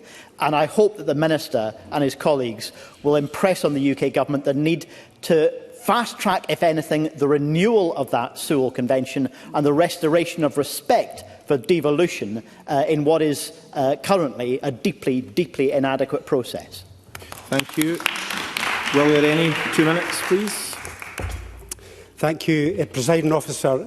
I will, as for Daniel Johnston's reasons, be supporting the LCM today, but if Ivan McKee will tolerate it, I want to return to one of my favourite obsessions, which is the DL steel plant in Lanarkshire, which I've got deep concerns about because of recent developments, which I hope the Minister will address in his summing up. It's an important part, as the Minister says, of the UK steel industry. The Minister knows that it's been dormant since 2024, almost 2 years now. We were promised that Navantia would be rolling steel plate for the Royal Navy's fleet support vessels. But because of problems in purchasing raw materials, the slab, there has been intermittent production. And now I understand that a German company is going to be using the DL plant as a jobbing mill, importing 4,000 tonnes of slab from a foreign supplier outside the UK instead of purchasing that slab from Scunthorpe. Now, all of that raises serious questions about an important part of the steel industry in Scotland. So while we're discussing this LCM, I want the Minister to address this in his conclusion. Why has it been dormant for 2 years? Why is the Government, with a £7 million loan to that company, to the GFG Alliance, Liberty Steel, Mr Gupta, allowed that to be dormant for 2 years? Why has this plant now been used, or is this plant going to be used as a jobbing plant for steel purchased or slab purchased from outside of the United Kingdom rather than Scunthorpe? What is going to happen now to the £7 million loan to the Scottish Government? Will that be repaid, and at what point will that be repaid? And when are we going to have a proper functioning mill, the only wide plate mill in the United Kingdom at DL? And when is it going to have a constructive relationship with the Scunthorpe plant? All of those issues should be at the front of the Government's mind, but this Government, as usual, is not paying attention. Thank you. I call on the Minister to wind up, please. Thank you very much, Presiding Officer. I'm grateful to members for their contributions. I'll be very brief here because I think most of the substantive points have been covered. Daniel Johnson was absolutely correct to highlight the overlap of powers here in terms of both devolved and reserved functions, and that contributed to some of the procedural complexity in this matter, which I think has led to this, particularly with the compressed timescales, this as Mr Harvey described it, deeply inadequate approach, but one where we have sought to be pragmatic and get a constructive outcome. Mr Johnson was also, I think, absolutely correct to highlight the growing importance of the national security and economic concerns. I think we recognise today we are marking 10 years since Brexit, but of course when this Parliament first reconvened it was less than 10 years after the fall of the Berlin Wall, and we do now occupy a very different world, and these are important concerns which occupy the attention of ministers and indeed form an important part of our consideration with regards to engaging with UK ministers. I would just touch on the point Rachel Hamilton made in regards to an intervention. There is within the legislation a sunset clause, so there is the power for UK ministers to extend that through the affirmative procedure, but that would obviously require a vote in Parliament. So it's just a point of information in regards to the legislation. Initially, it exists for 2 years. And Mr Massey, I welcome the support. I would just want to recognise actually the transition to net zero is going to be absolutely dependent upon the steel industry. The steel industry is going to be crucial, and it's also an opportunity, whether that's electric arc furnace transition projects, grid reinforcement and improvement. There's going to be significant demand for steel because of that move to net zero. So net zero is not just about our obligation to handing on a better planet to the next generation, but it is a tremendous economic opportunity which future generations would not forgive us if we failed to seize. Just again, I would recognise the points that Mr Harvey made with regards to the process. As I have said previously, it is not a process that we would like to see, and I have, in terms of the engagement I have had with the UK Government, they know my views on that. But I have sought to engage in a pragmatic and constructive way, given the compressed timescales we're operating in. But I think it's important for the UK Government that there is learning from this process, and that the circumstances for our Parliament, for example, when we are reforming following an election, are not an afterthought with regards to the UK Government's formulation of approach to legislation and when they decide to introduce it. Yes, certainly. Rachel Hamilton. Just very briefly, in the committee papers this morning, it had said that one of the reasons that the Scottish Government was not supporting the LCM was because it was at risk of breaking the Sewell Convention. Does the Minister now believe that the Sewell Convention is intact, considering the SNP are pretty obsessed with constitutional convention? Minister. The Sewell Convention is fundamental to functional relations between the UK Parliament and the Scottish Parliament, and I think that is something all of us in this Parliament, irrespective of our views on the constitutional future of Scotland, We should all be committed to upholding the rights of this Parliament and recognising the importance of the Sewell Convention. And certainly, as I've said several times now, this process does not conform to the highest standards, but we have sought, recognising the unique set of circumstances that we're facing, to move forward in a way which recognises the significant implications of this legislation and to work constructively in doing so. Mr Rennie raises a number of points around the DL site. I would of course want to confirm to them that we are keen to see the site restart. We do continue to work closely with the GFG group to understand how they can do that. There has been no formal ask of the Scottish Government to support so far, but I would want to advise the member and indeed the Chamber that this did form part of the discussions I had with the UK Government Minister yesterday. Given that this legislation, the territorial extent of it, includes Scotland, and of course with regards to a steel undertaking that would capture the site, I think the member's poised to intervene. Willie Rennie. So, was the Minister aware that 4,000 tonnes of slab will be coming from outside the United Kingdom and not from Scunthorpe? Did he know it was going to be turned into a jobbing plant? Was he aware of that? Minister. The member is bringing information to my attention for the first time, and I appreciate him doing so, and I will certainly follow that up with officials subsequent to this debate. But of course we recognise the sustained interest in the site. Of course we collectively want to see it a success. And this legislation, as it pertains to British Steel, of course, and that broader strategic picture of the steel industry across the United Kingdom, there's an opportunity, I think, going forward through these measures to contribute towards a sustainable future for the site at DL. Yeah, I'm happy to give way to Mr Sweeney. Paul Sweeney. Thank the Minister for giving way. He mentioned DL. It is critical to national infrastructure because it is the only plate mill left in the UK, critical to shipbuilding steel plate production. We already lost permanently the quenching and tempering facility for strengthened steel plate at Clydebridge. So would the Minister, equipped with the information that Mr Rennie has supplied to him, bring forward a statement on what the Scottish Government intends to do to develop the Scottish steel industry in early course? Minister. I can feel the Minister for Parliamentary Business's eyes boring into the back of my head. It would not be for me in the first instance, it's for Parliament to decide that. But the member's registered his point, and of course his party is free to raise that through the usual procedures at Bureau. But certainly happy to engage with the member on these matters. Presiding Officer, I think I've covered most of the points that were raised during the debate. I welcome members' engagement. I recognise that ideally we would have had the opportunity to consider this at committee, and should the committee wish to explore this matter in more detail following summer recess, I and the officials are more than happy to engage in doing so. But I would ask Parliament to support the motion before it this evening. Thank you. Thank you. That concludes the debate on a motion of legislative consent for the Steel Industry Nationalisation Bill. Point of order, Victor Curry. Thank you, Presiding Officer. During today's First Minister's questions, I did not note my interest as an employee of NHS Lothian. Mea culpa. Thank you. That has been noted. Thank you. It's now time to move on to the next item of business.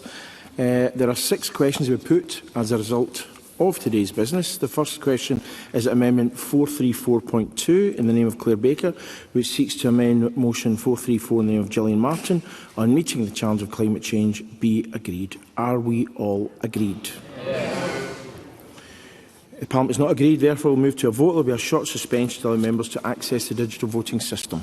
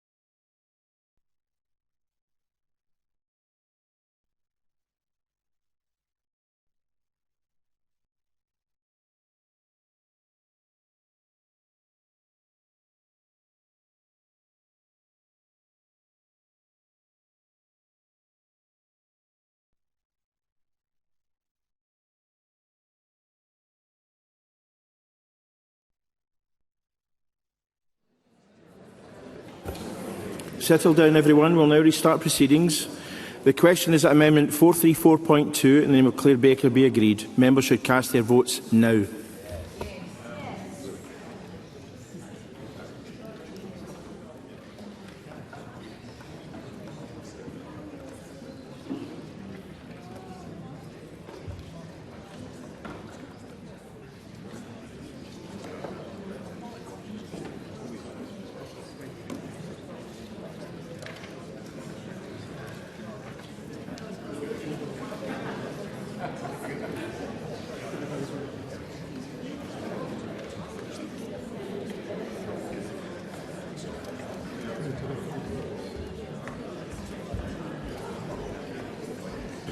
Voting is closed. Point of order, Finlay Carson. I wasn't able to log in. I would have voted no. Thank you. Your vote is recorded. Samita Kumar. Thank you, Presiding Officer. My platform did not connect. I would have voted yes. Thank you. Your vote is recorded. Heather Anderson. Yes, sorry, Presiding Officer. I couldn't connect either, but I would have voted yes. Thank you. Your vote is recorded.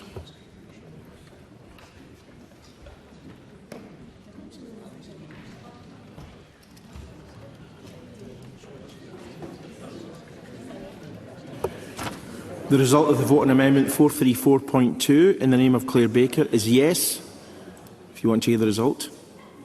Yes 92, no 27. The amendment is therefore agreed.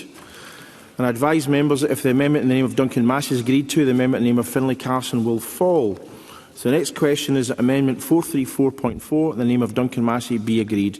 Are we all agreed? Yes. The Parliament is not agreed. Please vote now.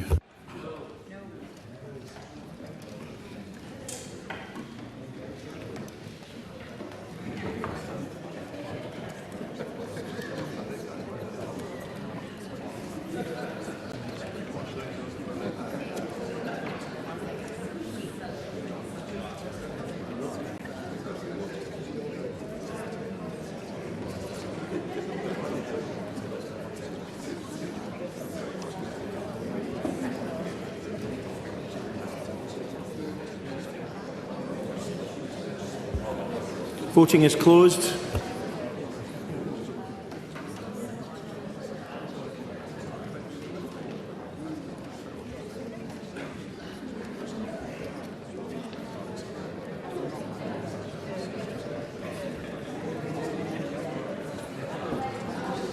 Kate Campbell, point of order. You've just squeezed it in.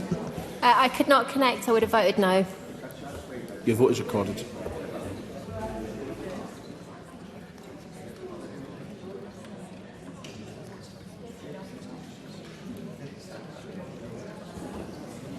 The result of the vote on Amendment 434.4 in the name of Duncan Massey is yes 17, no 102. The amendment is not agreed to. The next question is Amendment 434.3 in the name of Mark Ruskell be agreed. Are we all agreed? No. We are not agreed. Please vote now.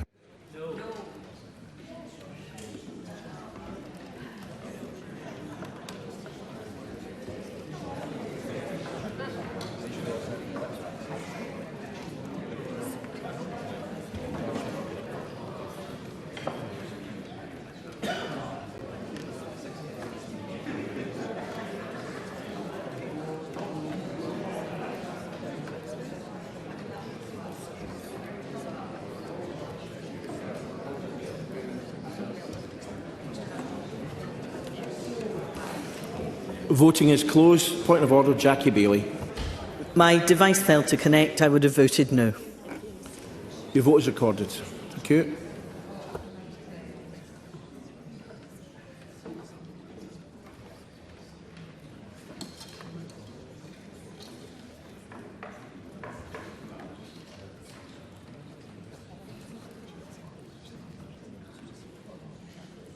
The result of the vote on Amendment 434.3 in the name of Mark Ruskell is yes 15, no 104. The amendment is therefore not agreed to. The next question is that Amendment 434.5 in the name of Finlay Carson be agreed. Are we all agreed? Yes. We are not agreed. Please vote now.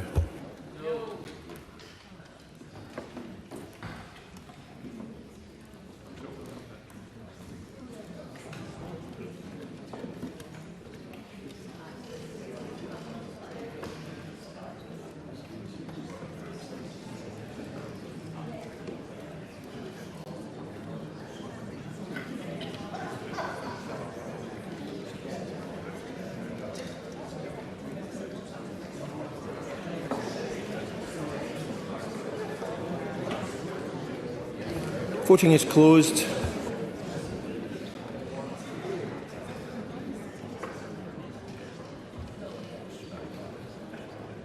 Point of order, Jim Fairley. My apologies, Presiding Officer. My system didn't connect. I voted no. Thank you. Your vote is recorded.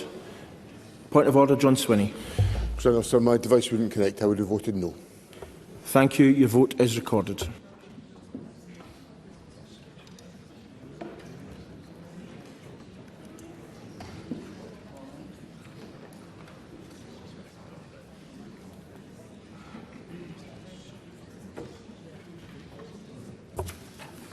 The result of the vote on Amendment 434.5 in the name of Finlay Carson is yes 27, no 92. The amendment is therefore not agreed. The next question is that motion 434 in the name of Gillian Martin as amended be agreed. Are we all agreed? Yes.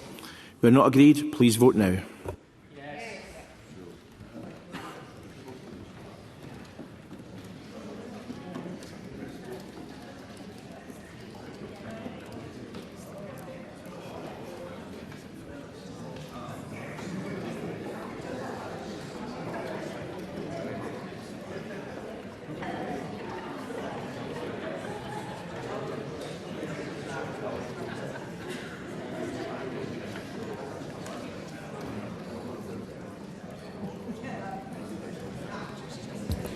Voting is closed. Point of order, John Swinney. Sir, my device wouldn't connect again. I would have voted yes. Thank you. Your vote is recorded.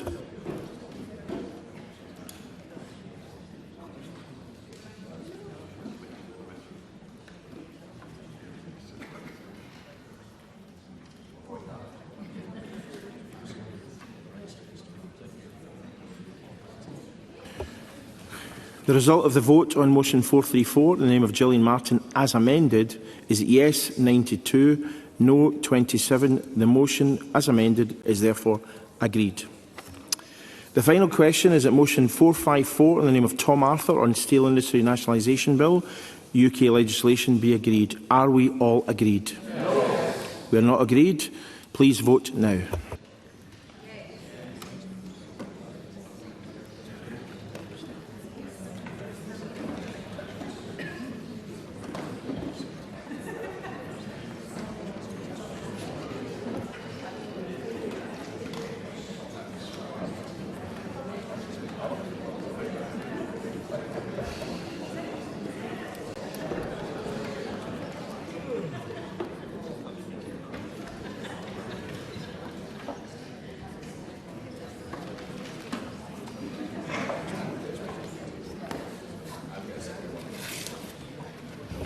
The voting is closed.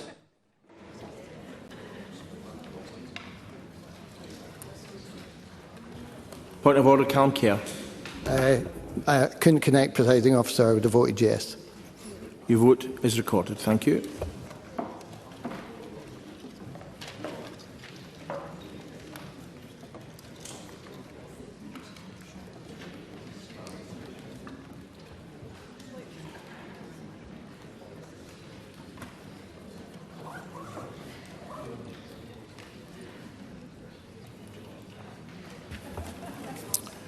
The result of the vote on motion 454 in the name of Tom Arthur is yes 93, no 10. There are 15 abstentions. The motion is therefore agreed. That ends decision time, and we now move to members' business, which is a debate on motion 227 in the name of Jack Middleton on Save STV North News. Can I ask members who are leaving the chamber to please do so quietly?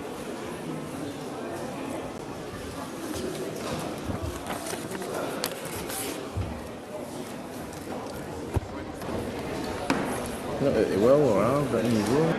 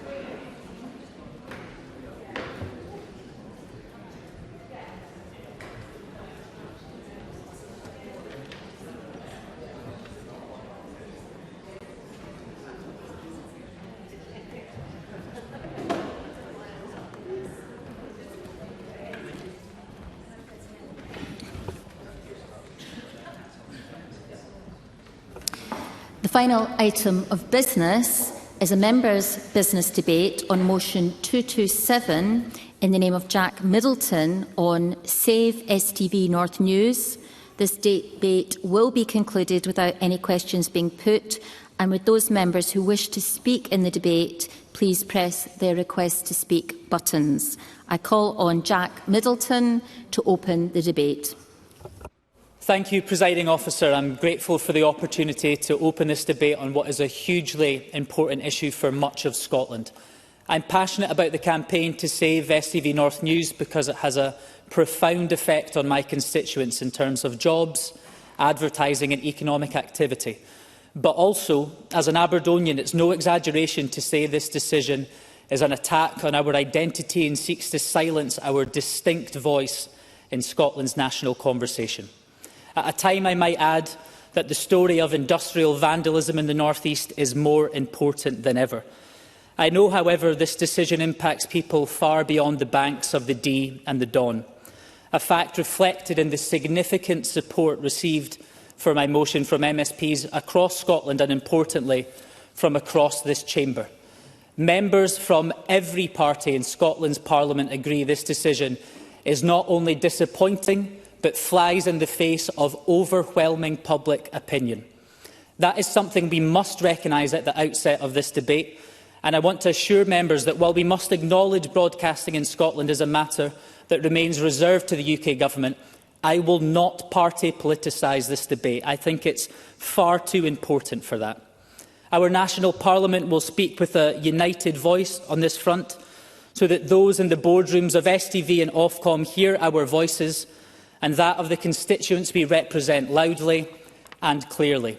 Presiding Officer, the top brass at STV want to end the distinct news programme for the North that has existed for decades. Ofcom, the TV regulator tasked with ensuring STV stick to their licence obligations, is not only waving this through with minimal checks, it has actively helped them to do so. It's a commercial decision that I strongly believe breaches the terms of their Channel 3 licence agreement. But how did we get here? In September, STV management announced plans to cut 60 jobs and axe the STV North edition of their flagship 6 o'clock news programme. Thanks to Holyrood's Culture Committee, we know that Ofcom described a back-and-forth conversation that ensued between themselves and STV management, but sadly, public access to records and minutes of those conversations have been denied.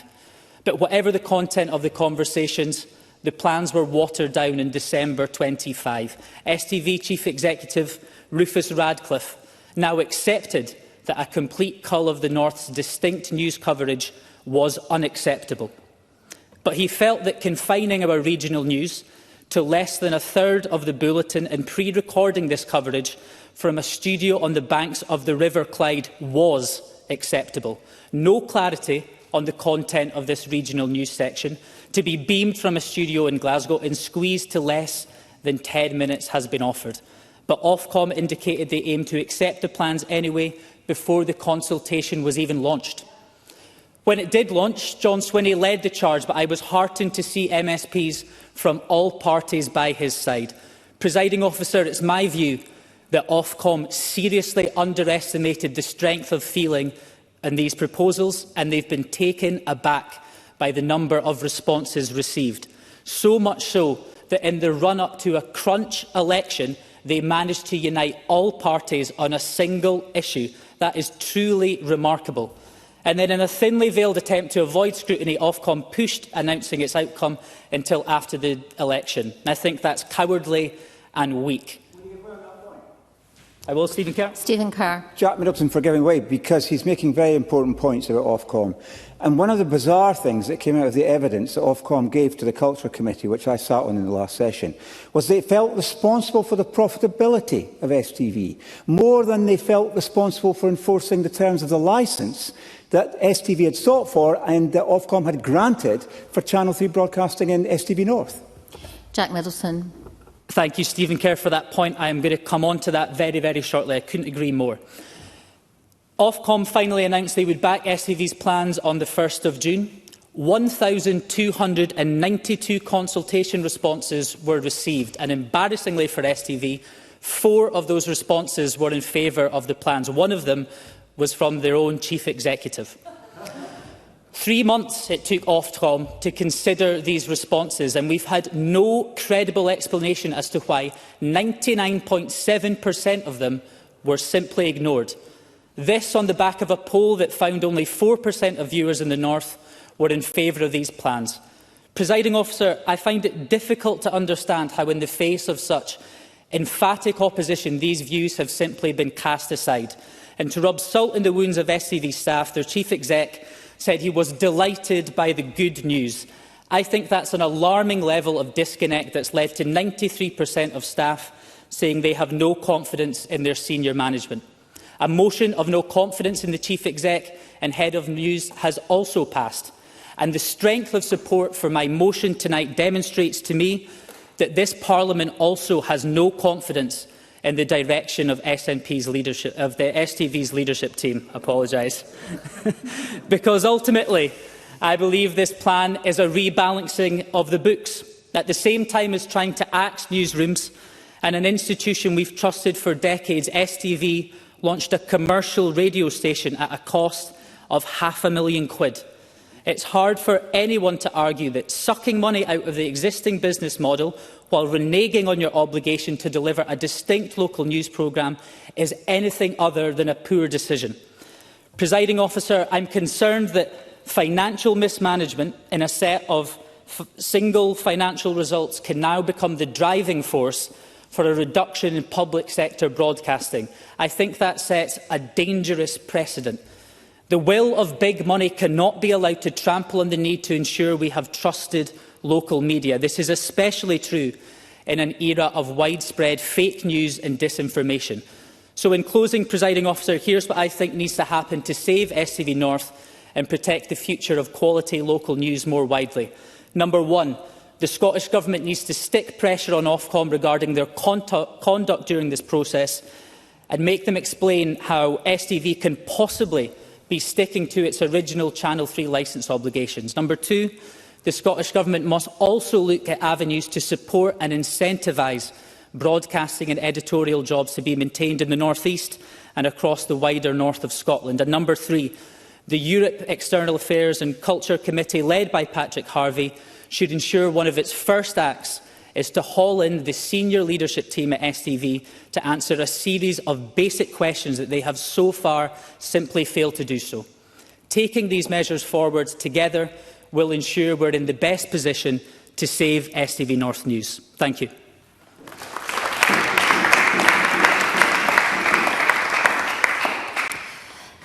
Michael Mara, to be followed by Jackie Dunbar. Michael Mara. Thank you, Presiding Officer. Can I thank Jack Middleton for bringing this debate to the Chamber today, the subject of which is of widespread concern and which will impact significantly on communities right across the north of Scotland and in my North East region. The ongoing situation at STV has been a farce that has been rolling on for months, causing untold stress to the staff at the station as uncertainty over jobs has continued, and the worry that this means for communities in the north of the country rolls on too.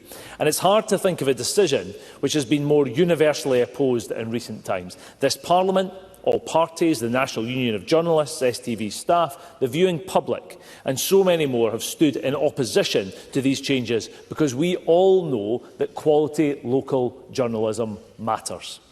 Indeed, the decline of that quality local journalism embedded close to people is a tragedy, as many localised newspapers face increasing issues with sustainability. It has become more important rather than less for the biggest companies and corporations to ensure that their journalism is rooted in communities. And that local rooted journalism is frankly the only route to sustainability for journalism, because it is unique and it is unreplaceable. In my home city of Dundee, so rich with its history of journalism and its traditions which carry through to the excellent local and regional press that we still proudly host today, we will see the loss of our dedicated news from a national broadcaster in STV and the opportunities that creates. Now, while this is, of course, a commercial decision from STV backed by the regulator to this point, is also the latest in what is becoming an ever-growing list of services being centralised away from communities in Scotland. Those in the North East and further afield have, over the years, seen this situation before. On issues like our core public services and where we see infrastructure spending prioritised, it does speak to a worrying continuation of that recent story of devolution, that while more powers are situated within Scotland, more power is taken out and is too often centralised within the central belt instead. And the absence of regional journalism will only hasten that process. And wherever we might think collectively that the barrier and where that balance should be sat, local people should have that accountability and the opportunity to make their case about where power is actually situated. Because what we're actually talking about here, Deputy Presiding Officer, is not merely just the loss of a news bulletin within the evening news, but something that is deeper and is about the identity of the communities that I represent, their ability to connect with what is going on within their areas, to tell their stories, to express themselves, and to understand what is happening where they are. More broadly, I would say, and Jack Middleton has touched on some of this, I believe personally it's an act of surrender to what is a wildfire of commoditised fear that's weaponised by tech oligarchs to purposely undermine real freedom in pursuit of power and profit. The local trained ethical journalist in Aberdeen, in Angus or Dundee will be replaced in reality not by a journalist in Glasgow, but by an AI server in orbit. That's the trend that we're on. That is the direction that these processes are taking. If we do see this decision go ahead, it seems a very long way back to real local representation within the news. So I stand in solidarity with the journalists in Aberdeen and further afield. They're leading that news in our region, and I urge Ofcom and STV to think again and to keep giving the communities in the north of Scotland the service that we need and that we deserve. Thank you. Jackie Dunbar, to be followed by Maggie Chapman. Jackie Dunbar. Thank you, Presiding Officer, and can I begin by congratulating my neighbouring MSP, Jack Middleton, on securing his first members' business debate. He's chosen a very good subject, a very topical subject, and one that matters to folk right across Aberdeen as well as the north of Scotland. I grew up watching North Tonight on Grampian TV. When I was little, I would watch the news and learn what was happening around the world. And then we would see what was happening across the North East. And it made the news matter to me when I was a bairn. It was everything local journalism should be. High quality, engaging and trusted. It's why I still watch North Tonight under the various different names it's been called over the years. I'm one of 277,000 folk across the North East and the Highlands and Islands who tune into STV to watch it. And I imagine the vast majority of those hundreds of thousands of viewers are going to be far from happy with the idea that their local news will no longer be local. Presiding Officer, I know I've said the viewing numbers already, but I really want to emphasise how phenomenal the viewing figures are for North News across the north of Scotland. 277,000 viewers, a 40% viewing share, all tuning in to STV News at 6. In a world of myths and disinformation online, where folk are increasingly questioning news sources, there's something you can trust in being able to turn on the TV and watching the local news on STV. Or for that matter, being able to walk into a shop and pick up a copy of the Press and Journal and the Evening Express. That trust and local connection resonates with folk in Aberdeen, and it means they are more willing to trust them on the matters that are further away from home too. That's why this decision by STV is just so disappointing. Our local news is being taken away at the whim of a London-based chief executive, with their decision being rubber-stamped by London-based Ofcom. STV's argument is that they want to focus on digital output instead. They feel they can try to address the lack of truth there is online by leveraging the trust folk have in their news output. Problem is that the foundation of that trust is built on STV's local and regional news. I'd love to see more STV content on social media. But STV will only be able to retain that high level of trust it enjoys for as long as they continue to anchor themselves in our local communities. At a time when Aberdeen faces such an uncertain future, where an oil capital whose businesses have been battered by the energy profit levy, we're a coastal city during a climate crisis, we're home to critical national infrastructure while Russia is becoming more of a threat, and we're a cash cow whenever the UK government can't balance its books. And despite being surrounded by farms and wind farms, fishing boats and oil rigs, people are struggling with their food and energy bills. With all of that going on, if folk can't find news from a source that they can trust, then some will turn to outlets that tell them what they want to hear instead. Local journalism builds trust, and the need for high-quality local journalism across every format is greater than ever. That includes TV coverage. That includes North News. STV and Ofcom are both in the wrong here, and I hope that one of them will see sense and reconsider before it's too late. Thank you, Presiding Officer. Maggie Chapman, to be followed by Laura Mitchell. Maggie Chapman. Thank you, Presiding Officer, and I thank Jack Middleton for securing this debate. I was pleased to support STV workers in the last session when plans to cut STV North were first announced, and I remain as resolutely against these cuts and behind those workers now as I was then. Because, as others have said, high-quality local news is crucial to supporting local and regional identities, building communities and strengthening our democracy. And this is especially important in a country where so much focus is on Glasgow, on Edinburgh, on the Central Belt. Our TV coverage should reflect life in all parts of Scotland.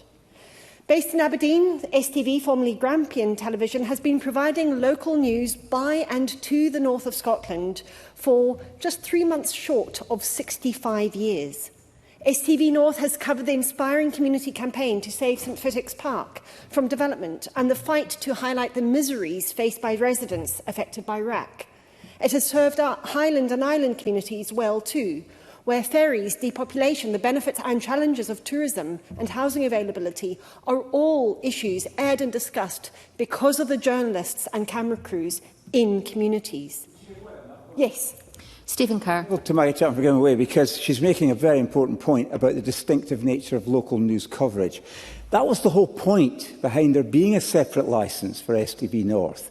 And the decisions that Ofcom have made in support of the STV management have completely undercut all of that. Would it have not been more honest of everybody involved if STV had simply surrendered the licence and allowed Ofcom to attract someone else to provide that service?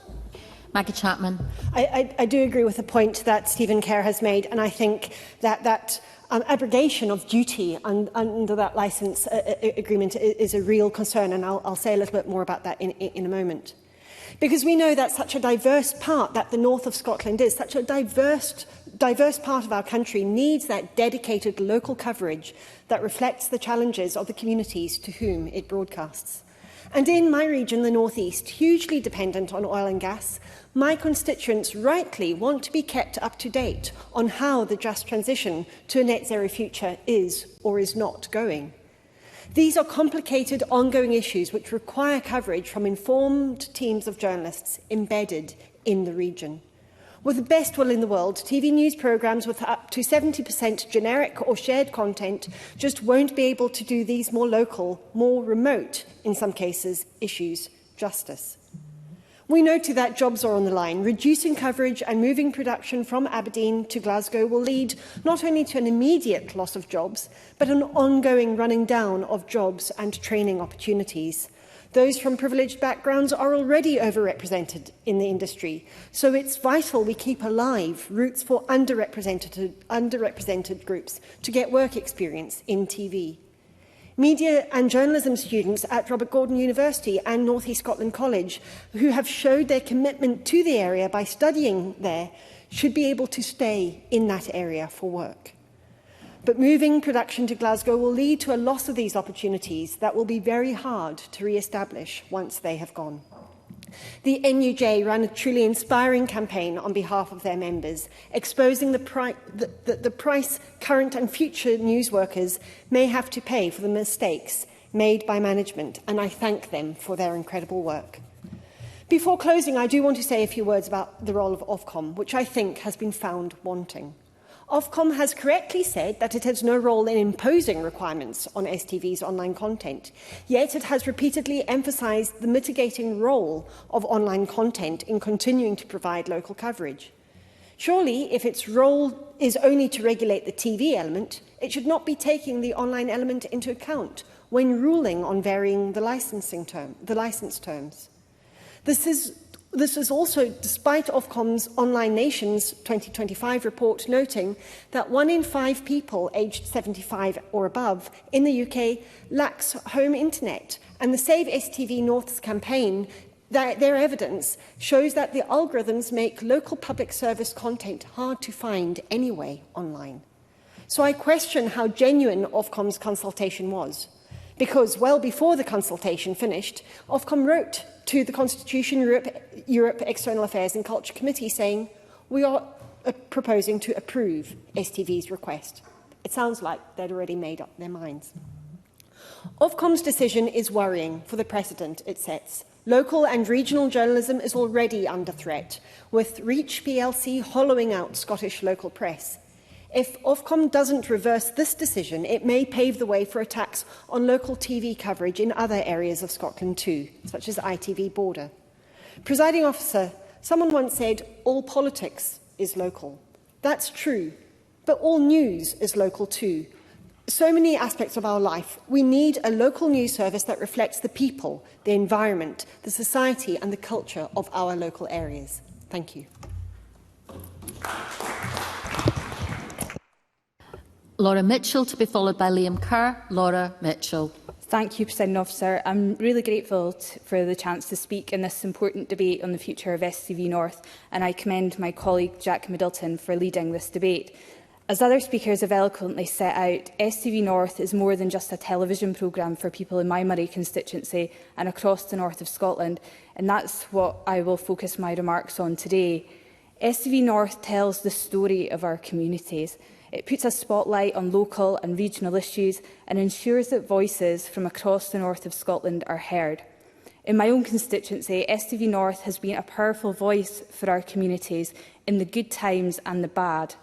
When the UK Government threatened to close RAF Lossiemouth, the team at STV North were there.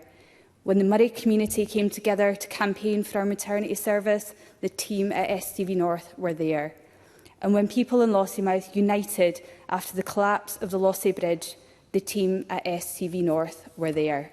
Just as the trusted reporters at STV North are there when severe weather hits, when businesses are innovating and creating jobs in our communities, and when our young people in schools are achieving great things. It is STV North that is always there to tell our stories. And the communities I represent deserve to hear their dialect, and to see their lives, their concerns and successes reflected in the media. They deserve a news programme packed with first-class journalism. Journalism that has been provided to my Murray constituents by well-known and well-respected reporters like Nicola McCally and Ian Ramage for many years. Journalists who have taken great time and great care to know our communities. I hear all the time how people in rural communities like Murray can often feel disconnected from national conversations, and that is a key point here. Cutting our regional news output means fewer opportunities for people across the north of Scotland to have their experiences, their culture and their way of life represented on screen, to be part of the conversation. Decisions about the future of regional news in Scotland must recognise its unique public value. And as the motion sets out, it is deeply valued, with only 4% of viewers in the north of Scotland supportive of these cuts. Presiding Officer, like Jackie Dunbar, I am old enough that I grew up on the OG news in the north, Grampian Tonight, and I know the affection that my Murray constituents have for the presenters and reporters that have, over many years, beamed into their homes to tell their stories each night. Local news cannot simply be replaced by national coverage. Stories from the north of Scotland deserve to be told by people who know the north of Scotland. Opposition to STV's plans come from all quarters: viewers, trade unions, businesses, politicians, and as Jack Middleton has pointed out, it is an issue that has united MSPs across the chamber, and that is no mean feat. Ofcom's decision to rubber stamp these unpopular Central Belt focus plans are a travesty, and as has already been said today, the decision-making process is not only deeply flawed, but it ignores the strong views of the people in our unique corner of the world. It's not too late for Ofcom to admit it has got this wrong, to hold its hands up, to reverse its decision and to do the right thing, and protect the future of quality local news coverage in the north of Scotland. Liam Kerr, to be followed by George Adam. Liam Kerr. Yeah, thank you, Presiding Officer, and can I thank Jack Middleton and congratulate him on securing this debate and on his powerful speech, because I cannot understand, and I deeply regret, not only STV's decision to cut its dedicated North of Scotland news programme, but Ofcom's decision to approve it. It is appalling, it is short-sighted, and it is hugely detrimental to the people of the North and the North East of Scotland. And what makes it even more frustrating is that this appears to have been rubber-stamped, despite reports that only 4% of viewers in the North and North East supported the proposals. Yet again, our communities are not being listened to. Presiding Officer, I well remember when STV announced plans last September to axe the North News Bulletin and merge it into a single programme from Glasgow. At the time, I joined my Scottish Conservative colleagues in raising serious concerns about the impact that would have on our constituents. But as Laura Mitchell just pointed out, this was not, and is not, party political. Perhaps uniquely, we were and are united. Now, I remember that STV suggested this would save £2.5 million or so, although at the same time as they launch a £500,000 commercial radio station, I find that rather difficult to stand up. But even should these changes save £2.5 million, the question is, at what cost? Because, Presiding Officer, there is a very real human cost. 10% of the workforce is being cut, with a disproportionate impact on jobs in the north of Scotland. And there is a huge cost to news. For more than 65 years, this programme has done far more than simply report. Maggie Chapman was right. It has given a voice to rural and regional communities. It has reflected local priorities. And it has provided scrutiny, balance and accountability at every level of government and public life. In my view, regional bulletins remain one of the most important public service broadcasting commitments, particularly for rural communities that are too often overlooked. And these proposals risk silencing the voice of the North East. And I want to pick up on something that Michael Mara set out earlier. Issues that matter deeply to our communities will inevitably receive less prominence and less depth of coverage within a centralised programme where the focus will, as usual, gravitate to the Central Belt. And that matters because this reduction in regional output represents a substantial weakening of the service, of democratic scrutiny, of accountability and of representation for communities that already feel distant from decision makers. A single centralised programme cannot adequately provide the prominence, continuity and depth of coverage needed to reflect the distinct priorities and concerns of the North East, the Highlands and Islands. And I felt Jackie Dunbar made a really important point earlier. At a time when trust in mainstream media is under pressure and people are increasingly turning elsewhere for information, reducing trusted local journalism is exactly the wrong direction of travel. Because when local reporting disappears, misinformation, disinformation and fake news will all too readily fill that gap. So, Presiding Officer, I am very pleased that Jack Middleton brought this motion tonight so that we as a Parliament can come together to support regional journalism, to stand up for the dedicated staff affected by these decisions, stand up for the communities they serve and condemn these plans in the strongest possible terms. Because the fact is that public service broadcasting obligations must be judged by outcomes for audiences, not by operational convenience and not by corporate cost saving. That's why I support the calls in this motion today. Because if public service broadcasting means anything, it means ensuring that every part of Scotland is seen, heard and represented. Thank you. Due to the number of members who wish to speak in this debate, I am minded to accept a motion without notice under Rule 8.14.3 to extend the debate by up to 30 minutes. I now invite Jack Middleton to move a motion without notice. Moved, Presiding Officer. The question is that the debate be extended by up to 30 minutes. Are we all agreed? Yes. That is agreed. I call George Adam to be followed by David Green. George Adam. Thank you, Presiding Officer. And can I thank Jack Middleton, my friend and colleague, for bringing this important debate to the Chamber. I'm going to carry on with the love-a-thon that seems to be going between all the cross parties here today, because Liam Kerr and Jack Middleton are correct that this is a non-political issue. And in the previous Culture Committee, Stephen Kerr and I disagreed on the time of the day, what day of the week it was, and we argued about them in regular points and regular occasions, but we agreed on this.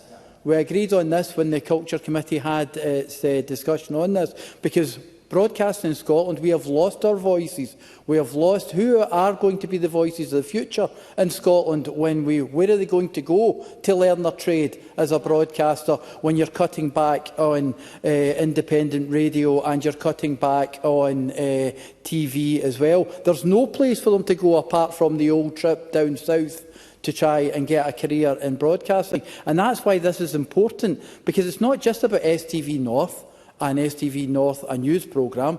It's about the fact that it's going to affect me and my constituents, because that centralised news programme is going to have less time for Paisley and Greater Paisley than it has for anywhere else. So you're going to end up trying to cram into that half-hour sport, news and everything from the whole of Scotland. It's not going to be work, and it's going to cause problems where people are not going to hear their voices and their stories. And why does that matter? Yes. Stephen Kerr. I think grateful to George Amber. He's making really good points about the importance of these media outlets in terms of career and opportunity and talent development and all the rest of it. The reality is, and I'm sure he may mention a bit more about this because I know he's a passionate believer, as I am, in the medium of radio, but we see that in radio as well, where there's a consolidation of ownership, there's more radio stations than ever before, but yet there seems to be more of the same content and less opportunity for young Scots to make a way in career terms as presenters or engineers or all of those other jobs that are vitally important. George Adam. I think Stephen Kerr is correct, because if you look at the first independent radio station out with London in the 1970s was Radio Clyde, and that was the first time where people could go and ply their trade as a Scottish person in an independent radio station, and others ended up coming there. We have more radio stations than ever, but the problem we have is they're owned by centralised networks effectively, and STV to actually start a radio station in a market that we're constantly told is overcrowded for advertising and everything else is brave and challenging at best. But the real issue that everybody's brought up here is the fact that it's Ofcom that are really the bad guys in this whole scenario, because they're the ones that, if STV have just taken the system and used it to their advantage, and Ofcom, knowing that Ofcom are a toothless tiger. Ofcom exists to regulate, it exists to protect the public service broadcasting, and it exists to protect plurality, if I can even say it. Yet every time Scottish broadcasting is weakened, Ofcom appears to wave it through. And this is the problem. Every single time this comes up, they wave it through and they say there's another reason. Their job is not to actually talk about whether the sustainability of a company, although that's extremely important, but that's not what their job is. And if you look at STV's role in history, they've got a proud history of their regional roots and knowing where they came from and what's important. And that was something they'll lose because of this, Presiding Officer. But the threat's even bigger than that, and anybody in broadcasting will tell you that. Tastes are changing, broadcasting's changing, there's a centralisation of international groups of broadcasting companies, and recently we've had Sky taken over by Comcast, a multi-billion-pound American organisation, who Sky in turn are now going to do a £1.6 billion takeover of ITV. Now, the bizarre situation we could be in here is this is small potatoes compared to everything that could happen. We could be talking about, all of a sudden, £100 million for STV would not seem difficult to a company of that size. And then we wouldn't be talking about STV at 6 News being a problem. We'd be talking about the fact of very having news at all for us. I want to finish on a simple point, Presiding Officer. The people of Scotland aren't asking for special treatment. They're asking for fair treatment. Yeah. They ask for their communities to be seen, to be heard, and these stories matter. That's why this decision matters. I say to STV, remember where your strength came from. It came from serving the communities throughout Scotland, not from reducing them as an afterthought. And I say to Ofcom, start doing your job. Stop congratulating yourself on managing decline and start doing the job the UK Parliament created you to do. A regulator that watches regional broadcasting shrink, local journalism weaken and media ownership become concentrated is not protecting public service broadcasting. It's presiding over disaster. Scotland deserves better than that. Our communities deserve better than that. And if Ofcom will not stand for Scottish broadcasting, then this Parliament must do so and make its voice heard. David Green, to be followed by Stephen Kerr. David Green. Thank you, Deputy Presiding Officer. And I begin by congratulating Jack Middleton on securing this debate. I know he has been a strong advocate for the Save STV North campaign, and I'm grateful that he's given all of us in this chamber the opportunity to come together and coalesce around this issue this evening. Like many members, I'm concerned about the centralisation of STV North. It's not simply a staffing decision, but a cost-saving measure. Instead, it represents a fundamental change in how the north of Scotland is represented on television, and it risks weakening one of the few remaining sources of consistent, dedicated regional journalism for our part of the country. So let's not forget that for more than 60 years, STV North has provided coverage across the north of Scotland, including from my constituents across Caithness, Sutherland and Ross. And as members from across the chamber have highlighted this evening, it has not only delivered news bulletins, but also provided scrutiny of local decision-making, ensure that issues affecting our communities are visible beyond the immediate area. And for those of us who represent sparsely populated communities in the north of Scotland, and who are all too familiar with the challenge of ensuring that those voices are heard by governments of all colours that can all too often feel too distant, that role has been crucial. It is also concerns that were strongly reflected in evidence to the Scottish Affairs Committee at Westminster. Nick McGowan-Lowe of the National Union of Journalists warned that the proposals are not a minor restructuring, but a significant downgrading of regional journalism. He argued that moving production to Glasgow would undermine journalists' ability to cover breaking news in real time. Instead, he suggested that output would increasingly rely on pre-recorded material, meaning events in the north could be missed or delayed as a result of the erosion of the very journalism that we need within our own communities. And as he put it, you would see the cultural centre of Scotland shifted down towards the M80. I also share concerns echoed across the political spectrum tonight about the loss of jobs, not only those that have been announced, but also the loss of opportunities for aspiring young journalists of the future. As a former student in Aberdeen, I know just how important it is that training routes and long-term career pathways outside of the Central Belt are not only protected, but strengthened. And given the economic pressures facing the broadcasting sector, I recognise the challenges that are involved, and I do therefore welcome the confirmation that STV's current bases in the North region will be maintained. But nonetheless, if skilled jobs and training pipelines are removed from places such as Aberdeen or Inverness, they are going to be extremely difficult to rebuild. So there is therefore a wider responsibility in this Parliament, and I welcome what Jack Middleton called for in his speech, and I can assure him that the Culture Committee this morning debated in public in our work plan, bringing in STV bosses to hold them to account, and I hope we certainly will do. And I'm sure I'll be able to speak to the member about that before that session. There's also going to be invariable questions on the rest of us in the Scottish Government too, about assurances that the wider created industry sector will need. No doubt, I assure that the lens for which we'll see this in the upcoming Screen Scotland reforms will need to be considerate. But look, in closing, Deputy Presiding Officer, it is hard to come to any other conclusion than the centralisation of STV North has let down staff, who we will all be aware are reporting serious concerns about well-being that must also be addressed by STV bosses, but it has also let down our communities right across the North. In closing, trust, I fear, has been lost, and it will be difficult to rebuild. Stephen Kerr to be followed by Helen McDade. Stephen Kerr. I didn't enjoy Jack Middleton's last speech when he spoke from back here, but I did enjoy the speech that he gave this evening, because I think he captured the essence of the debate, and I think all the speeches that have followed have largely, I think, been really excellent in terms of airing this issue. And I'm not sure I'm going to say anything that's terribly original compared with everything that's already been said. But let me say this, that in many years of observing these matters, I have not yet seen a regulator that is any good.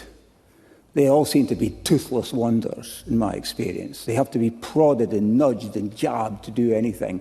And this is a case in point. If we have to have monopolistic arrangements for the provision of public services, such as public service broadcasting, then we need to have regulators that are prepared to do their job. And what is the point of Ofcom issuing licences, awarding licences, as they did to STV, just months before these announcements, by the way, in relative terms? I mean, it's frankly disgraceful that there wasn't more integrity about this. I mentioned the word honesty in relation to Maggie Chapman's speech. Would it have not been more honest, I said. I genuinely mean that. If you make commitments to local communities and apply for and obtain an extension of existing licence to provide local broadcasting, and then you very quickly then undo all of that, I'm sorry, I have a real problem with that, frankly. I genuinely believe, and I think we put it to Ofcom, that they should have taken the licence back and had another go at finding someone that would meet the requirements that were part of the licence. But I have wider concerns, and George Adam's right, this is a most unholy arrangement, but George Adam and I agree on this, because I am genuinely concerned about the pattern of consolidation and ownership, which might result in very few UK-owned, domestic, domiciled broadcasters. It's all going the way of international global streamers or huge American conglomerates. I'm not happy about that. That's why I've changed my mind a lot about the BBC, for example. At one time, I'd been quite a critic of the BBC, but now I think of myself as a #1 supporter, because we need to retain these UK, these Scottish-based operations for the sake of reflecting who we are to the world, let alone to ourselves, which is a point that a number of speakers have made. Look, I grew up watching Grampian TV. That's why I'm speaking in this debate. That's why I'm passionate about this issue. I come from Angus, and I grew up with the great names of Grampian TV, Jimmy Spanky. I mean, I'm one of the oldest members now, and I'm replying to a debate from one of the youngest. But Jimmy Spanky, I don't expect Jack Middleton have ever heard of him. Ron Thompson, Callum Kennedy, the music of Callum Kennedy. George Kidd, who was a celebrity in many different ways in Dundee. And they had programmes. I mean, I remember going to my grandparents for the weekend, and on a Friday night, they always watched when it was on Bothiness. And those of us who are old enough will know it was a celebration of our culture in that part of Scotland. These were much more than programmes. They were a shared experience. And that's what we need in order to create a cohesive society. More shared, local, identifiable experiences. And that's why members from across this Parliament, in all the parties, I think in all the parties, I'm yet to hear from Helen McDade, but I'm sure she will be broadly supportive. I expect she will be. To support the retention of these licences as they were awarded. And I have really very little positive to say about Ofcom. And I do worry, Maggie Chapman mentioned online. I mean, they have online regulatory responsibilities, Ofcom. And that's a huge issue for us in this country, as it is globally. And I worry that they're going to be as toothless in enforcing online safety, as per the Online Safety Act, than they are in relation to broadcasting. I have a whole range of concerns which I will not exercise your patience, Presiding Officer, or my colleagues' patience in the Chamber in relation to the current state of broadcasting. But ignoring viewers, ignoring communities is one thing, but ignoring the very licence conditions by which they awarded a licence is completely bamboozling to me. And I thought that Michael Mara spoke well, as he always does in my experience, even when I disagree with him, because he spoke about the importance of local news journalism. A number of colleagues across the chamber have. I'm running out of time. But I just want to say how important it is. I find it, frankly, heartbreaking to see the state of local journalism. The local newspapers. I pick up my local newspaper, and it's largely national news that's been just stuck in to fill out the pages. Local news increasingly relegated to a few columns, a couple of pages. That's not good. It's not good for our democracy. We need good information to be available to the people of our country so they can make good judgments, good decisions. And if increasingly, Presiding Officer, the information is coming from tainted sources online with an agenda, a clear political agenda to create division and distrust between us in this country, often sponsored by foreign bad actors, then we should wake up. And that's why I am delighted, my Conservative colleagues and I, to support all of the other parties and their voices in relation to this vitally important issue for our country's national security.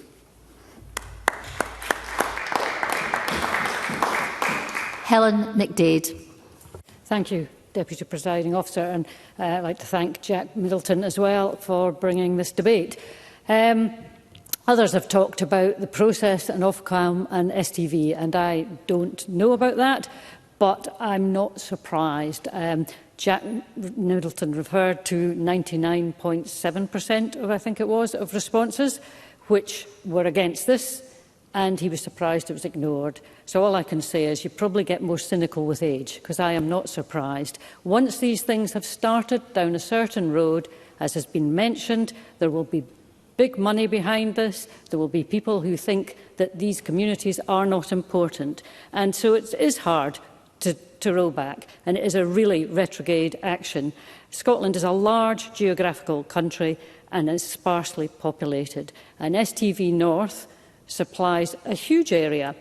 I have lived in Thurso, Aberdeenshire, North East Fife, and I live in North Perthshire, and I have been served by STV North in all those areas. So it covers a huge area, but you never feel like, oh, well, that's about up there, the far north, or that's about Aberdeen, because we've all watched, and I grew up in Thurso, we've all watched the same thing. And it is something about bringing together rural North Scotland. And so it was mentioned by David Green about breaking news will be lost. And I think that's a really important point. And sometimes you see something important on STV North, and if you watch the other side because you have to know what's going on, you think, there's nothing about that here. And it's because they've nobody up there. Or, you know, nowadays, when they might want to interview you, and they'll say, well, we'll do it online, because you'll say, well, why don't you come to Perth and interview me there? I mean, it's just Perth, it's not Thurso. And they're not interested. And sadly, that is what we are facing. So even when you watch now STV, occasionally I'm in Edinburgh or whatever, you see the other STV, or you can watch it online, and you think, oh, they didn't even mention that really major thing. And I go back quite a long way to a significant anniversary of the Piper Alpha disaster. And I remember seeing the news on STV North, where they looked at the ceremony for that, and it virtually didn't get mentioned on other national broadcasts. And so this is a really important thing. The journalists are trained and embedded in the area. I remember being interviewed on the Eithin about pollution in the Eithin, and STV North turned up with about 5 Gaelic trainees. It's when they were starting the Gaelic programme. So it is something we need to fight for. It is very difficult to see how you roll back these decisions when they've been made. It has been pointed out that the Scottish Government has an advertising revenue, and, you know, can that help them have some weight? But But it is something that we do need to fight at a national and UK level about continuing to get this. Because make no mistake, once this goes, they will be coming for Borders TV. So I'm delighted to have the opportunity to speak. Thank you. I now call on Mary McCallum. Thank you, Presiding Officer, and thank you to Jack Middleton for bringing this debate. I was very pleased to meet with him and with my colleague, the Minister for Business and Fair Work, recently. And he and others are absolutely right to reflect both the cross-party consensus on this issue, but also the cross-civic society support for it too. So let me add the Scottish Government's voice to that by being absolutely clear that STV's choice to reduce news coverage in the North East and Ofcom's decision to approve that are completely unacceptable. Not just for the audiences who are directly affected, but for the people across Scotland who are seeing the erosion of their right to access relevant, reliable and trustworthy news. Something that has rightly been reflected tonight is absolutely fundamental to our local democracy and to accountability. We know that Scotland's areas and regions are distinctive. We are made up of different communities with different interests, different needs, and as both Laura Mitchell and Helen McDade have reflected, different emerging news stories. So the issues that are important to people in Glasgow will not always be the same as those that are important to the people of Aberdeen. And we all have a right to be informed about our local area, our local interests and our local people. And I think what Jackie Dunbar was talking about really resonated with me when she said this is the importance, that local voice is what fosters trust.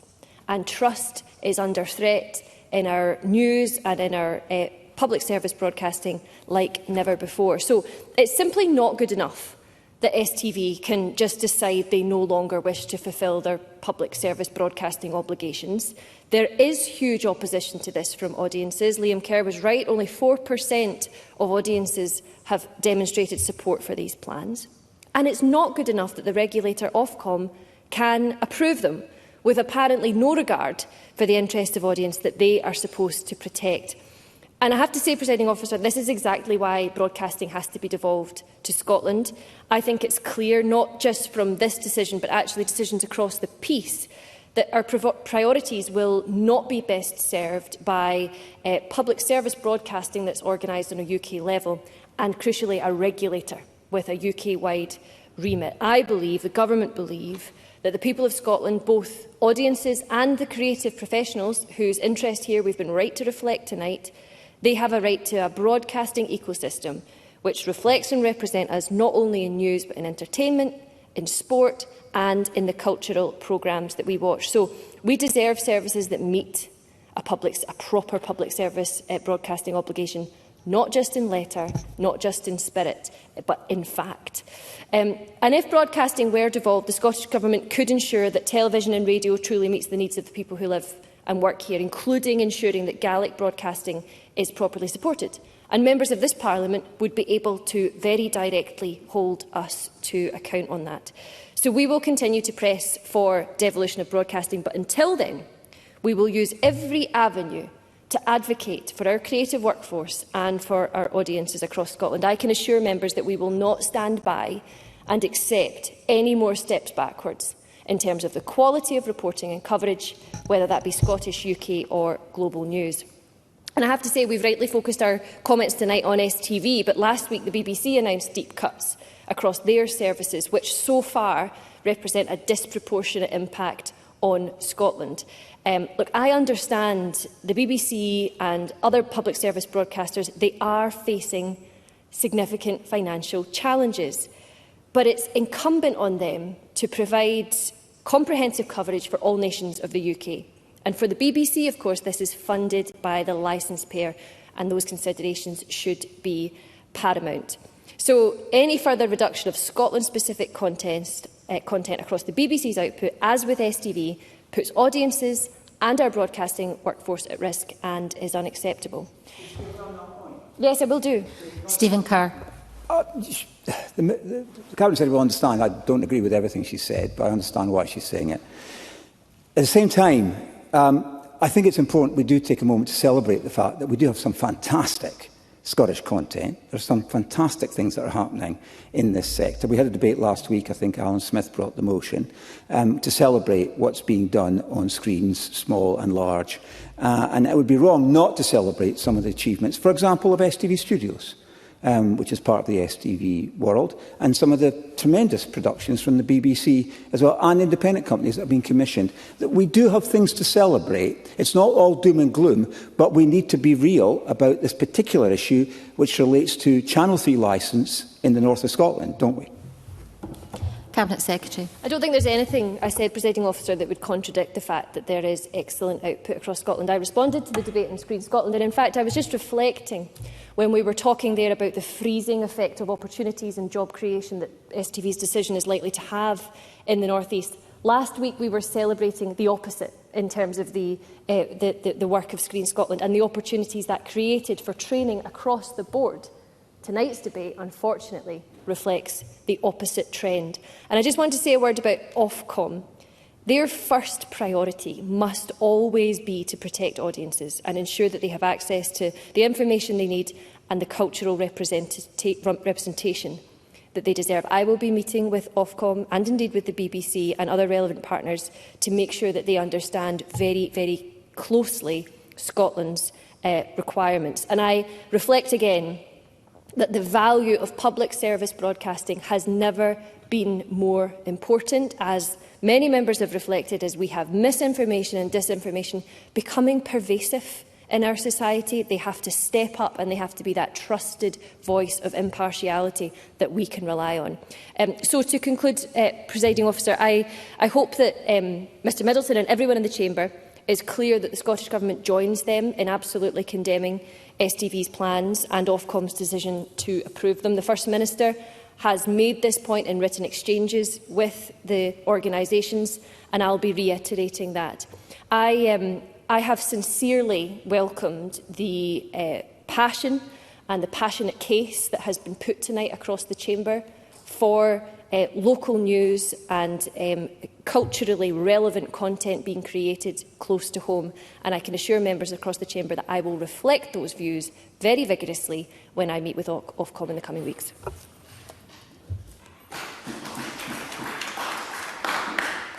That concludes this debate. I close the meeting.